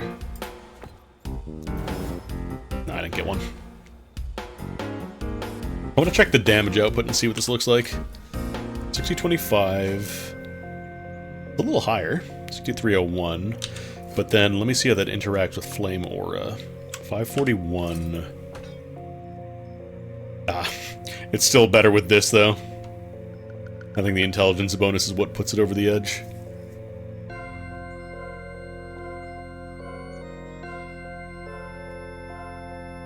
Because, like, I need Fire Aura to do the most damage. Like, getting a little bit of extra damage on Orb is fine. But... oh shit, new stat just dropped. Madness, hell yeah. What does that do?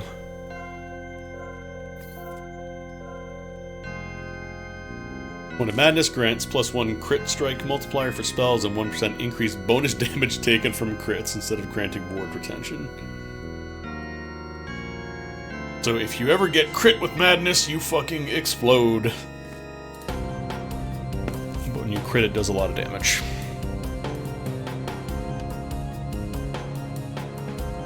Shit, which one did we have? I think it was this one? Yeah, we had Apathy. I wish I could craft this, because it's actually got some nice... oh no, I think I crangled it.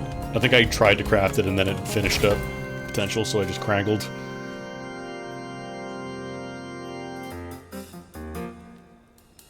Get some upgrades.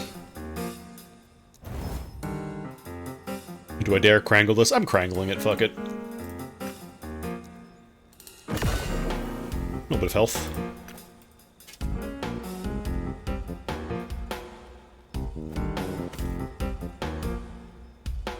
Take some more physical resist. Okay, that's all the potential. Do I dare try and crangle my body armor? I think I dare. Increased mana and current mana gained as ward per second. Nice. It's not a ton extra, but it's something.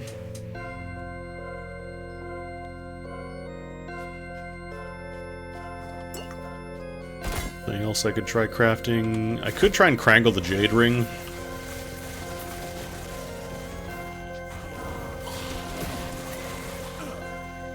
Ice Beetle.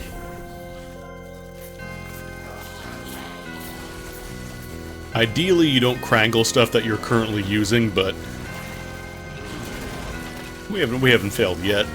Surely gambling will continue to pay off, right?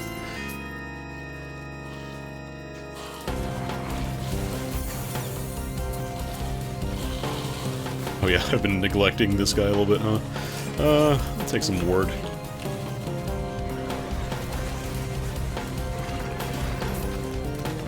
Alright, what are you?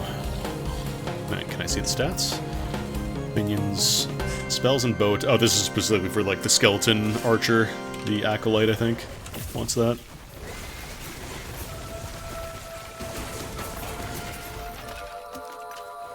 What else do we get here? Melee fire, physical damage, necrotic, critical strike. Oh, this guy could be good. Focus and mana. Chance to cast fire aura on kill fire skills. I still don't know what this means, but I'll empower it. I'll give it a shot. Let's see what we get. Yeah, your ass or whatever.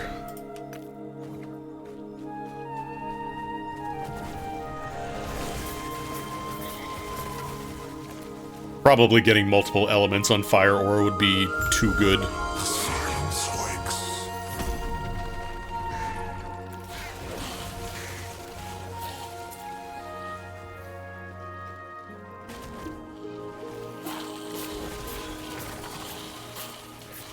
Damage per arrow with multi-shot. Increase aura of decay. That's not fire aura. Elemental Nova area, increased fire damage. Good roll on that. Elemental Nova is whatever, but I could slap that in the Weaver Idol and see if I get anything nice.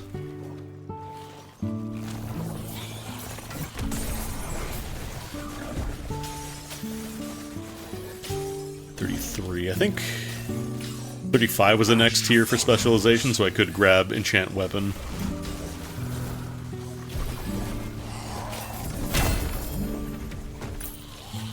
Skyward Altar of the Sea Giant. Increased... 7% increased health per equipped huge idol.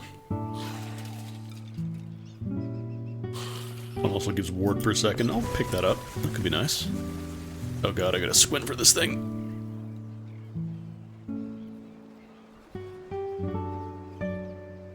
Minion melee, 33 melee damage, 1% increased melee damage per strength. I can't imagine that's better, but I want to check and see. Oh, I don't have enough space to unequip. Oops. Yeah, I gotta make a trip by the stash next time then. Increase spell damage, increase crit strike chance.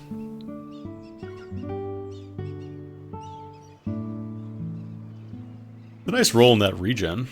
Probably try and break that down, get some extra shards from it. These boots I think are gonna stay for a while. Fire necrotic resistance. Oh, where were you in the Soulfire dungeon? Shh.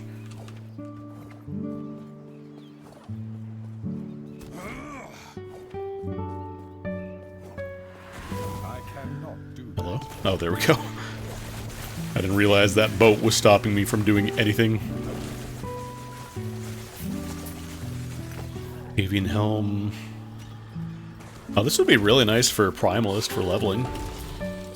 Companion is specifically different from minions. Like, companions, I think, specifically are for Primalists. They have a different category of minions called companions, which have, like, revive mechanics. You can bring them back if they go down. But they have specific limitations attached to them as well, so getting an extra... I think by default they can have 2. I'm sure some other class can probably get a companion as well, but Primalist is generally who gets attached to. 28. We're slowly clawing our way back.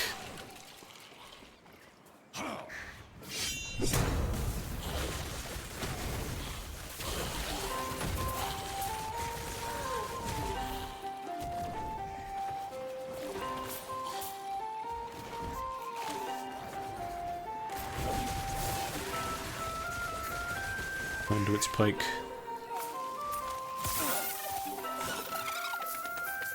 I think it's just Falcon, and Falcon's kind of a weird companion because it doesn't really count. I don't think it can die. Like, it might count as a companion for mathematical purposes or anything that procs off companions, but, like, it doesn't have most of the same mechanics. Vitality, Ignite on Fire hit, gain more to melee hits. Rogue, damage over time. That could be... The increased void damage doesn't help me, but the damage over time would be nice.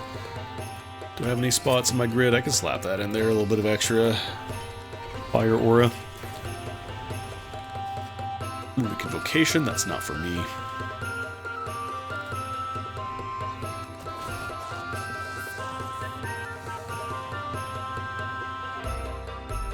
I think Falconer, like the Falcon, counts as a minion mostly by definition.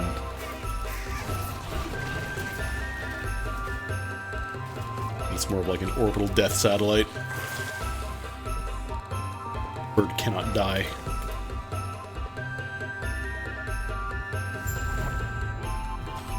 Unless they added some kind of mechanic where the bird can now die. The new expansion, the bird can die now.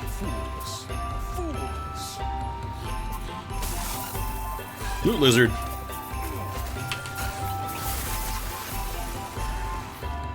Mage's Temple Veil. Increase cold damage over time. So close. So close. Spell Void damage. Increase damage over time. Increase cast speed. Cast speed is kind of wasted there, otherwise I might consider trying to get something with that going. But right now, just the raw number from necrotic damage and intelligence on that is too strong. Ooh, nice movement speed.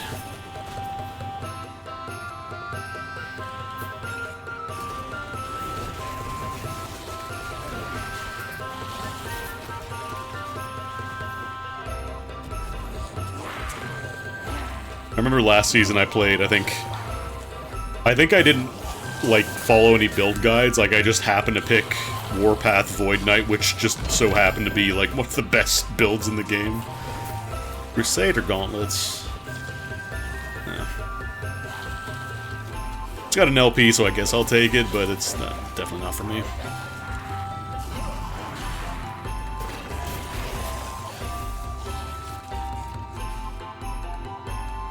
Warpath Void Knight, aka you spin to win. Welcome back, Whirlwind Barb.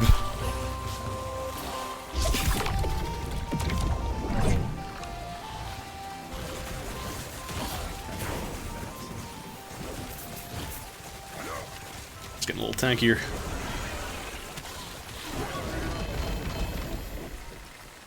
Glacial Ruby Amulet. Realistically, I'm only using this for the...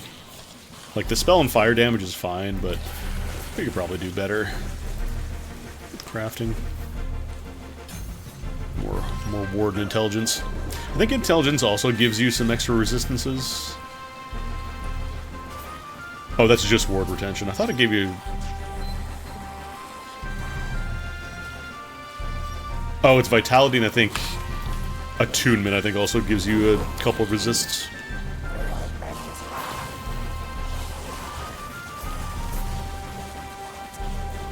Invocation, nope.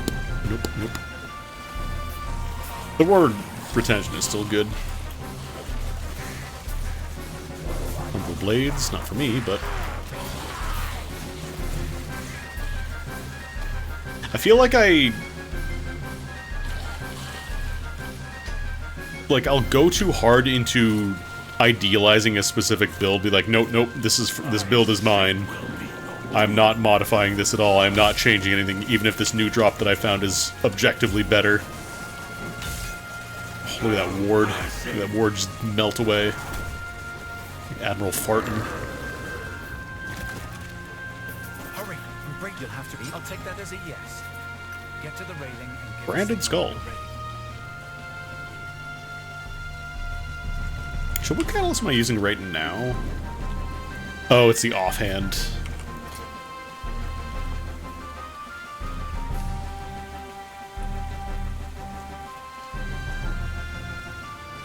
Yeah, I need to make a trip by the town at some point.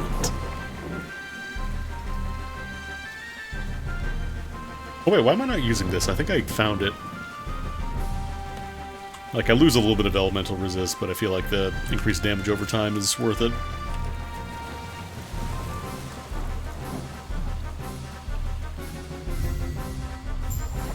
These robes are not meant for swimming. Right. Soaked for hours. Before I start going forward, I want to go to a town real quick, just so I can just go to the end of time, actually.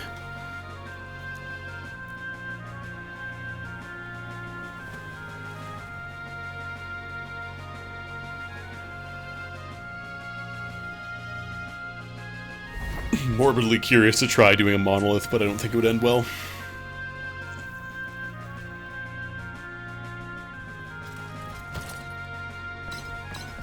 Oh god. Problem is now I gotta start sorting out slots and stuff. Oh, I need to hold all these. It's important. I might need them later.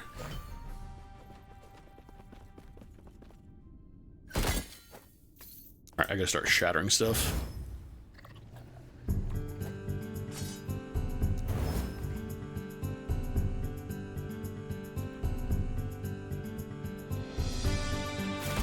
Can I use this yet? No, that's level 37. We're 3 levels off. Because I remember this one, it's got 99% increased elemental damage and then 193% increased cold damage. So if I did convert to cold, that could be a lot of extra damage. Plus it's got increased damage over time. Not a lot of it, but that might be the play to switch over to. How do I have this? And for frostbite on hit with cold skills, intelligence, increased health, poison resist.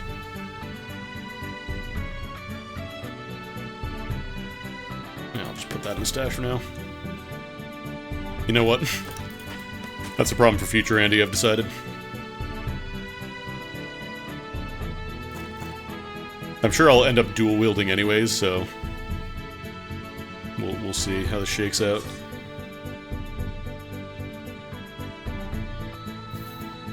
Yeah, whatever, that's good enough. I'm gonna try. I'm gonna try a monolith and see how it shakes out, and then if I get melted, we just go back.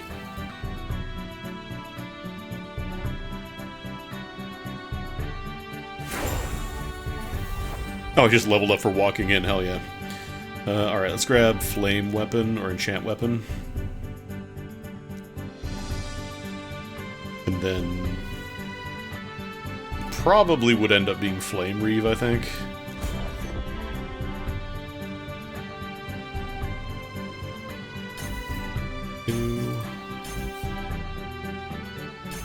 There we go.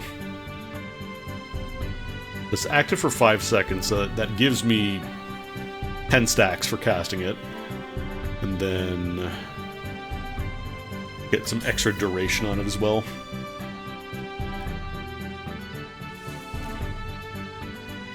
We can start putting points into the health here. We can go over to Burning Hands. Although we would definitely have to start using melee stuff there. Might be time to finally swap out Orb for a melee attack. Alright, let's see how well this works out.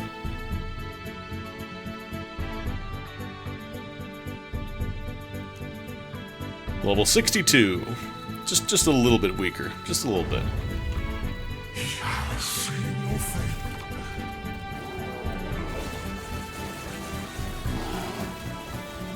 Okay, regular guys are not a huge problem, but there's a champion around the corner that will probably put me in my place. Let's see how we do.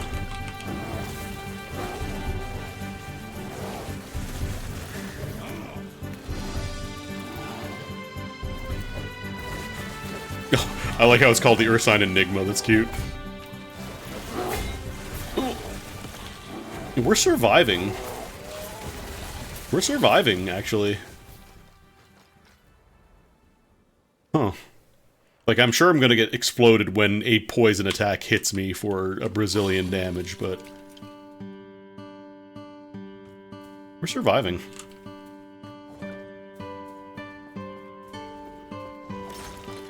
I gotta be real careful about it, but... the problem is when I do get hit, like, I tend to get the big hit, which stops me for a moment. And that's usually all it takes to get you killed.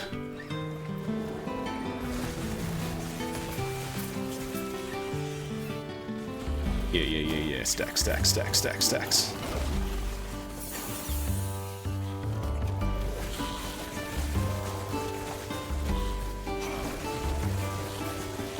Also getting some good levels. I might actually be able to do this. Actually, before I start this fight, let's start getting our... I will eventually want to dual wield, I'm sure, but for now, let's start working towards Burning Hands. Because then that's also extra health. Alright, more duration. Our cooldown. Enchant weapon has reduced cooldown and duration. 25% cooldown reduction. When you directly use a melee attack, enchant weapon will automatically activate if it's not on cooldown. Fast fire burst when hitting an ignited enemy up to a limited time. 2 seconds. Fire burst limit is doubled.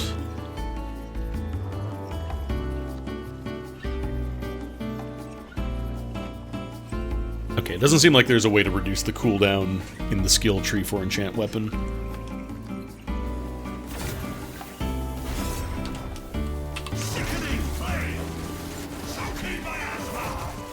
Oh god, it's poison too.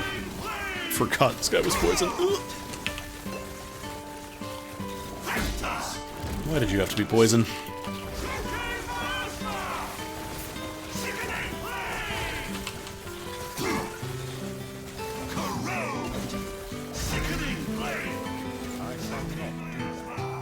I gotta actually save some of my mana here.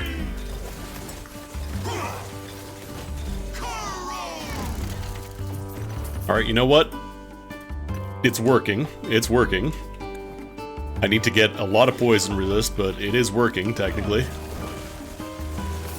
We're beating champions. More duration.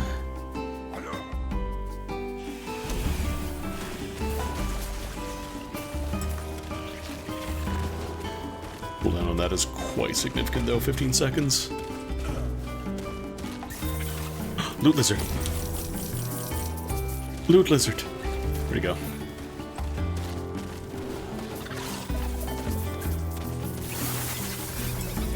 Because at this point, I kind of could just abandon the campaign entirely and just start doing monoliths. The only problem is I'm going to be spending a little bit of time just leveling up to use all this gear. Melee cold damage, spell cold damage, increase elemental damage. Mana spent gained as ward. Ooh. I can't use it, but ooh. Actually, this is not great. The minion damage is kind of wasted. Health and endurance is... Actually, endurance is probably wasted too. Increase void, increase cold damage. I don't think I can convert fire aura into void.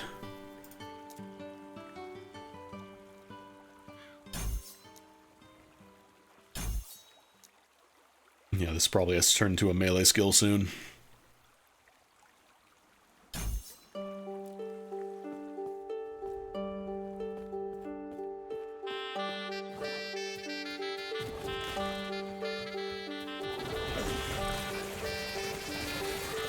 Let's fight a wizard. Getting all the good tests on my build, I will fight a prison wizard.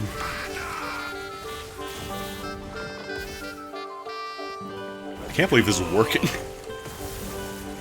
Oh. I say that as I just take, like, functionally 1,000 damage directly to my face. Increase minion damage. Minions teleported after you use a traversal skill. Nah, not for me.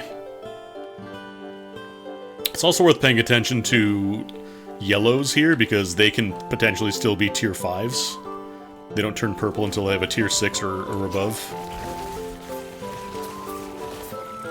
Another wizard. A lot of wizards here. Let's grab an ice beetle.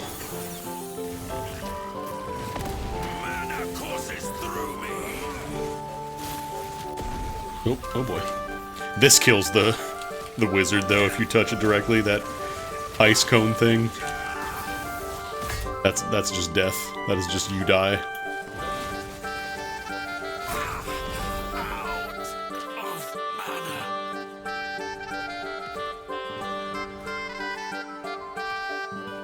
Ward on traversal, gain ward, pretend missing mana when you use a traversal. Can't believe this is working.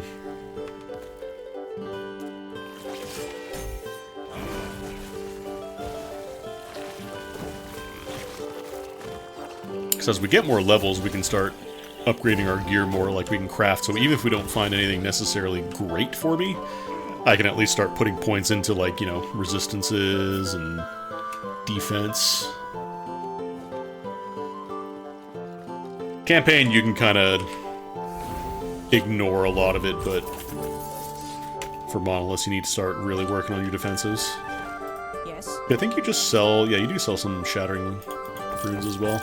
Also, thank God you don't have to drop these over to your forge anymore. Oh my god, that used to be the worst. What do we got here? Unique item, sure.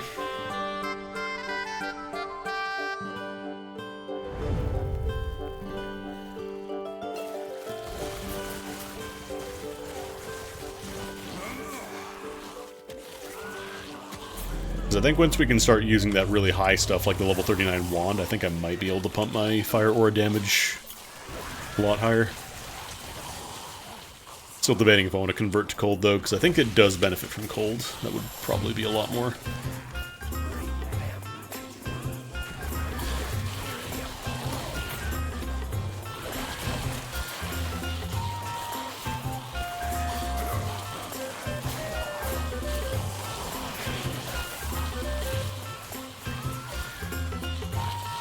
Spirits is going real quick.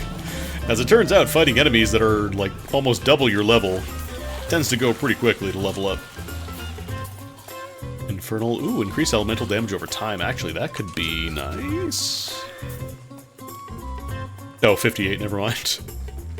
Physical resist, actually that's really good resistance-wise for me. I might swap over to that. Because elemental damage over time is a separate modifier, which means it should be an additional modifier, like multiplier for Fire Aura. Should be. I don't think I have any other stacks of those. Fools!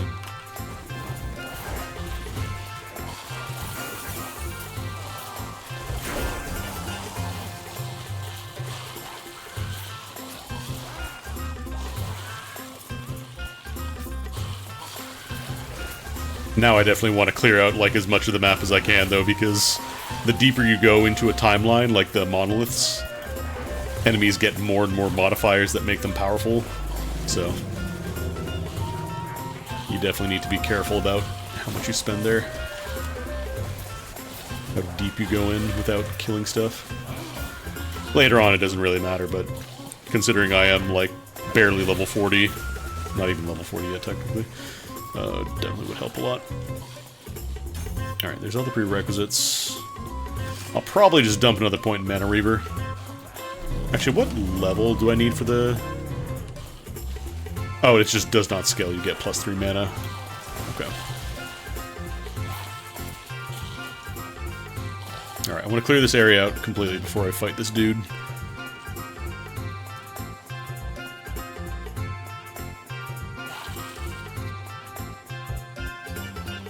Ignite enemies with melee, increase melee attack speed. Problem is, this all wants melee.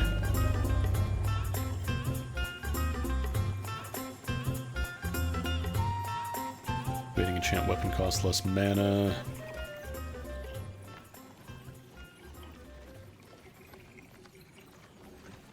Sure, whatever, fire damage. Alright, big fire boy. How goes literal aura farming? We're currently in the monoliths, which is meant to be the endgame stuff.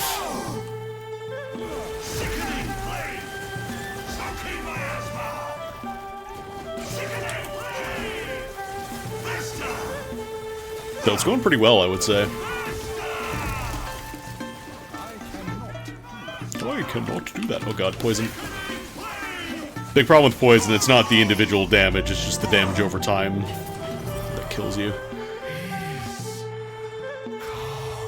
Oh, we rolled 99% increased spell damage on the fucking minion wand. Disgusting. This did not get a great roll, but I'll take it anyways, because that seems like it would be good to get more fire auras. Blighted Crystal Wand did not get anything, which is funny. I'm playing Spellblade, but right now I'm mostly focusing on getting this skill here, Fire Aura. If you've ever played Path of Exile, it's like the Righteous Fire, where you just create an aura around you that inflicts fire damage, and you can stack it multiple times to do even more damage.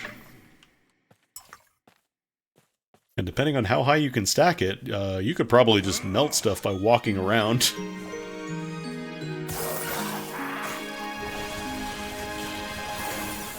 Infernal Golden Chalice. Increased... Ooh, tier 4. Might be better, actually. I lose the intelligence, though.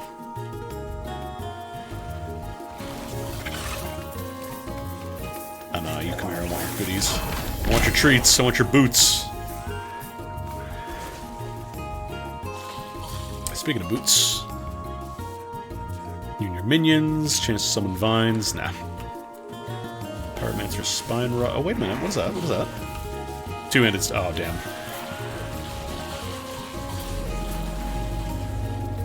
I was gonna say, the increased damage over time and spell damage seems like it'd be really bonkers.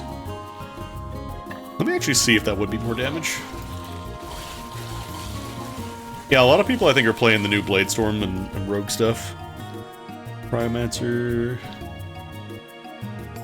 Let me check damage real quick on this to see if it's better, because they're both two-handed weapons, so...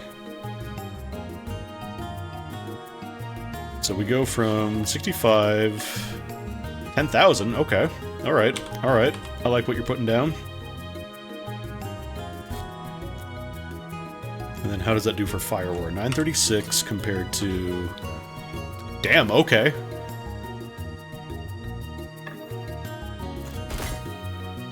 Yeah, we take those. We can bump up the fire damage, too. Can I get damage over time anywhere here? I'm gonna hold off on fire penetration because those are rare shards.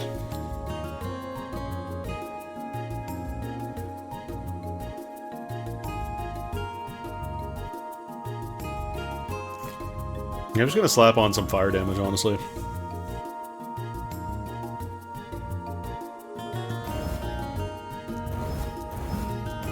142% fire damage. This isn't even like a great craft or anything. I could try and use Glyph of Chaos and make this into something else. If I randomize void damage into something else.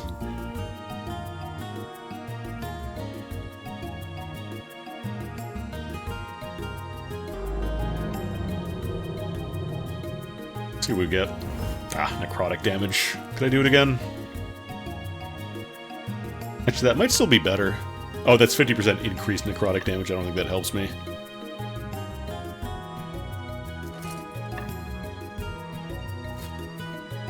Let's go to Always Rogue. Okay, damage over time. We have rolled nice. Oh, what is that now? 1225. You love to see it. You simply love to see it. Oh, baby. That'll be a big jump. Need one more point and then I start getting that. Oh yeah, here we go, here we go. Crimes are being committed now. I just walk around and things die. Defensively, I'm still pretty fragile, but that is a nice bonus. Got some questions? I can't say that I'm incredible at the game, but if you got any questions, feel free.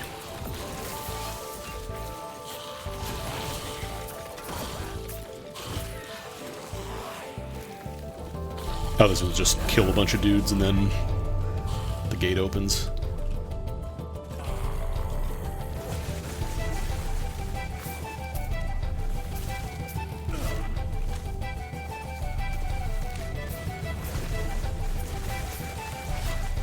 Oh, that's a boss. Some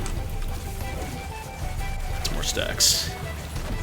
Because we're still not playing this build correctly in that we're not using melee attacks to trigger additional fire auras, so we still have a ways to go. I need more defensive stats though. Increase cold damage over time, elemental resist. Oh, that's not a very good piece of armor.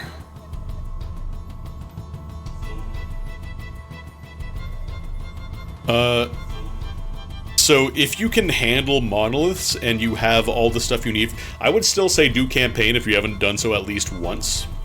Because that allows you to... I think you get a permanent passive stat bonus. And I want to say the first time you do the campaign, you get the access to the factions. Like, I'm currently part of the Circle of Fortune. Which I don't think you get if... I don't know if you get this if you skip the campaign, actually. But you can either choose, like, Circle of Fortune lets you get much better item drops. And then Merchant's Guild lets you just buy off of a market. So if you just want to buy the stuff you need for your build, you can search and see what other people have. Might be time to turn on filter for blue, honestly.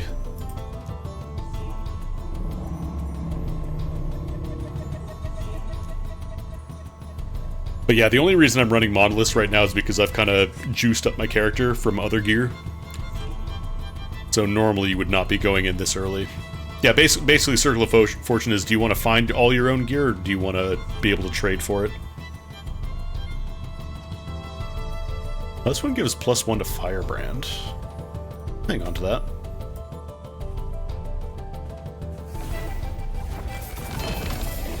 Alright, what do we get?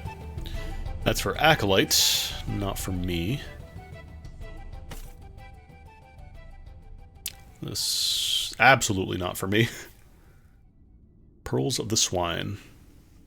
Bone Curse also inflicts Decrepify. That sounds like an Acolyte thing.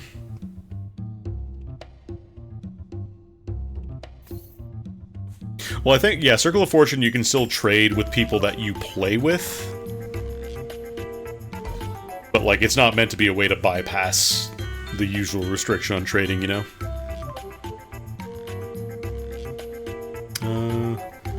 Anything that I want to aim for here? Fix shards, piles of gold. I wonder how good the experience gain from the tomes actually would be. I want to try going this way.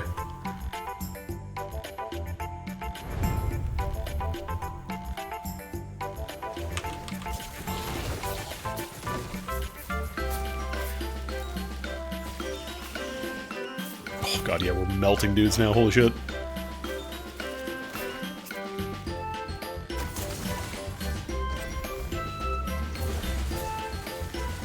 It's a very Mario Party synth. Feels like I'm about to play a minigame in Mario Party.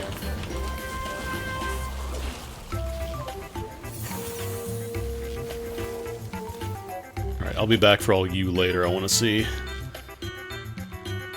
Plus 73 melee void damage. Probably gonna take a little bit to work on beating the Spine Rod, I think.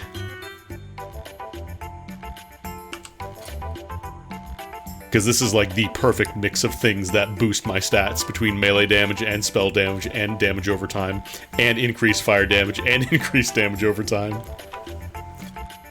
Oh god, it's gonna suck when I try and triangle this eventually and brick it.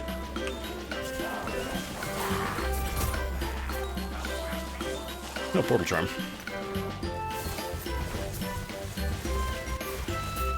Cryomancer's Copper Ring, increase cold damage.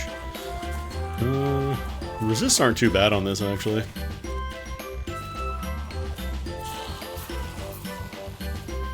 I gotta put one more point in.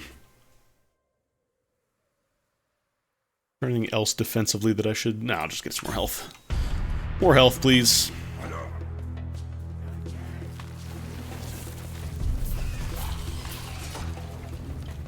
Oh god, 7,000 damage a tick at level 41. What the fuck? This build is not even like that juiced, just the weapon mostly. Like, we could absolutely, if I was like really into optimizing, I could go for like helmets and stuff that gives like stat bonuses, increased damage on belts and stuff.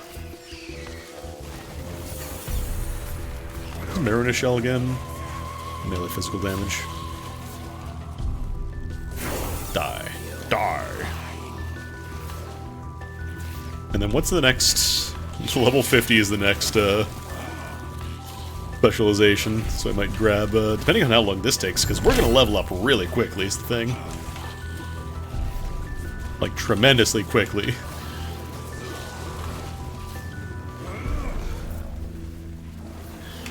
I cannot do that.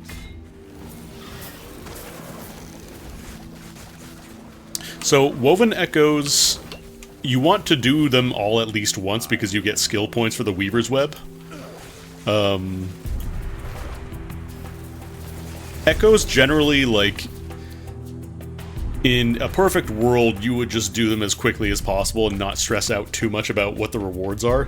They have the Echo Chains now, which can be nice depending on what you get out of them. Like, there's some that give you, like, a big final encounter with a ton of the Corrupted Echo guys. But in general, I would say don't stress about it too much. Just focus on, when you get access to Weavers, make sure you do all the Weaver nodes at least once, so you get the skill point from them. And generally, yeah, like, do whatever kind of gets you powered up.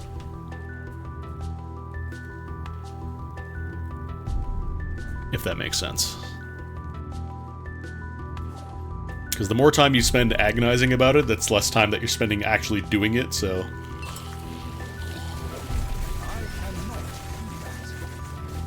That's kind of one of the big things about a lot of these games. People agonize too much about optimizing stuff and don't actually just do it, which generally the longer you're doing something, the better results you'll get. Pierce chance with Fireball, increased spell damage. That's a stinky level. First Epoch was yesterday. Actually, what are you? Bow's Anarchy. I don't use shurikens, so that's not great for me. God, I want to Krangle this so badly, dude. I want to Krangle this so badly, but I also don't want to brick it. Yeah, the nice thing about this game, it's not like PoE, where if you spend a bunch of, like, rare, like, divine orbs or whatever, like, you're actively shooting yourself in the foot. This game is pretty generous with resources and stuff, so it's very hard to, like, screw up, if that makes sense. But yeah, just go through at your own pace, like... I think people do have a list of the best timelines to finish first because they give you actual stat bonuses as opposed to just like increased ring drop rate or whatever, which isn't super useful. But yeah, I would just kind of go at your own pace. Also, I would also say, if you don't have these, if you don't have all your passive and idle slot rewards from campaign, definitely do those if you haven't, because that adds a lot of bonuses to your build that you'll definitely want. Yeah, ideally I have a backup, because I was surviving before with the old weapon, but like, maybe I'll see if the one I have in my box is better, if I can use that. That might be my backup. What do we got here? Increase health regen, increase necrotic damage, ignite fire res. Actually, that could be nice, because that's more damage. I could slip that in there, too.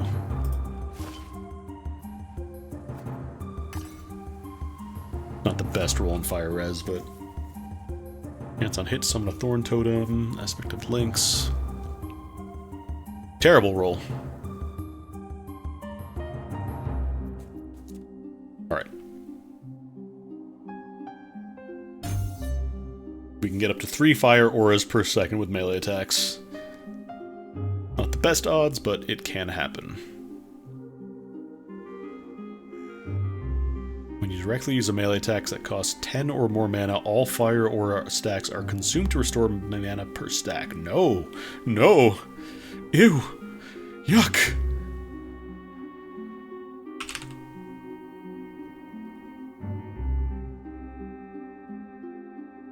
Disgusting.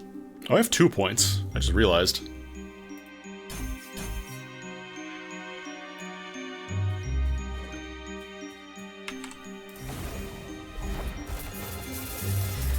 Alright. Let me see how this guy that I've been hanging on to compares. Probably not as much damage, but if I convert it to cold, that could be good. That goes to 12,000 from 12,000 to 6,200. It is a one-handed, but still, geez. Quite the drop. Although it's mostly for cold damage, so we would have to convert it. And then fire aura probably does not do nearly as much. 652. Yeah, no, this is considerably better. Significantly better. I'm Krangling, I don't care.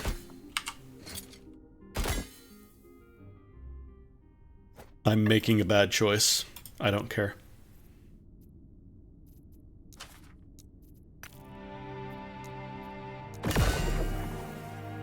Increased damage over time. It's a tier 1, which kind of sucks, but... Wait. Wait, no. Oh my... That's a... Oh my god. Holy shit.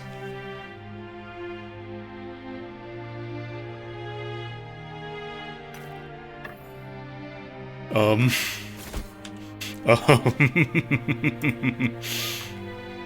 1600 DPS and the area is bigger now. Oh, buddy. Yeah, that's a special effects because you don't get 144% increased damage at tier 1. That is specifically only gained by Krangling. Krangling always works. Krangling is always correct. Never stop Krangling. 95% of Kranglers stop before they win big. Holy shit.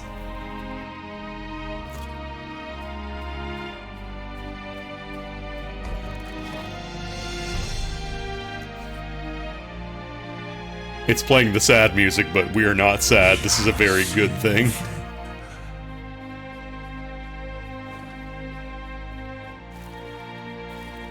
Oh, it's beautiful.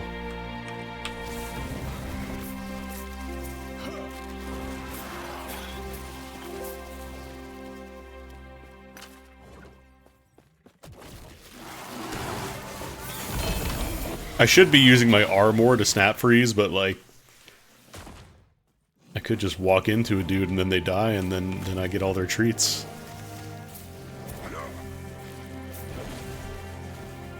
Also, like, this is no slouch in the damage department either. Like, I can get a lot of damage out of that. Alright, what are you? Cold damage per point of dex. Minus 1% physical and cold resist per point of dex. Harbinger of Stars. Meteor.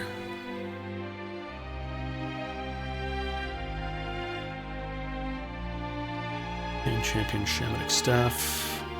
I think it's going to be a while before we find a better rod than this. Admittedly, I did make it, but still. What is this one?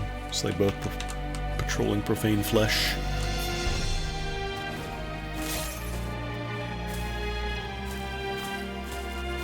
Like, I've definitely seen somebody get the bad result from Krangling. Like, I've seen screenshots of it, but it's never happened to me, so clearly it doesn't happen.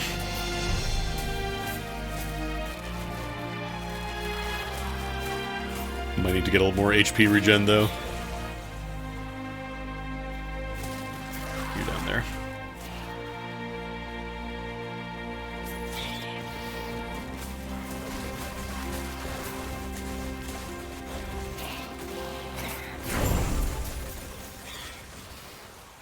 Firekeeper's Grand Magicine, Idol of Scattering.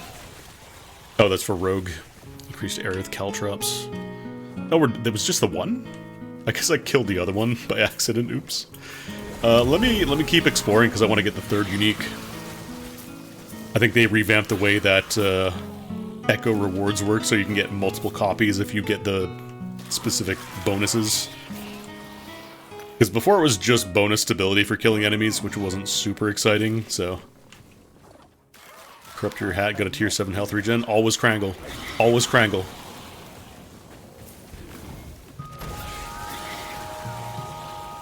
Krangling can never hurt you.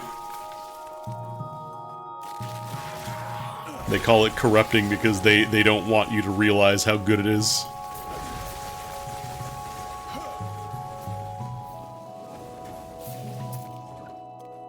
I'm glad that there is at least, like, a way to kind of push non-unique items, like give them one final shake, see what you get out of them.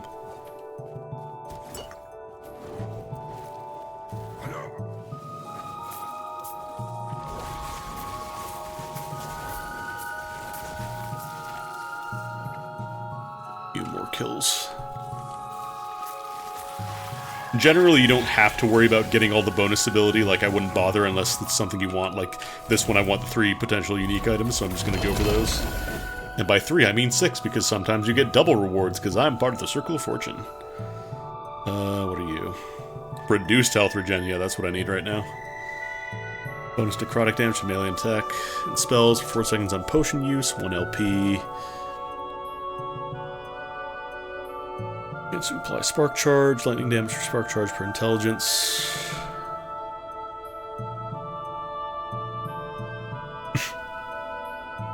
I do like this one, the fragment of the Enigma, which is a very obvious Diablo 2 reference. They realized how good Enigma was, so they just broke it immediately. God, I can't talk today. What are you? Frostwall. Hold damage over time. Maybe? Maybe if we convert to cold? Kestrel. The Kestrel.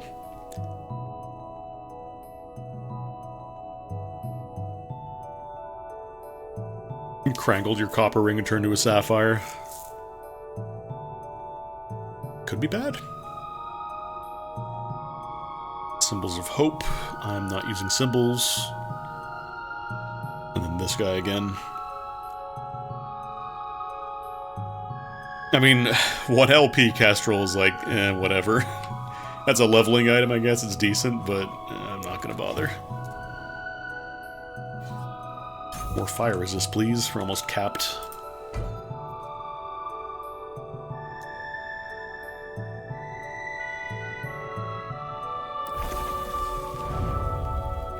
Your echo will break. Shut up. Oh, I'm gonna get you! Oh, I'm really gonna get you this time! You'll be sorry! Get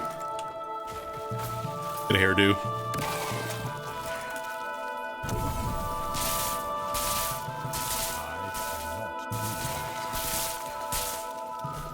Yeah, like, I wonder how you would optimize for fire aura damage specifically with Spellblade.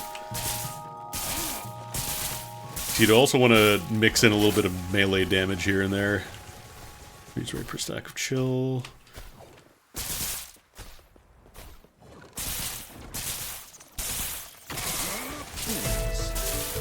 Actually, let me clear this out first before I actually look at this. Product damage, void damage, damage reflected, ward decay threshold, armor attunement, strength, and lightning resist. I'm just gonna challenge you. I'm not gonna bother empowering that. That doesn't seem great. Oh, you did ruin the Jade Ring. Look, you probably a bug. There's the stinker. I'm looking for you. I probably shouldn't pop E immediately until I start losing a little bit of ward. Oh, where's my cursor?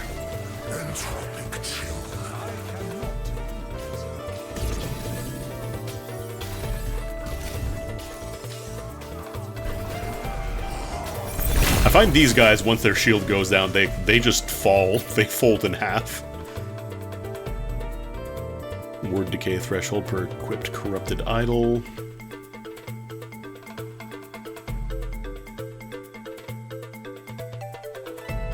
Yeah, I have no idea which of these are good. Armor per equipped corrupted idol. That's a plus. Increased poison damage, increased elemental damage. Elemental resistance and necrotic resistance.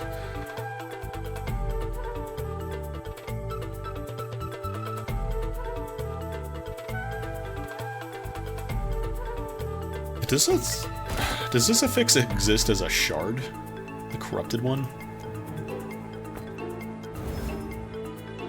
I don't think it exists as a... Oh no, it is intended.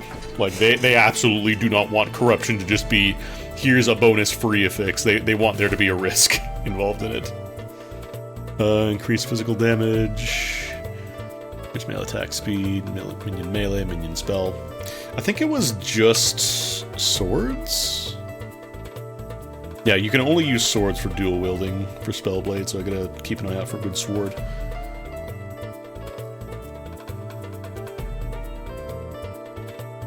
More increased fire damage.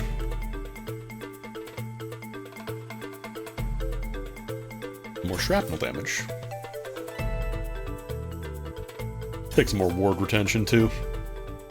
I have 3 points in this, damn. Yeah, like, I don't know what else to put points in here. I probably should look and see what's good for melee.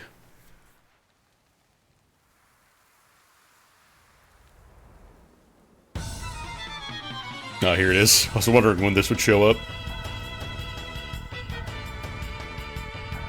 The song that is way too intense to be a random battle theme.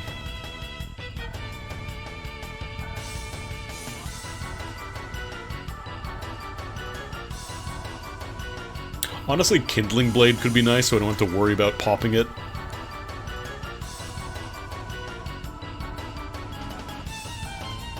I'm just trying to see if there's any other options for...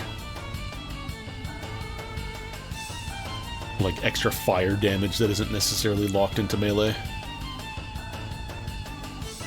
Magnitude Inflict lasts longer, that might be worth going for.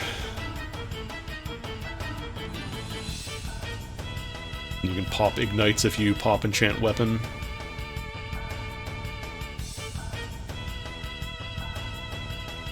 Leeching could also be nice.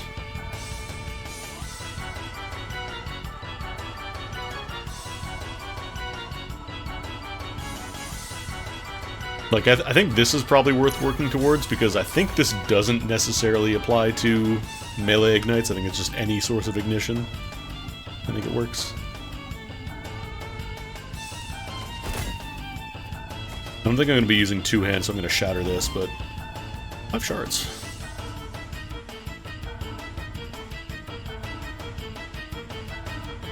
Yeah, I need to do the math and see if I get more damage by converting it to cold and using that.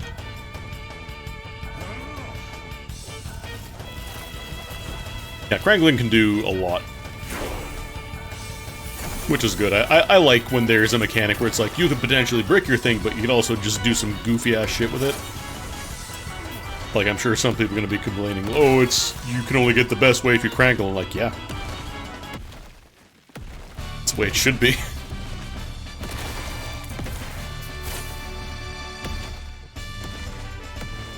Actually, this might be nice, too. I don't know if I want to go for armor. We'll see. Oh no, Krangling it's canon now. It's Cranon. Grand Glass Idol. What is that? Ward when casting Flame Ward. Increased armor and mana. It's okay. I'm not really casting Flame Ward a ton. It's mostly just for a little bit of extra damage because that boosts other fire damage that I put out.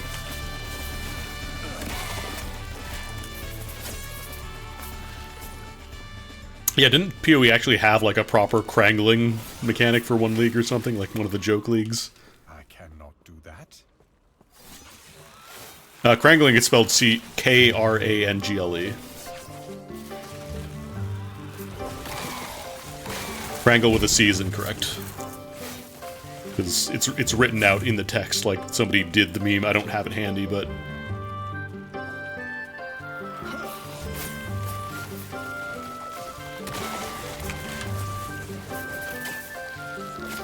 Something's doing a lot of damage to me.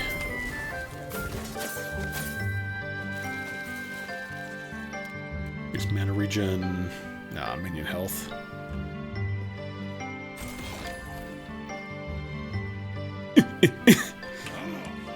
It doesn't like me being in that area. It's trying to eject me.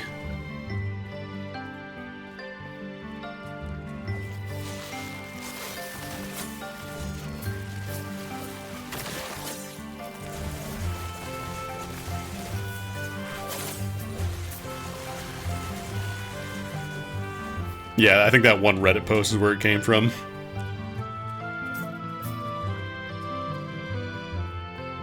I didn't open that chest. Oh, there's a chest here too. The tombs oftentimes have a lot of hidden chests. They just don't show up on the map. Oh, I never opened that, that's why. Fate Weaver, necrotic penetration, increased health. That could be nice. 10% cold resist. Elemental resists. Freeze rate multiplier, shotgun hit, increased fire damage. Not a ton, but... Oh, I gotta go up this way, I bet.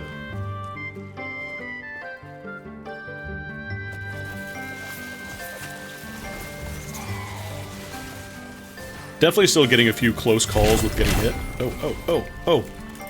Oh, rifts, oh. I guess I could start fucking around the Weaver tree too, huh?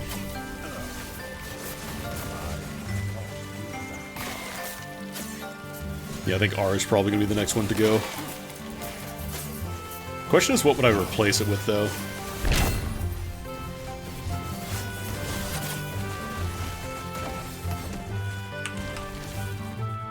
Oh, there's a champion. That's why he's so fucking tanky.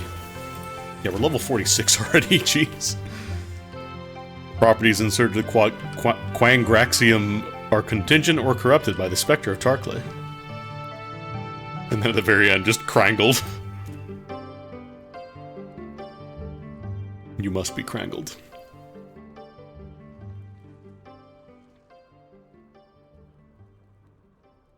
I can't get increased move speed. Spell damage, spells take longer to cast. +5 per point. Intelligence and endurance. Can I get regen anywhere? Because I've got like the core nodes for Fire Aura, I'm pretty sure. I might have to consider Rune of Renewal. These are past the halfway point. This is mana regen. And base tree doesn't have any. Increase cold damage, increase fire damage. Really like this one little bit, huh? Iron Lightning.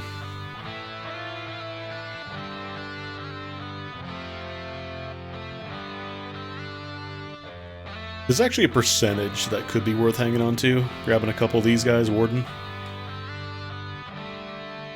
What is my base ward? Okay, we have 76% ward retention.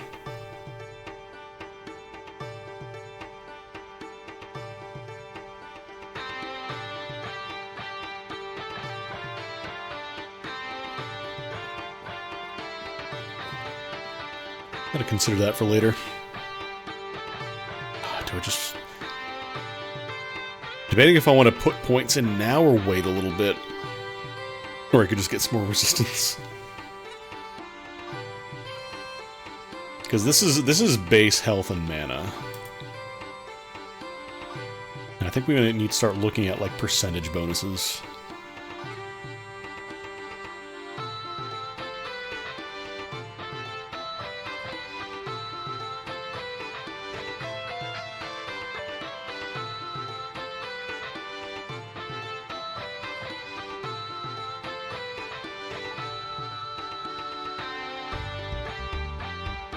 Like, I'm not sure if fire penetration with ignition works only on melees here, or if that's for any source of ignition, you know what I mean?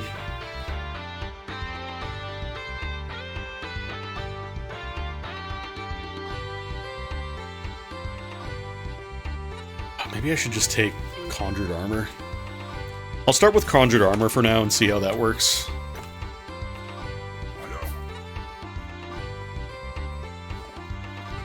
Might look at some other builds, get some inspiration to see if they want to go for more armor, or maybe just more defensive stats.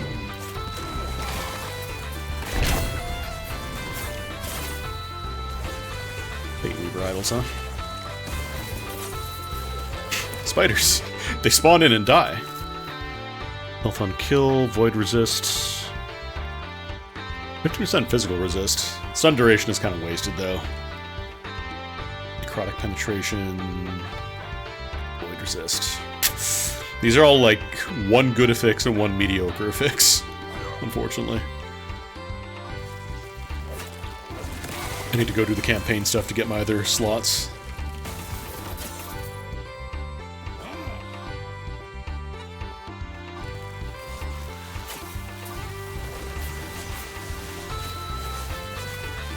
Let's cool down on this guy. Okay, these are both 15-second cooldowns.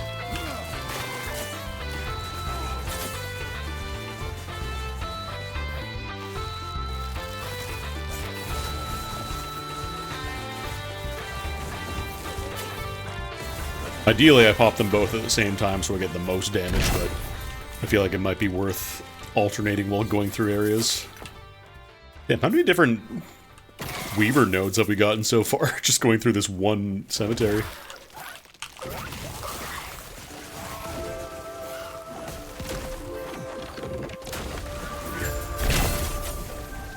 think we already had Cave of Shadows, but... I think you guys were supposed to show up during the boss fight. I think you're a little late. A little late.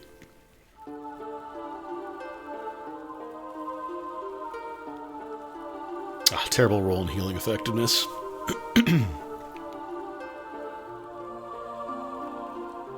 Also not a great roll, but... The, wait, does that increase critical strike chance? Oh, I thought that was 30% reduced critical strike chance or something. It's not. I don't know if we're going to go for crits on this build. I'll hang on to it. Physical damage, void penetration. Alright, I could probably start thinking about spending my points soon.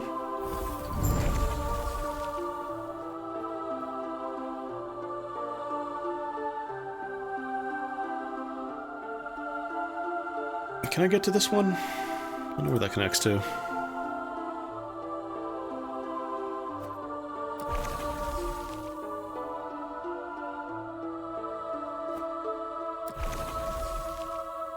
Anything with a plus means you haven't done it yet, so we gotta do all these, actually.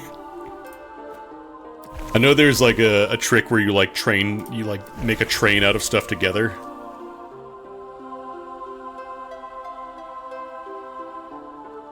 Already put down an Antipode Rift.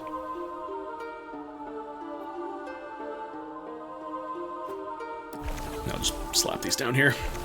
Close to the entrance where it's going to be a little bit easier. Let's go ahead and throw my idols into the pool. I think I can do this one, right? Yeah. Increase fire aura area and increase elemental damage over time. You love to see it.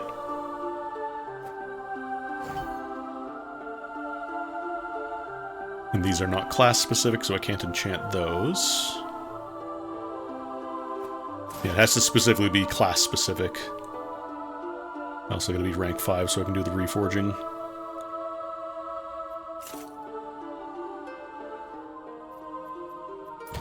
Down in my box that I could throw in there. Lightning damage, spell fire damage, I guess throw that in there. Spell damage while wielding a staff. Oh, they spelled wielding wrong.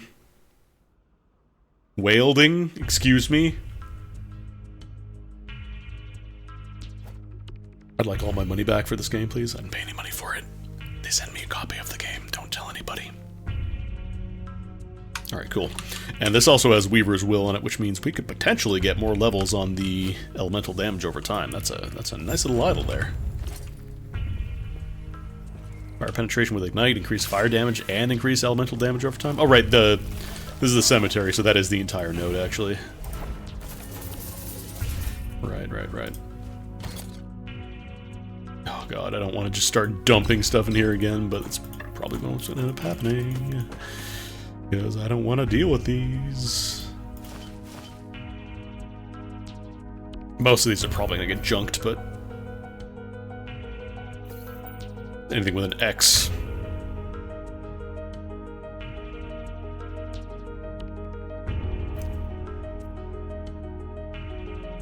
Actually, wasn't there one that I wanted to check out? It was like, yeah, this one. Fire Aura on kill fire skills.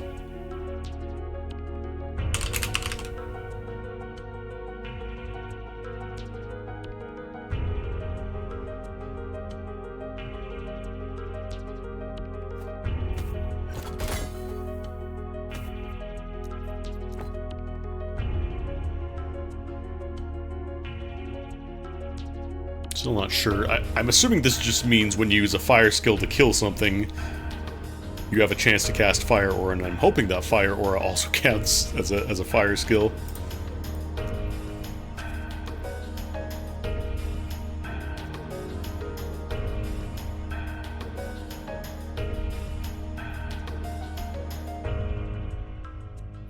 I'll just do standard Glyph of Hope. -1. Probably get some health too. Maybe I'll get some health regen actually. I think it'd probably be worth going for. Let me click off. Nice. Critical. Oh nice, we got a 0 forging potential and we got the free health upgrade. You love to see it. Man, I'm getting really lucky with this crafts. Forging potential preserved.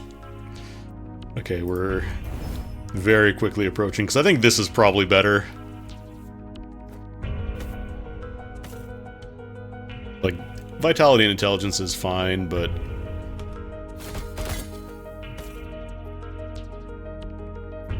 the ward gain is also nice, but I'm gonna break it down. Alright, let's start knocking out these Weaver's nodes. That should be a nice little 4 or 5 extra shards for doing this.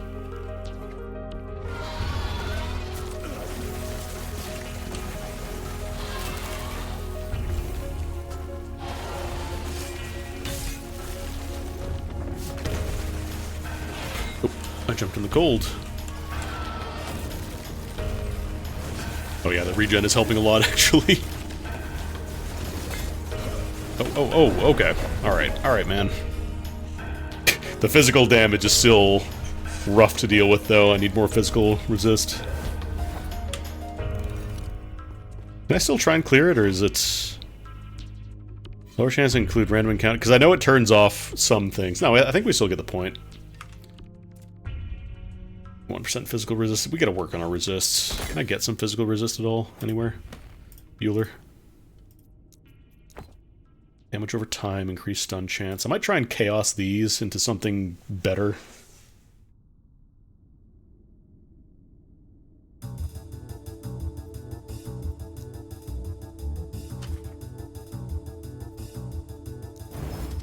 Dexterity. Minion health. Okay, ward on potion, whatever. That's a little better, I guess. Okay, poison resist. Do we Krangle? I Krangle. Physical and poison, okay. That's one of the corrupted affixes, I'm pretty sure. Okay, that's good. Surely we could Krangle twice without any bad results. Increased damage over time and damage over time leaches his health. He can't keep getting away with this.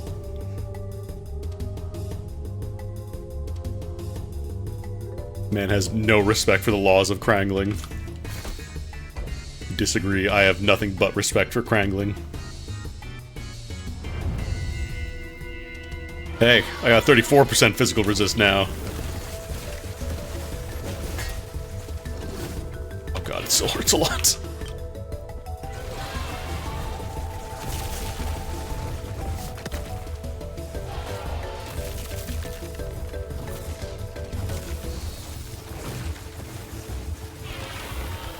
The elemental stuff isn't too bad, it's just the physical.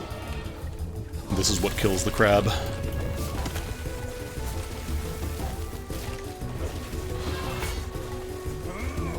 But does still hurt quite a bit, if I'm not careful.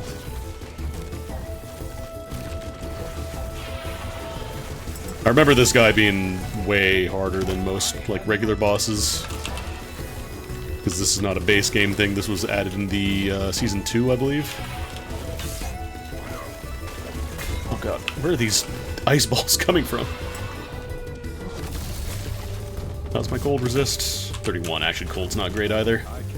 Need to be a little more careful with this.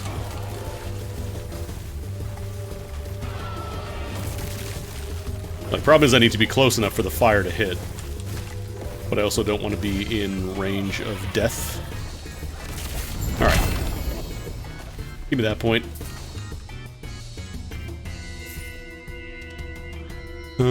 Void resist. Current mana gained as ward on block. Intelligence. Block chance, effectiveness, armor. Probably not going to be blocking. Evade cast Glacier along its path. Strength, intelligence, armor. Reduce bonus damage taken from crits. Increased evade distance. That's not too bad.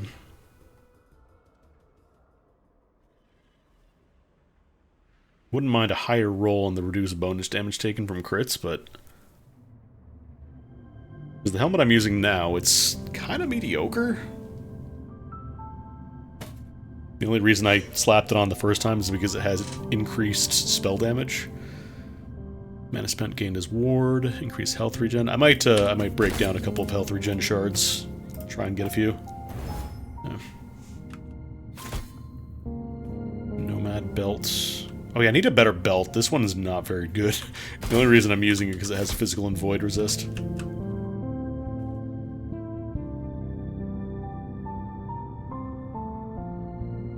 Strength, fire resist. I'll put some points. Actually, I could start putting points in here now because we're doing monos. I don't know what I want to aim for to start. Do I just go for loot lizards? The classic lizard corner. Dungeon keys. All rare enemies are permanently enraged, but they drop additional runes and glyphs. Boss objective echoes have a chance to contain 2 bosses. They deal more damage, have more health, drop additional unique when slain. Chance to drop a Weaver's Will item. Weaver's Will, chance to be rolled twice and keep the higher value. These ones are, you can put items in these slots to potentially get more items like it. So you can do some goofy stuff with these. Yeah, I don't want to aim for.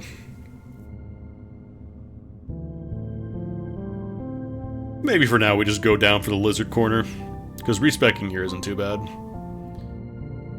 do I want to go for? Increase champion drop rate. Not sure. I remember a lot of people would filter out arenas.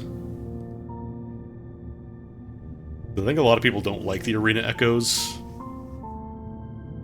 I guess it depends what kind of class you're playing. I mean, I would definitely mess around with the Weaver tree, because respecking is not hard. Yeah, let's go for more loot lizards to start. We'll rank 5 with Circle of Fortune. Sped up arena echoes, that's good. Alright, Cave of Shadows. Not doing this for the rogue item drop, I just want to get some... I want to get those Weaver points.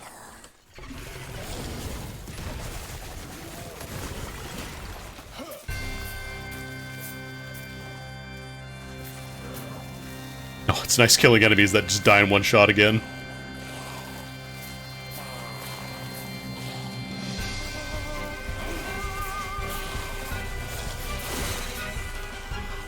Okay, it says improved and not added a new affix, so I think we just got more tiers on the damage over time affix, which is great.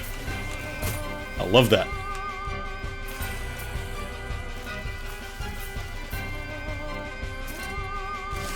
Oh, how dare you. Where is it? Yep, tier 4. Just keep pumping at that fire aura. Yeah, look, a lightless arbor key, what a treat. I definitely need to work on my defensive stats, though. Holy shit, I am made of paper right now.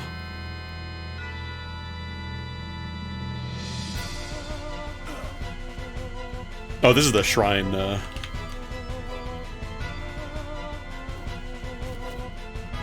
Well, no, not even specifically mage. This is just fire aura things. Like, I triangled this thing and I got increased damage over time and increased area for area skills.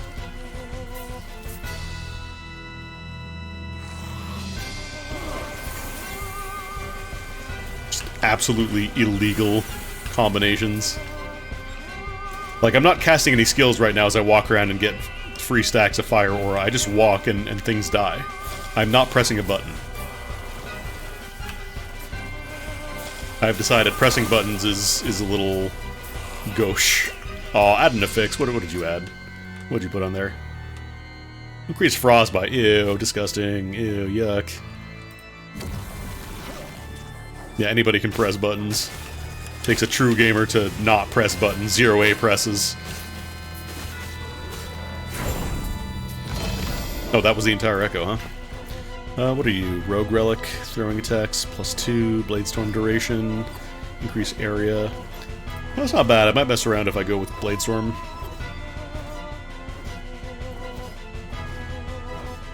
Companion ability, increased area, Void Cleave. Channeler's Oil Vial, that's for Rogue. That's also... Oh, right, this is Rogue... I forgot, this was Rogue Cave, that's why. I might try to go for the level 3 unlock there, just get more goodies. Fools!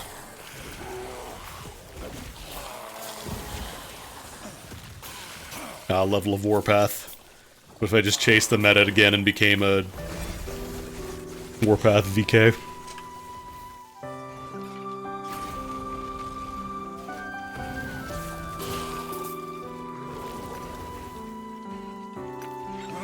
Righteous Fire, the controller gamer's favorite. What's this one? CSA, chance to cast Fire Aura on Critical Strike. I'll hang on to this. The problem with yellows is that you cannot make them, like, super powerful. Because you can't craft beyond tier 7, so, unless you already have, like, a good Exalted.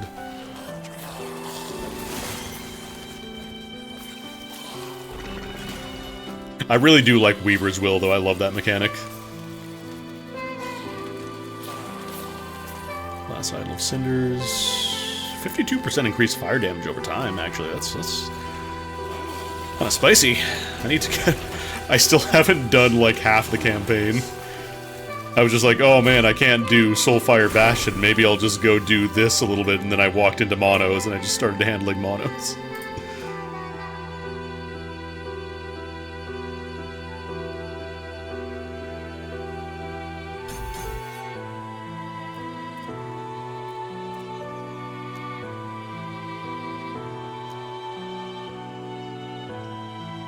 Is it time?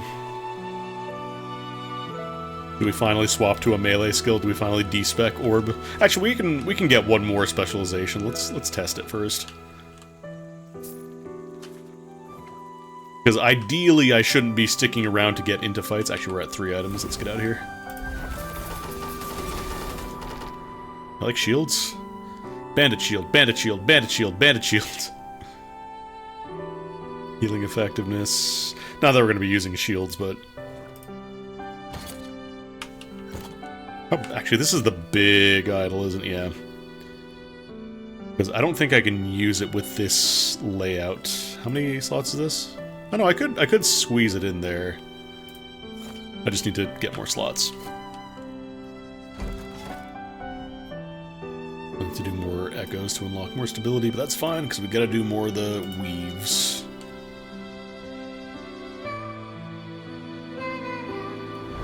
And actually, before I forget...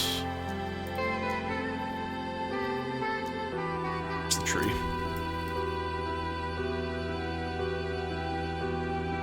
Yeah, loot lizards always drop a unique, and then champions have a chance to have a loot lizard with them as well. Oh, this one's also activate shrines to lure out ambush, huh? Okay.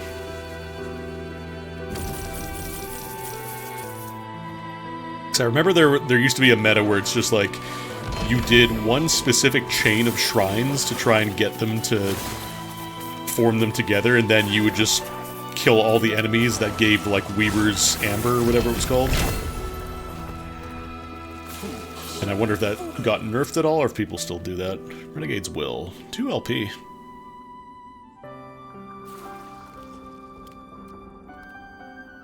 Hang on to that. 2 LP is probably worth checking out. Increased elemental damage over time and nothing else. Interesting.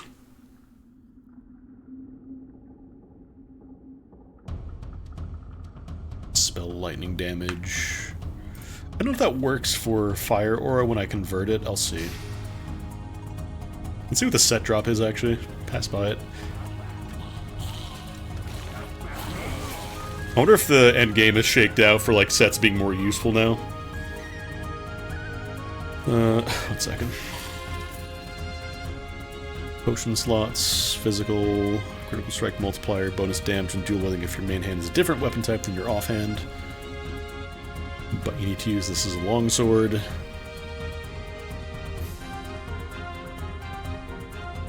Because I know they added the set item crafting, or imbuement, or whatever it's called. But I think generally it still ended up just not being as good as bespoke custom builds. Compared to Diablo 3, where almost every endgame build wants a set. Either a set, or it's like they use Legacy of Dreams.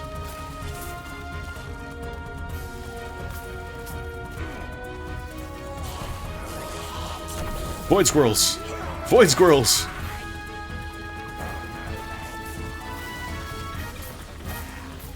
The defenses are a lot more even now, like at least they're around 30% across the board. But I would like more. Where's that Harbinger? There you are.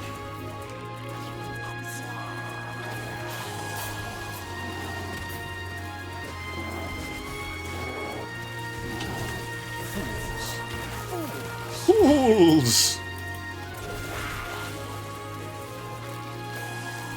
Yeah, looking at the icon, it seems like I get about half of the cooldown on Enchant Weapon whenever I use it. That's probably better to use just for walking around, and then I pop Flame Ward when I really want to pump out the damage. Rainbow Edge. The one that does all the elementals. Lightning penetration with lightning invocations. 18 ward per second per Gone rune. That's a crangled ass item description. Nah, this is not great. I will kill you out of respect. But I do not want your gear.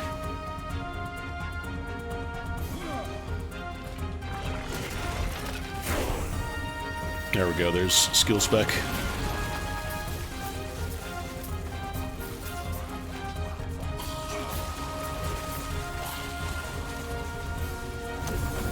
There's the ambush.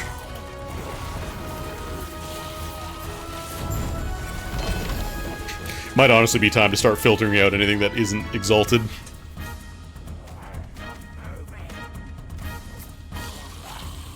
Actually, I wonder if... I want to test something. I'm going to try not walking. Because I don't think evasion allows you to gain fire aura stacks. I think you specifically have to be not evading. It's either walking or attacking, and I think evasion does not count as walking, so... Ashen Crown. Physical damage taken as fire. Elemental Nova's now cast at target location. Plus $2 attributes. Spell stun chance. Worst possible roll on that. That does not seem good for me. Or just good in general. Increased lightning damage. Ward per second. Scrivening Quill of Meditation. Yeah, I want to do the B build. I have my other character. I was aiming for the B set, but I need to look into the best options for that. So Lightning Blast chain additional time. 4 additional time, sorry. Bolt damage to necrotic resistance. If it wasn't for the fact that I already had the cold damage and physical and void resist, because everything else on this belt is kind of whatever, like tier 1 endurance, minion damage, throwing damage, that's whatever. It's just for the void resist and all that stuff, basically. Oh nice, we have the 4-point armor retention bonus now, too.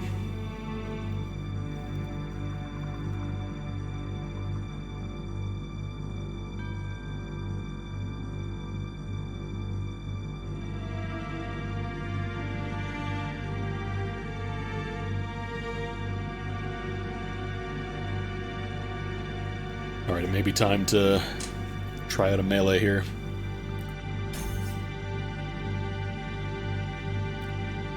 So I want to do... I'm going to like, I'm not going to despecialize Orb. Because I want to see if Flame Reeve is going to be too expensive to maintain. Because we want to aim for the ore nodes, so... Unfortunately, it is all the way down here, huh? Do I need it like a sword for this?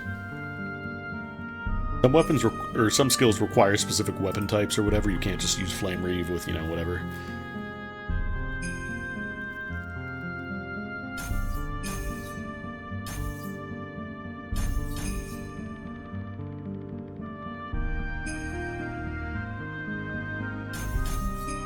So let's see.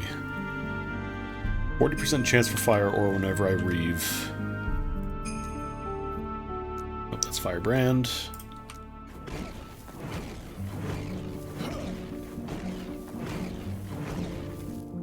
Okay. Seems like it is sustainable at the very least. I just can't move, which is a problem. Let's go for the third one, whatever.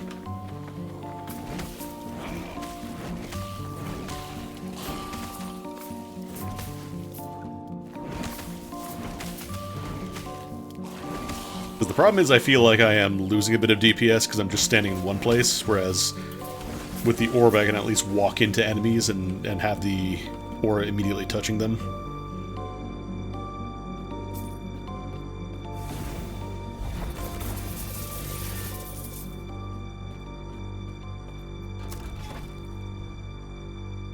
Alright.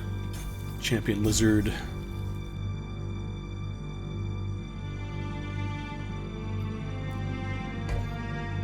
What other woven nodes? Whoop, whoop, whoop, whoop. That's not a type. There we go. Oh, here we go.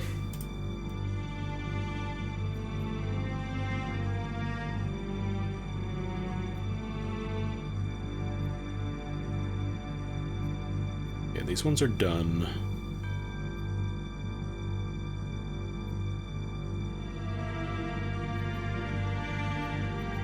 That's the one I'm on right now, I'm pretty sure.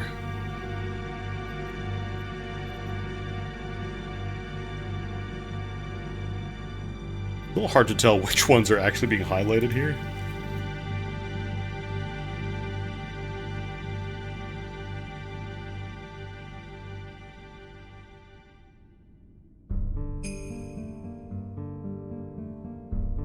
Like, you can see the web, but... Unless... Well, no, Woven Echoes, like, I did drop these directly, so what the hell? Do I have all the bee pets? I don't think I do.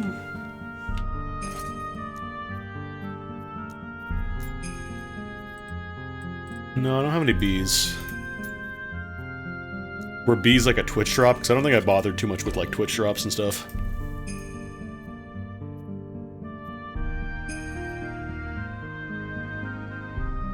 Yeah, this one I haven't done yet.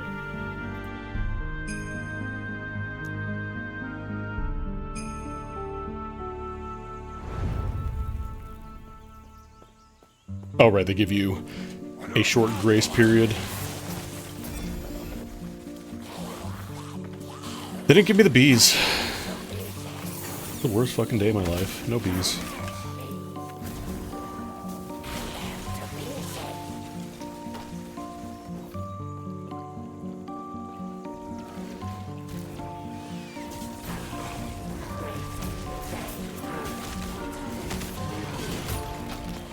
Scale Charm? Oh right, this is the one that gives you more loot lizards in a dungeon. I cannot do that. Yeah, I think it's time to filter out yellows.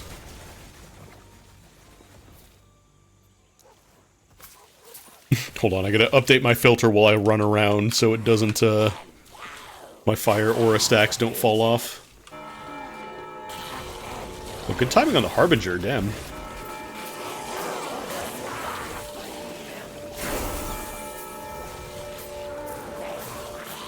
Oh my god. Wait, why is it still showing me yellows? Oh, did I not save? I don't think I saved. One sec. The filter. Nope, I did not. That's why. There we go. Suddenly too much loot. Filter off. Filter on.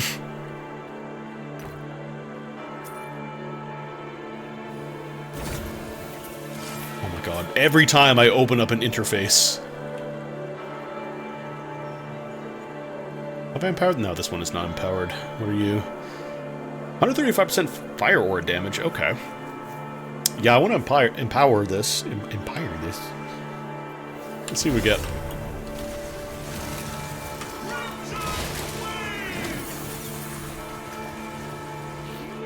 Oh, 1.0 promo. I don't think I played when the game first released. Did I? Was that 2 years ago already?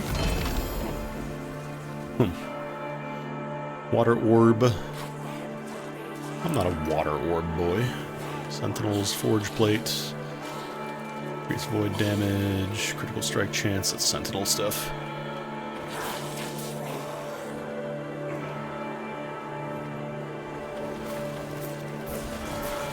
I mean, depending on how far along your build is, you probably do want to filter out everything except for the things that you can actually use. This one gives me increased damage over time. Hold up. Might try and chaos roll this. Because the poison resist is whatever, or the poison damage is whatever, we're not using it for that, but I could try and chaos. My god, please! I just want to play with my glyphs, please. Alright, let's hope for, like, I don't know, elemental damage over time would be really good, actually. That's a different modifier. Spell damage works, actually. Spell damage works very well.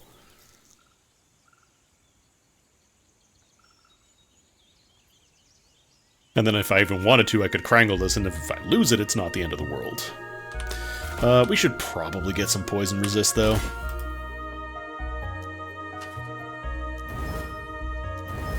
Here 3, and I need more levels to forge that up. Maybe see if I can slap some physical res on there, too. Nope.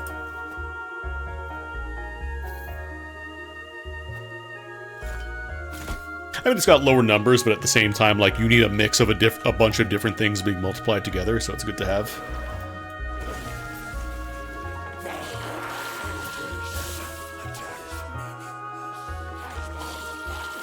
Like, you don't just want to go all in on fire damage and nothing else, or damage over time and nothing else.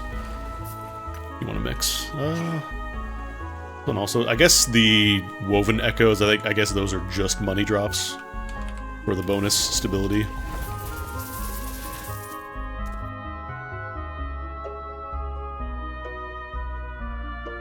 I cast these faster, increase... Yeah, we want better attack speed and mana cost. Because I'm mostly just casting these for fire aura procs. A little more intelligence, a little more endurance.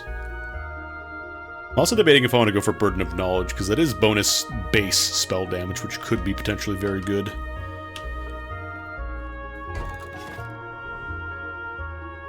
Alright, what other Woven Echoes do I gotta do here?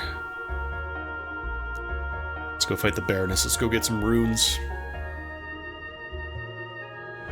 Oh fuck, it's 5:37. I just looked at the clock.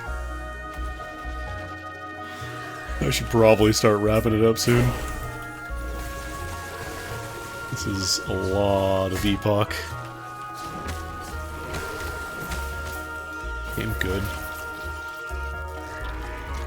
Mana cold resist, lightning Diana.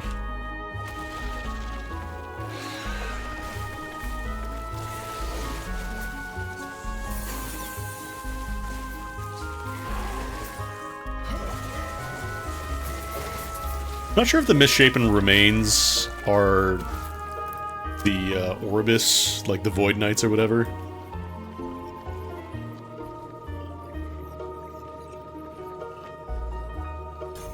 More Loot Lizard Shrines.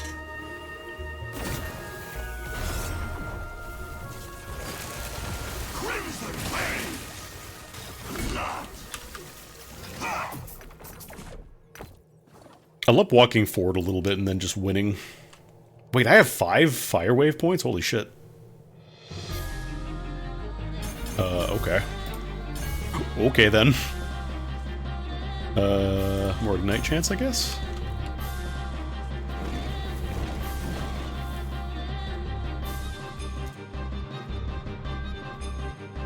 Does Flame Reef count as a cast? It says melee attack, so I don't think it counts as reduced cast speed.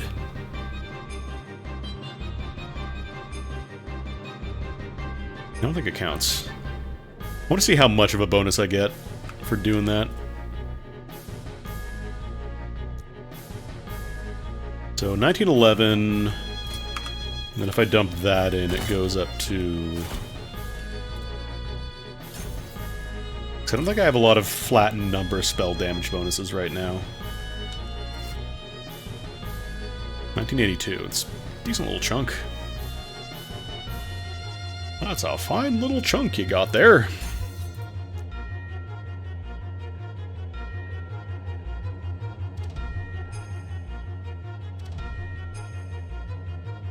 More shrapnel frequency. Let's get a little more ward.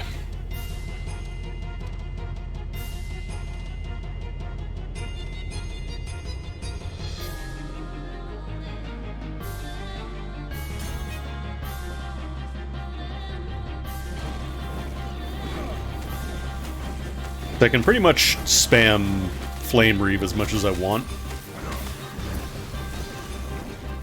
It doesn't go through my mana.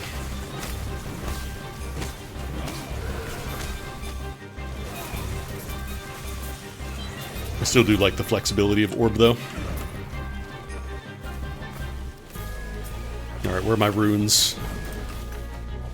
I'll take my Zod now, please.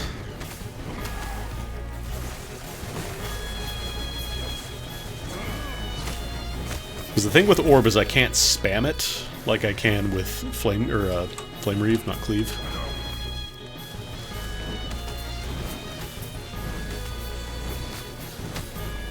Skritter.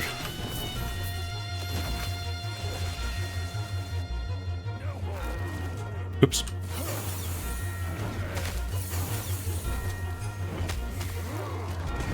Level am I right now? 52, jeez.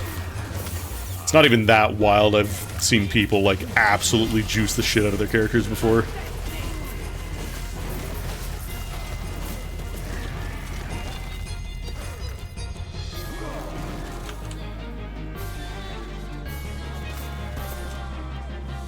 What does this lead me to? Oh, Chronomancer. Nice. I like walking faster.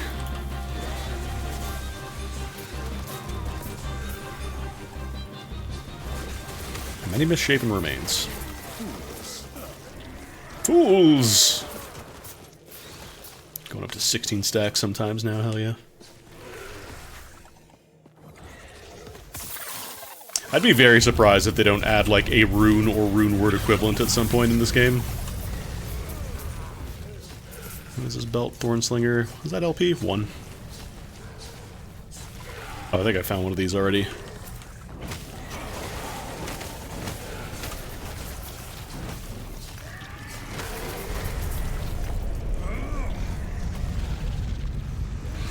It is theoretically possible to get an item to drop with 4 LP, but the odds are so goddamn low.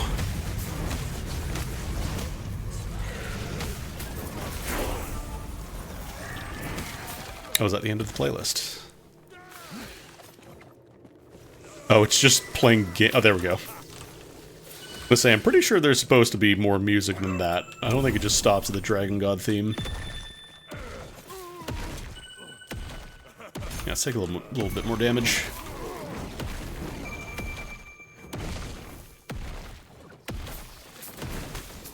Fools. Fools. Because increasing damage by like 80 doesn't seem like a lot, but then when you consider how many stacks I'm getting of Flame Aura, that damage is then getting multiplied by however many stacks I have, so it's actually quite significant. Gonna put more points in too.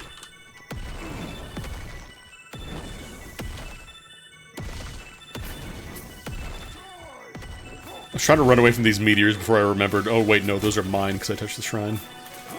Where is this Baroness? I'm not getting any bonus stability. Maybe they just don't give it to you in this shrine, or in this, this area. Oh god. Did you stop? How are you doing so much damage? The Baroness here? No. Lightning penetration with lightning weapons, or invocations, warp per second per gone rune. Nah. I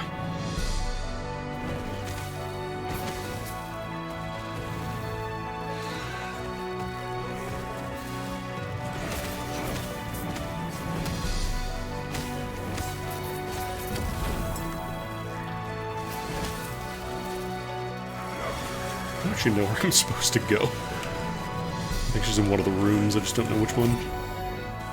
What is that? Skimitar?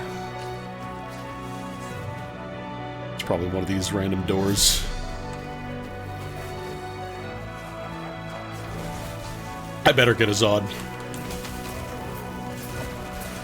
I go to all this effort and I don't get a friggin' Zod.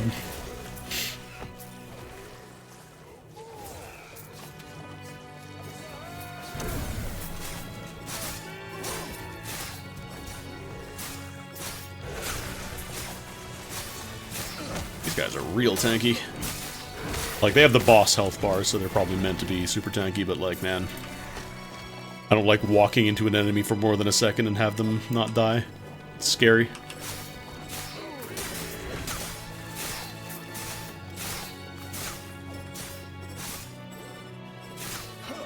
So I think I came from this door down here.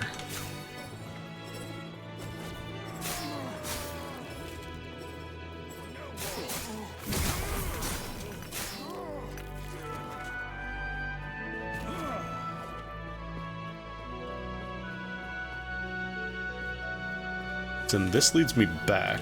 Yeah.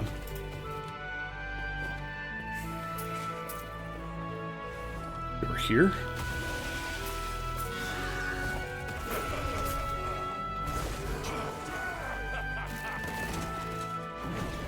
Yeah, we haven't finished the echo. It's not done.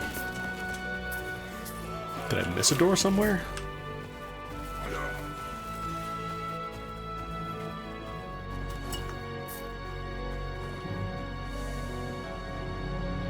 Like, I didn't fully explore this floor.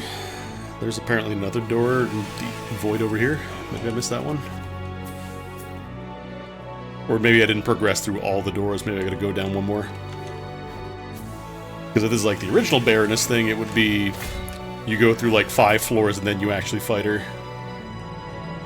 Which is why Enigma was so good, because it just let anybody teleport. Diablo 2 had like a lot of weird design decisions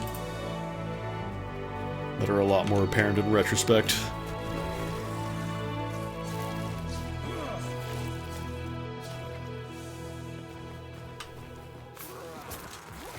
Oh, you don't have access to teleport? That sure sucks for you. Anyways, everybody else is gonna leave you in the dust.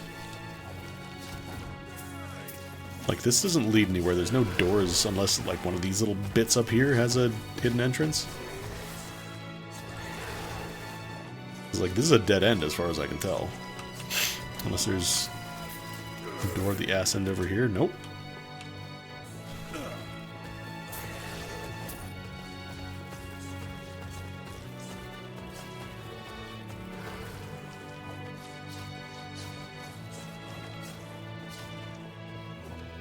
Don't tell me there was a little entrance over here. No, those are dead ends too.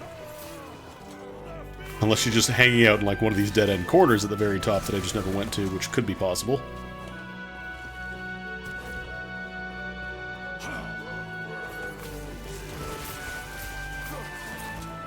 Looking for Baal. No, there's no entrances here. But could it be up here maybe? Another design decision in Diablo 2. Man, nobody likes going through all those big empty maps. Fighting 2 to 3 skeletons at a time at most.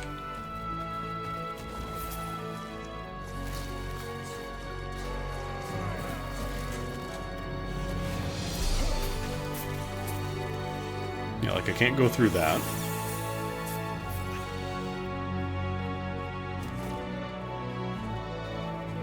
Unless I missed something really obvious, but I'm not seeing it.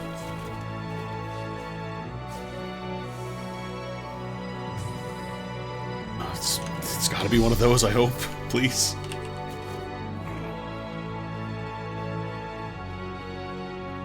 Gee, I wonder why everybody in Diablo 2 uses map hack.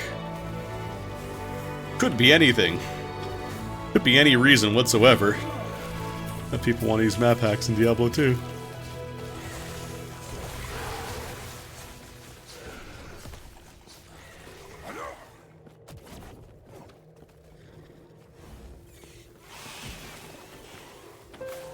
Yeah, I don't know. I got nothing.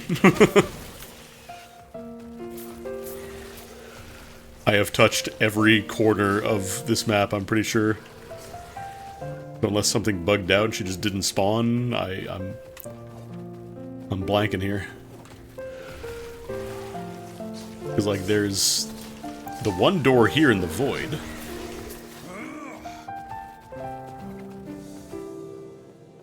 But, like, this doesn't lead anywhere.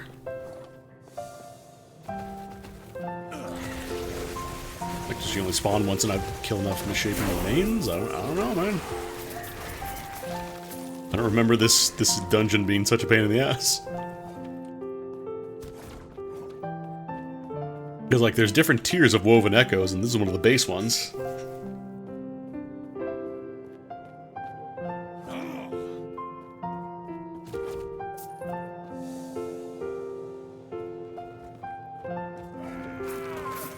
Like, I'm pretty sure I don't have to kill every single monster in every single room. I don't think that's how it works. Like, I explored down here, this little hidey hole. Zombies? Was she down here? Nope. I can't progress out here, it's just also a dead end with an invisible wall.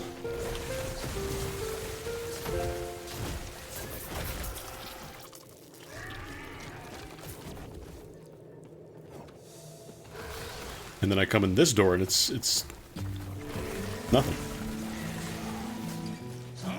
No door on this side, I'm pretty sure. Yeah, no, it's just that one. I don't know, man. Not a huge deal, like, it's not like it's hard to find the Woven Echo shards, but... Is there an entrance here? Does this lead anywhere? No. Unless there's like a hidden entrance in a fucking coffin somewhere. I don't see it.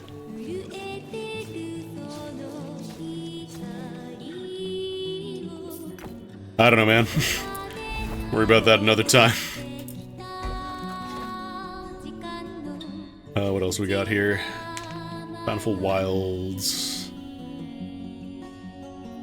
I like how, like, an hour ago, I was like, oh, I kind of want to check and see if the Tomes of Experience are worth getting. And I was like level 40 then, and now I'm level 54.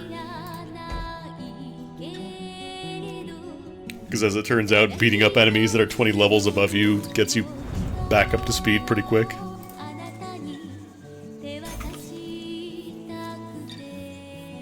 I don't know what else I spend this on. Maybe word per second.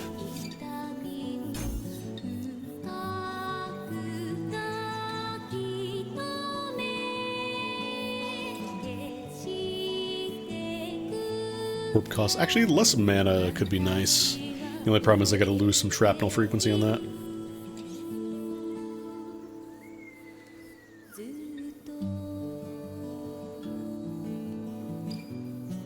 I'll just take more ignites.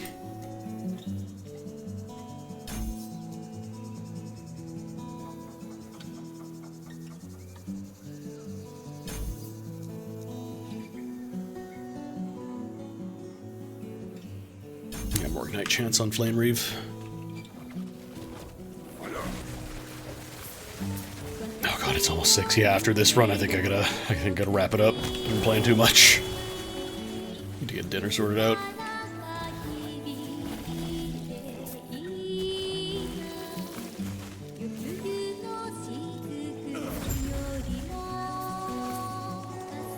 Games like these tend to, depending on which game it is, it tends to grab you real hard. Doesn't let go.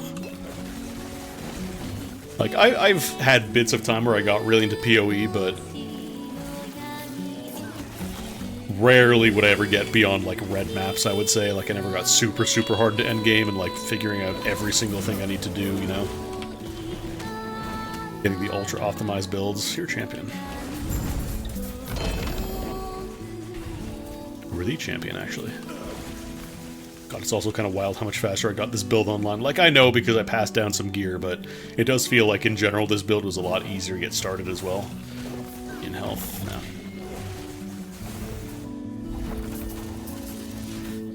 Alright, gang. I think I gotta wrap it up there, otherwise I'll continue playing for another 15 hours. Have a good one, folks. I'll be back tomorrow. I should probably play some Power World or some Star Ocean and get back in on those. Oh, God. I gotta stretch, need some food. Later, y'all.